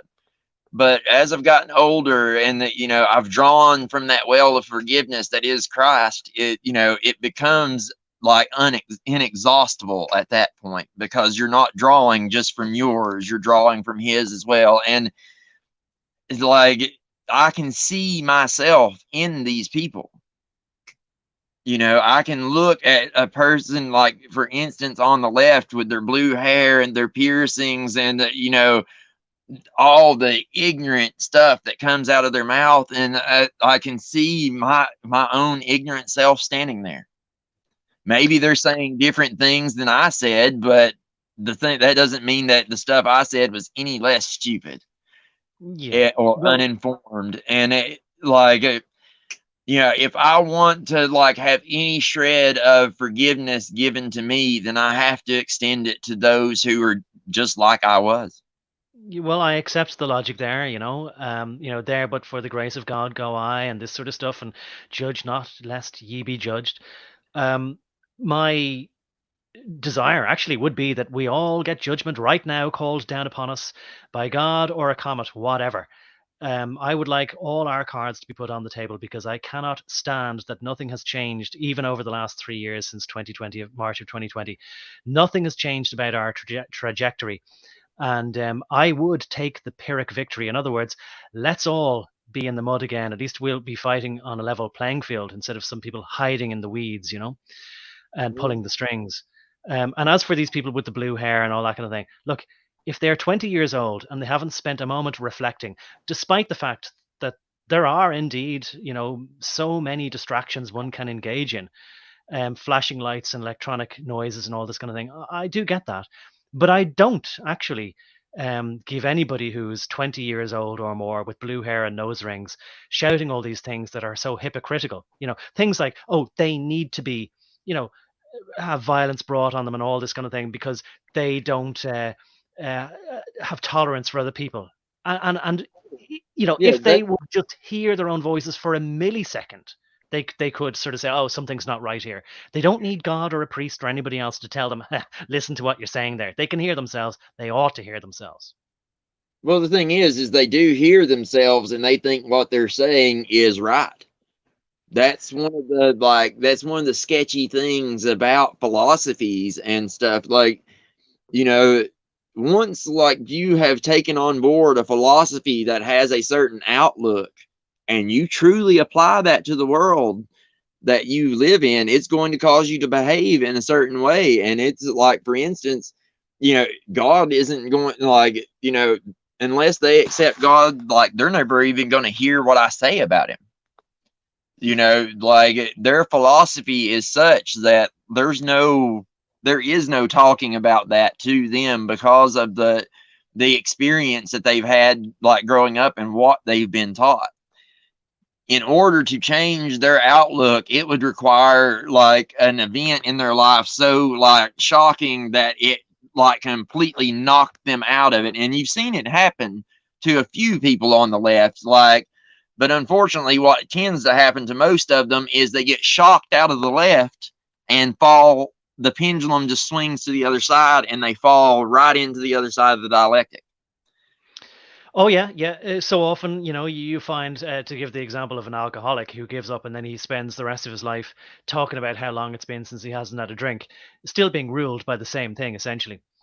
Essentially. And that's the same people who go from ardent communists to, I don't know, let's suppose for the sake of argument that the opposite is, extreme capitalism. But anyway, as far as these, I will say again, and I know, like, we can't just keep going round and round. I do admire that you have sympathy for these people. Um, I'll just say, I find it increasingly difficult to find any room in my heart to say that these people fine, I accept that they are being manipulated, but they are choosing to be hateful, hypocritical, useful idiots. Oh, Uh, absolutely. Like they have to be and taken to task for that. I do want to clarify, just because I can forgive them and have pity for them does not, absolutely does not mean that they do not need to be taken to tasks for their behavior. You are still like under the laws of free will. You are still accountable for the things that you do. good. Well, then we're on the same page. Nothing absolves them of the responsibility for their own actions. Everybody from top to bottom. Yes, like just like I have to be responsible for everything I've done. I have to admit that I've done it. I first have to admit that I've done it and admit that it was wrong, and then I have to repent for it to even be, even be forgiven for it. And but even though I'm forgiven, that doesn't mean that like everything I'm done, I'm just off the hook for it all of a sudden. Of There's course. Yeah, still absolutely. a I'm glad you said that physical as well. law that has to be like carried out. There's still wrongs that have to be righted. Oh yeah, You and know, many things that are done cannot be undone. So their sorries and their apologies will be far too little too late if the tide ever turns. And of course it'll be mighty convenient then, won't it, that they're only suddenly sorry when they're not on the winning side anymore. They don't have well, I the mean, whip hand. you can be forgiven in a prison cell. It's like the forgiveness comes from God and the church, not from society at large. Like it will be up to society at the end of the day to decide what they will do. Yes, from my perspective, I think that we should do it from a Christly position, and try to handle it how the church would recommend it. But at the end of the day, what's the likelihood that once they don't have their power anymore, that like their opposition won't tear them apart? It's very Oh yeah, slim. well, the way history goes is, of course, and if anybody has to or wants to look, of course, into the very easy to understand history of communist societies, is that as soon as they complete their revolution, they get rid of all these people because they'll Yeah, be disillusioned that it didn't which turn is out. Oh, this exactly time. that's what I've been saying all along. Like the left screwed up when they went and marched on Wall Street. When they did that, they singled themselves out as the ones that are going to have to go. And because they're so good at causing chaos, like they just fit the role so perfectly. And it's coming. You can already see the pendulum starting to creep back towards towards that middle right area already.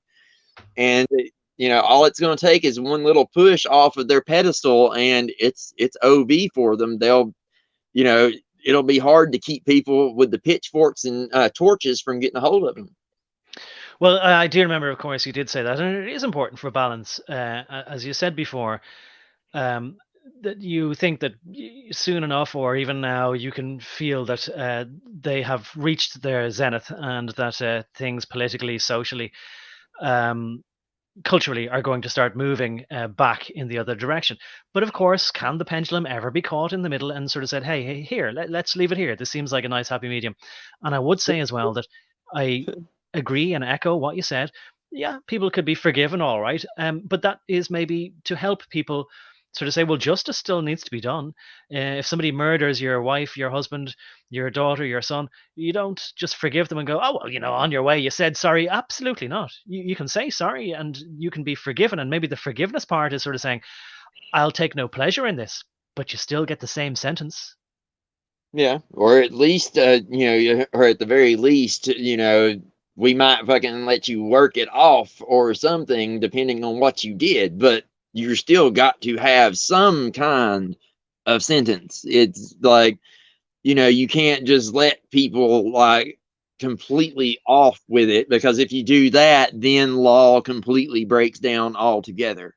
Well, and just I want to put not too fine a point on it. People have died, and you can't unalive somebody, and you know, we have to, from a legal point of view, not just kind of go, oh, that's all right, we'll all be in heaven anyway.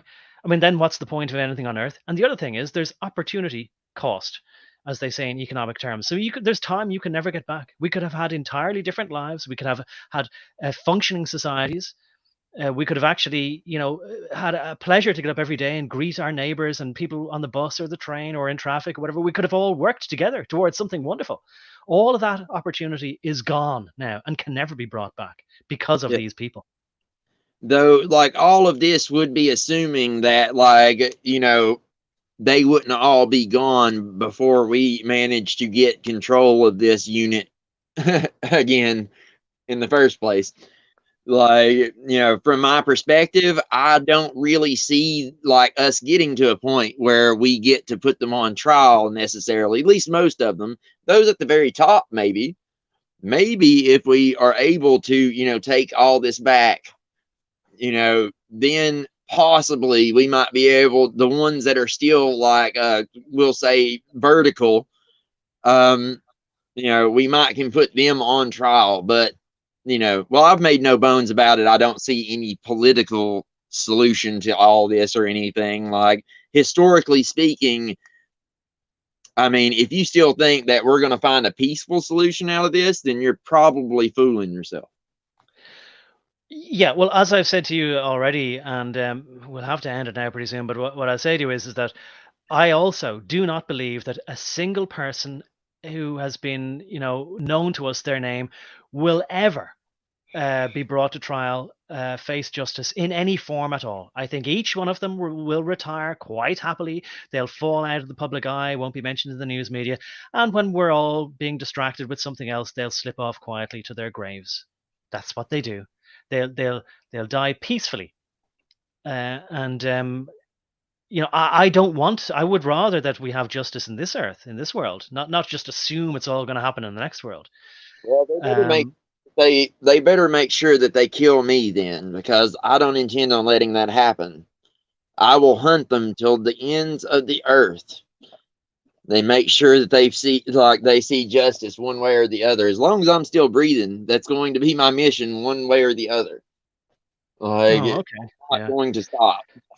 Well, I thought now that your whole thing, but I mean, maybe you can do both. But I thought your whole thing, JC, was that you are following the path of individual happiness with your family, and that you carve out as best you can a life for now in this temporal zone, and be the best person that you can, despite all the ways that these people try to leave no corner anywhere on this earth that we can just live a happy enough, decent life. Oh, like, I'm just trying to stay alive and keep my family and friends alive long enough to see the end of this. Like, I am like an optimist at the end of the day, even though I don't always sound like it. And me personally, I have a very stubborn spirit, and I'm not going to just lay down. Like, even though they might have me on the run for a minute, as soon as I get back up on my feet, I'm going to start coming for them again. It's just my nature. And, I'm not going to just let this happen and, ride off into the sunset somewhere, like it, and live out my days and, trying to eke out, some scratch of a living for the rest of my life. No, we're not going to do all that. Like, I ran from them for long enough. And if this is basically humanity's last stand, I don't think people quite get it, but this is the last hurrah. So if any time there was a time for not giving up and giving it everything we got, now is the time. Well, I agree with you there that this is humanity's last stand. And what frustrates me so much is that people are still confused about this. If either of two things happen, if central bank digital currency gets brought in and people accept it, and we are just a nanoparticle away from that being accepted, because Yep. people are already totally used to tapping with a card and paying. That's it. Most people do that, even for a postage stamp, like as I learned 5 years ago. Done already. Like, Yeah, I mean, all the practically done. framework is so close to being in that you might as well just call it done. Yeah. Like, they just haven't let the ink dry yet. Exactly. So we are on the precipice. As I say, a hair's breadth away from it is the phrase I was looking for. If that happens, I think our goose is cooked. And the other thing which maybe will be immediately after that will be linked into a digital passport, and without that you are not allowed to travel within your own country, outside of even a quarter, a region, an area, a precinct inside your own city, let 15 alone internationally. cities. Yeah. So they've got all that in place, and people accepting it already because of the climate and blah blah blah. And yet people still aren't energized. They're still wondering, oh well, I still have to get up and go to work. So I'll put my cards on the table here and say, I don't think that anything's going to change, because if it would have changed, if it was going to, it would have changed already the moment that the government of every country announced to us back in February of 2020, oh, by the way, we're going to not allow anybody to leave their homes. And that's the way it was for me. We weren't allowed to leave our homes except for an hour between 8 a.m. and 9 a.m., 1 hour for exercise. It was ridiculous. It was like waking up in the twilight zone. And worse than that, I said, oh well, here we go, boys. Now we got all our, we don't have all our guns, but we're gonna, obviously this is the last battle, Custer's last stand. Oh no, they all went to the police station to fill out forms to explain why they were essential workers. Yeah, exactly. Yeah. Like, well, see, that's the thing. All the normies have been brought up within the system, and their only framework, just like those Germans that were, fighting for a funny mustache man said, you can only like approach things from the framework you have. Like, if their only framework is like, okay, well, what I have to do what the government says and blah, blah, blah, blah, like the sheep will just go right along and they keep doing what they've been told to do, what they've always known to do. Yeah. And, the only thing that, like, the only hope we have is the few, like you and me and the people listening to this, that actually know what's going on. In my opinion, is more than likely a whole bunch of people are going to die. Those few of us that are left, there are going to be some of us that are willing to fight back, and we're going to have one hell of an uphill battle trying to, like, take any semblance of freedom back from this system. Like, it's going to be a nightmare, and I'm not really looking forward to it, not even a little bit. But the truth is, I don't see any other way that this can go. Well, if anybody, is confused about it, I would say between now and 2025, which is according to their time plan when they will have completed basically this phase of the whole thing. If people continue to go to work, and if people continue to pay taxes, any taxes that they can avoid, evade, avoid, whatever, and the way they have these legal distinctions between the two. If people support society as it is now, government as it is now, in any way, because like all these people, even people in our community, like, and I say our community, like the rebellious ones who refuse to go along with whatever they're told to do by the state, if they're going back to watching soccer ball, if they're going back to watching proper American football, if they're going back to the cinema, if they're going to their music concerts, if they're going to restaurants, if they're going to bars, if they're going to any of these things now that they're allowed to go again, you're all part of the problem. I didn't mean to get onto this, but I mean, it just exasperates me so much that people think that they are against the system, and yet they're like the addicts. Oh, but I only pay for cable TV because I watch the sports ball. Oh, I only have a subscription to Microsoft because I need this for my work, or Amazon because I host my website, or well, I do pay Google. I actually pay YouTube because I don't like the ads. What? And these are the rebels on our side. Yes, and I mean, we're all guilty of it to some degree, even me. And there are, but I'm one of the few that are like, that has accepted right from the get that, like, I'm willing to live in the woods in a tent with my friends and family around me, and that's good enough. At least, to keep us alive anyway. As long as we're alive, then we can fight back. As long as we're alive, we have each other. Like, but most people are not going to be willing to do whatever it takes in order to survive outside the system. No. And the thing is, it shouldn't really matter whether one survives outside of the system or not. It would be a fate worse than death to survive within the system that they're pretty much putting the final padlock on right now. Bingo. And that's kind of my outlook on it. Like, it is like, you know, what I see coming is so bad that I would rather die. Like, just quite honest with you. Like, it is so bad that, death would be a better option in my mind. Well, Like, look, sorry, I mean, what was that? we're at the end. I think of a long stream, and I guess I'm kind of being a little bit more loose-lipped now. Maybe assuming that less people will hear this, but you never know. Maybe people are only just tuning in right now. So look, I don't want to be too loose-lipped, but yeah, we're talking about the same thing here, right? It's still exasperating to me that people are still sort of saying, "Oh yeah, well, I mean, obviously I got to pay my Xbox Live subscription or my PlayStation 5, whatever it is, got to play my online games. You have to have a bit of entertainment. Can't all be doom and gloom." People are still sort of saying like, as though it's a movie. You watch a bit of real life for a while and then you do some mindless entertainment for a while. No. There should be absolutely nothing until we fix this, if it is fixable. But be honest with you, John, this is something that kings have dealt with. If you go back to history and you look at like issues that kings had, it's like you have to entertain them in.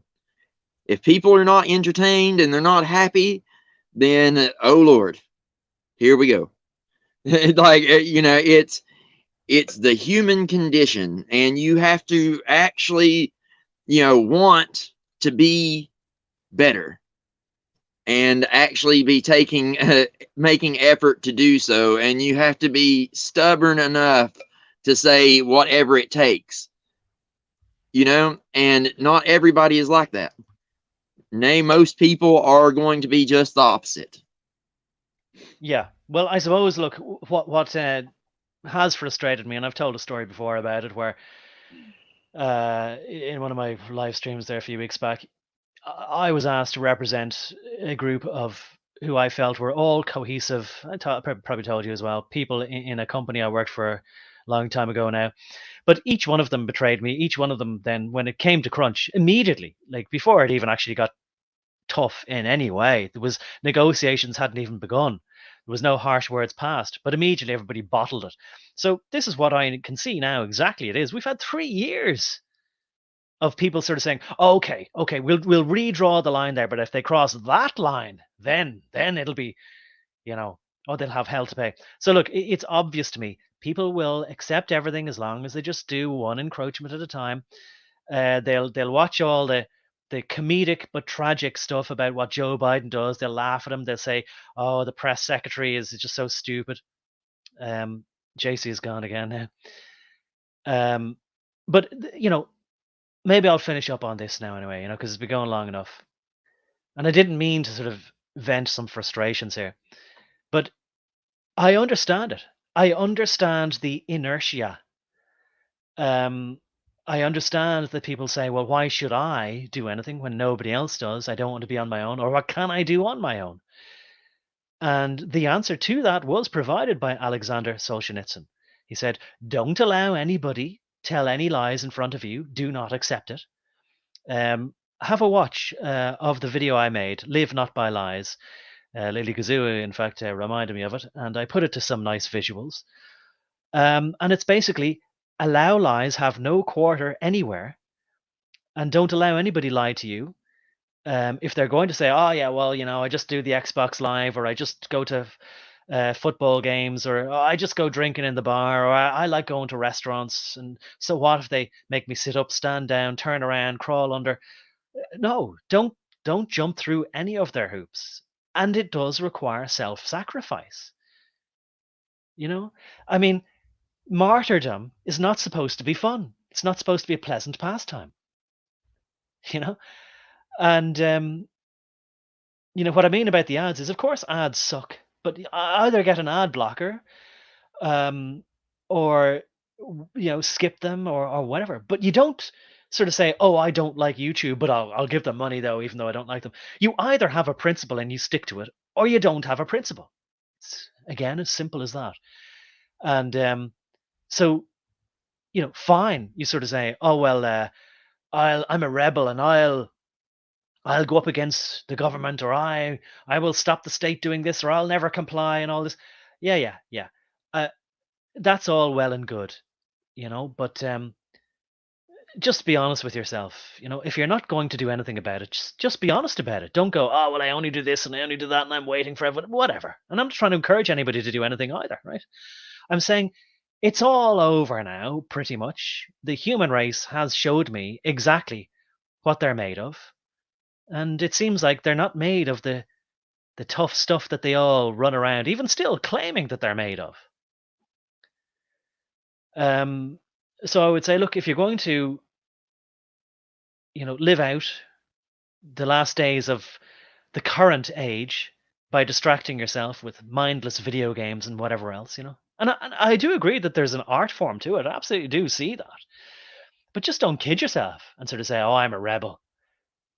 And I'm not trying to criticize people who are in the chat here specifically. It's just a general observation on society. And I'm not saying that anybody should or needs to do anything. And in fact, I would say it'd be foolhardy to do anything. But what Yuri Bezmenov did say is, you don't have to take any part in it. But life will be tougher for it, if you forego as many things as possible. But it is going to be very useful to you in the future if you decide to be still somebody who is insouciant, recalcitrant, nonconformist. See, they're going to take away all of life's little pleasures from you. So the fewer things you need. If you don't need drink, if you don't need to go to a sports bar, if you don't need anything more than a few books, and I'm trying to wean myself off plenty of things like the internet. And believe me, I was always fascinated with electronics and computers and technology, always fascinated with it. I thought I could solve the world's problems with just, fixing things electrically. But no, the problem was always with human beings and their psychology and people taking advantage of it. So that's it. I think I'm going to end on that and just say, watch Live by Lies. It'll give you a good bit of inspiration, I think, because I don't mean to be berating anybody. So I'll finish on that. JC, if you're listening, I really appreciate having talked to you. I hope it was useful for people to listen to, informative, encouraging in some way, not necessarily entertaining, although I would like people to feel that they got something out of it in that sense. Now I'll just scroll through the last few comments here, and I'll say goodbye to you all then. Until next time. 3 years, and people do not realize it even happens in front of them. Yeah, it's been something that has flashed by, even though it's been a very tough time these 3 years. I will look for a new ad blocker, says B. Friedman. Just an example, just vote with your money is what I'm saying in a general sense. Don't give money to people or to corporations who you don't like. I'll just say, it seems to me that viewing YouTube through the Brave browser does block its ads, which seems impressive from a technological point of view. Is there even a good... Oh, there you are. Okay.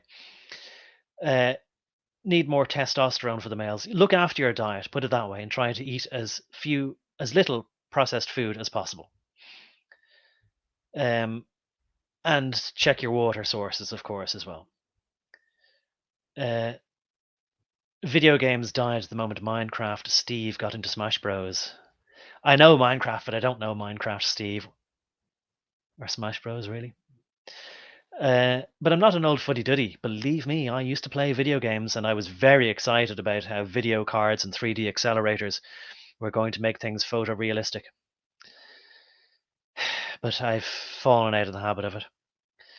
Yeah, I'm the right age to have fallen out of the habit of it. There used to be a time when people in their 20s just considered that it was only for children. But I know it's different now. I can see that that some of the games could be considered to be works of art. I do get that. So there are there is room for exception in everything.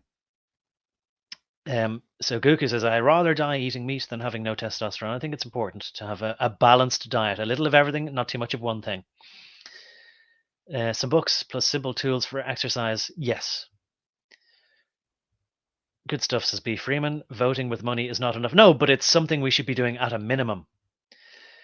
Brave Browser. And he's done with the gaming industry. Look, there may well be some. I know that I'll finish now by giving a plug to my Odysee channel. I've put a link in the description to my Odysee channel.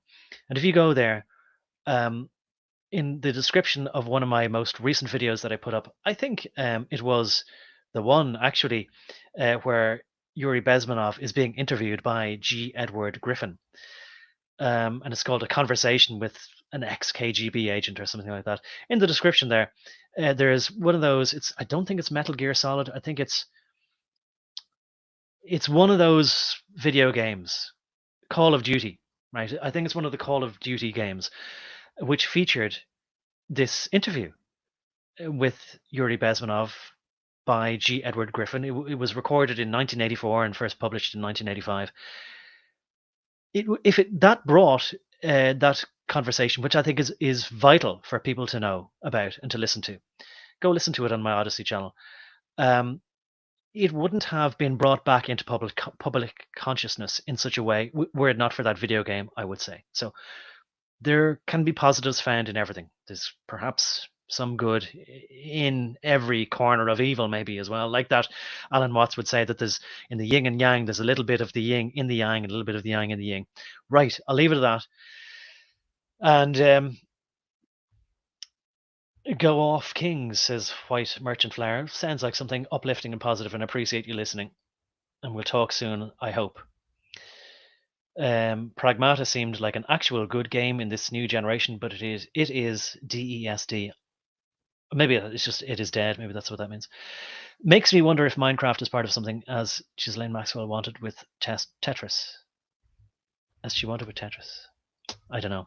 Right, look, I'll leave it at that. Thanks for turning on and tuning in. Don't check out of society just yet. Figure out what your principles are.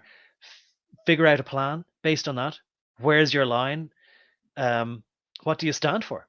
Because if you don't agree with what's in society now, figure out what you do agree with and figure it out from asking yourself some tough questions. Okay, I appreciate everybody listening live and anybody on the playback. Until next time, bye for now.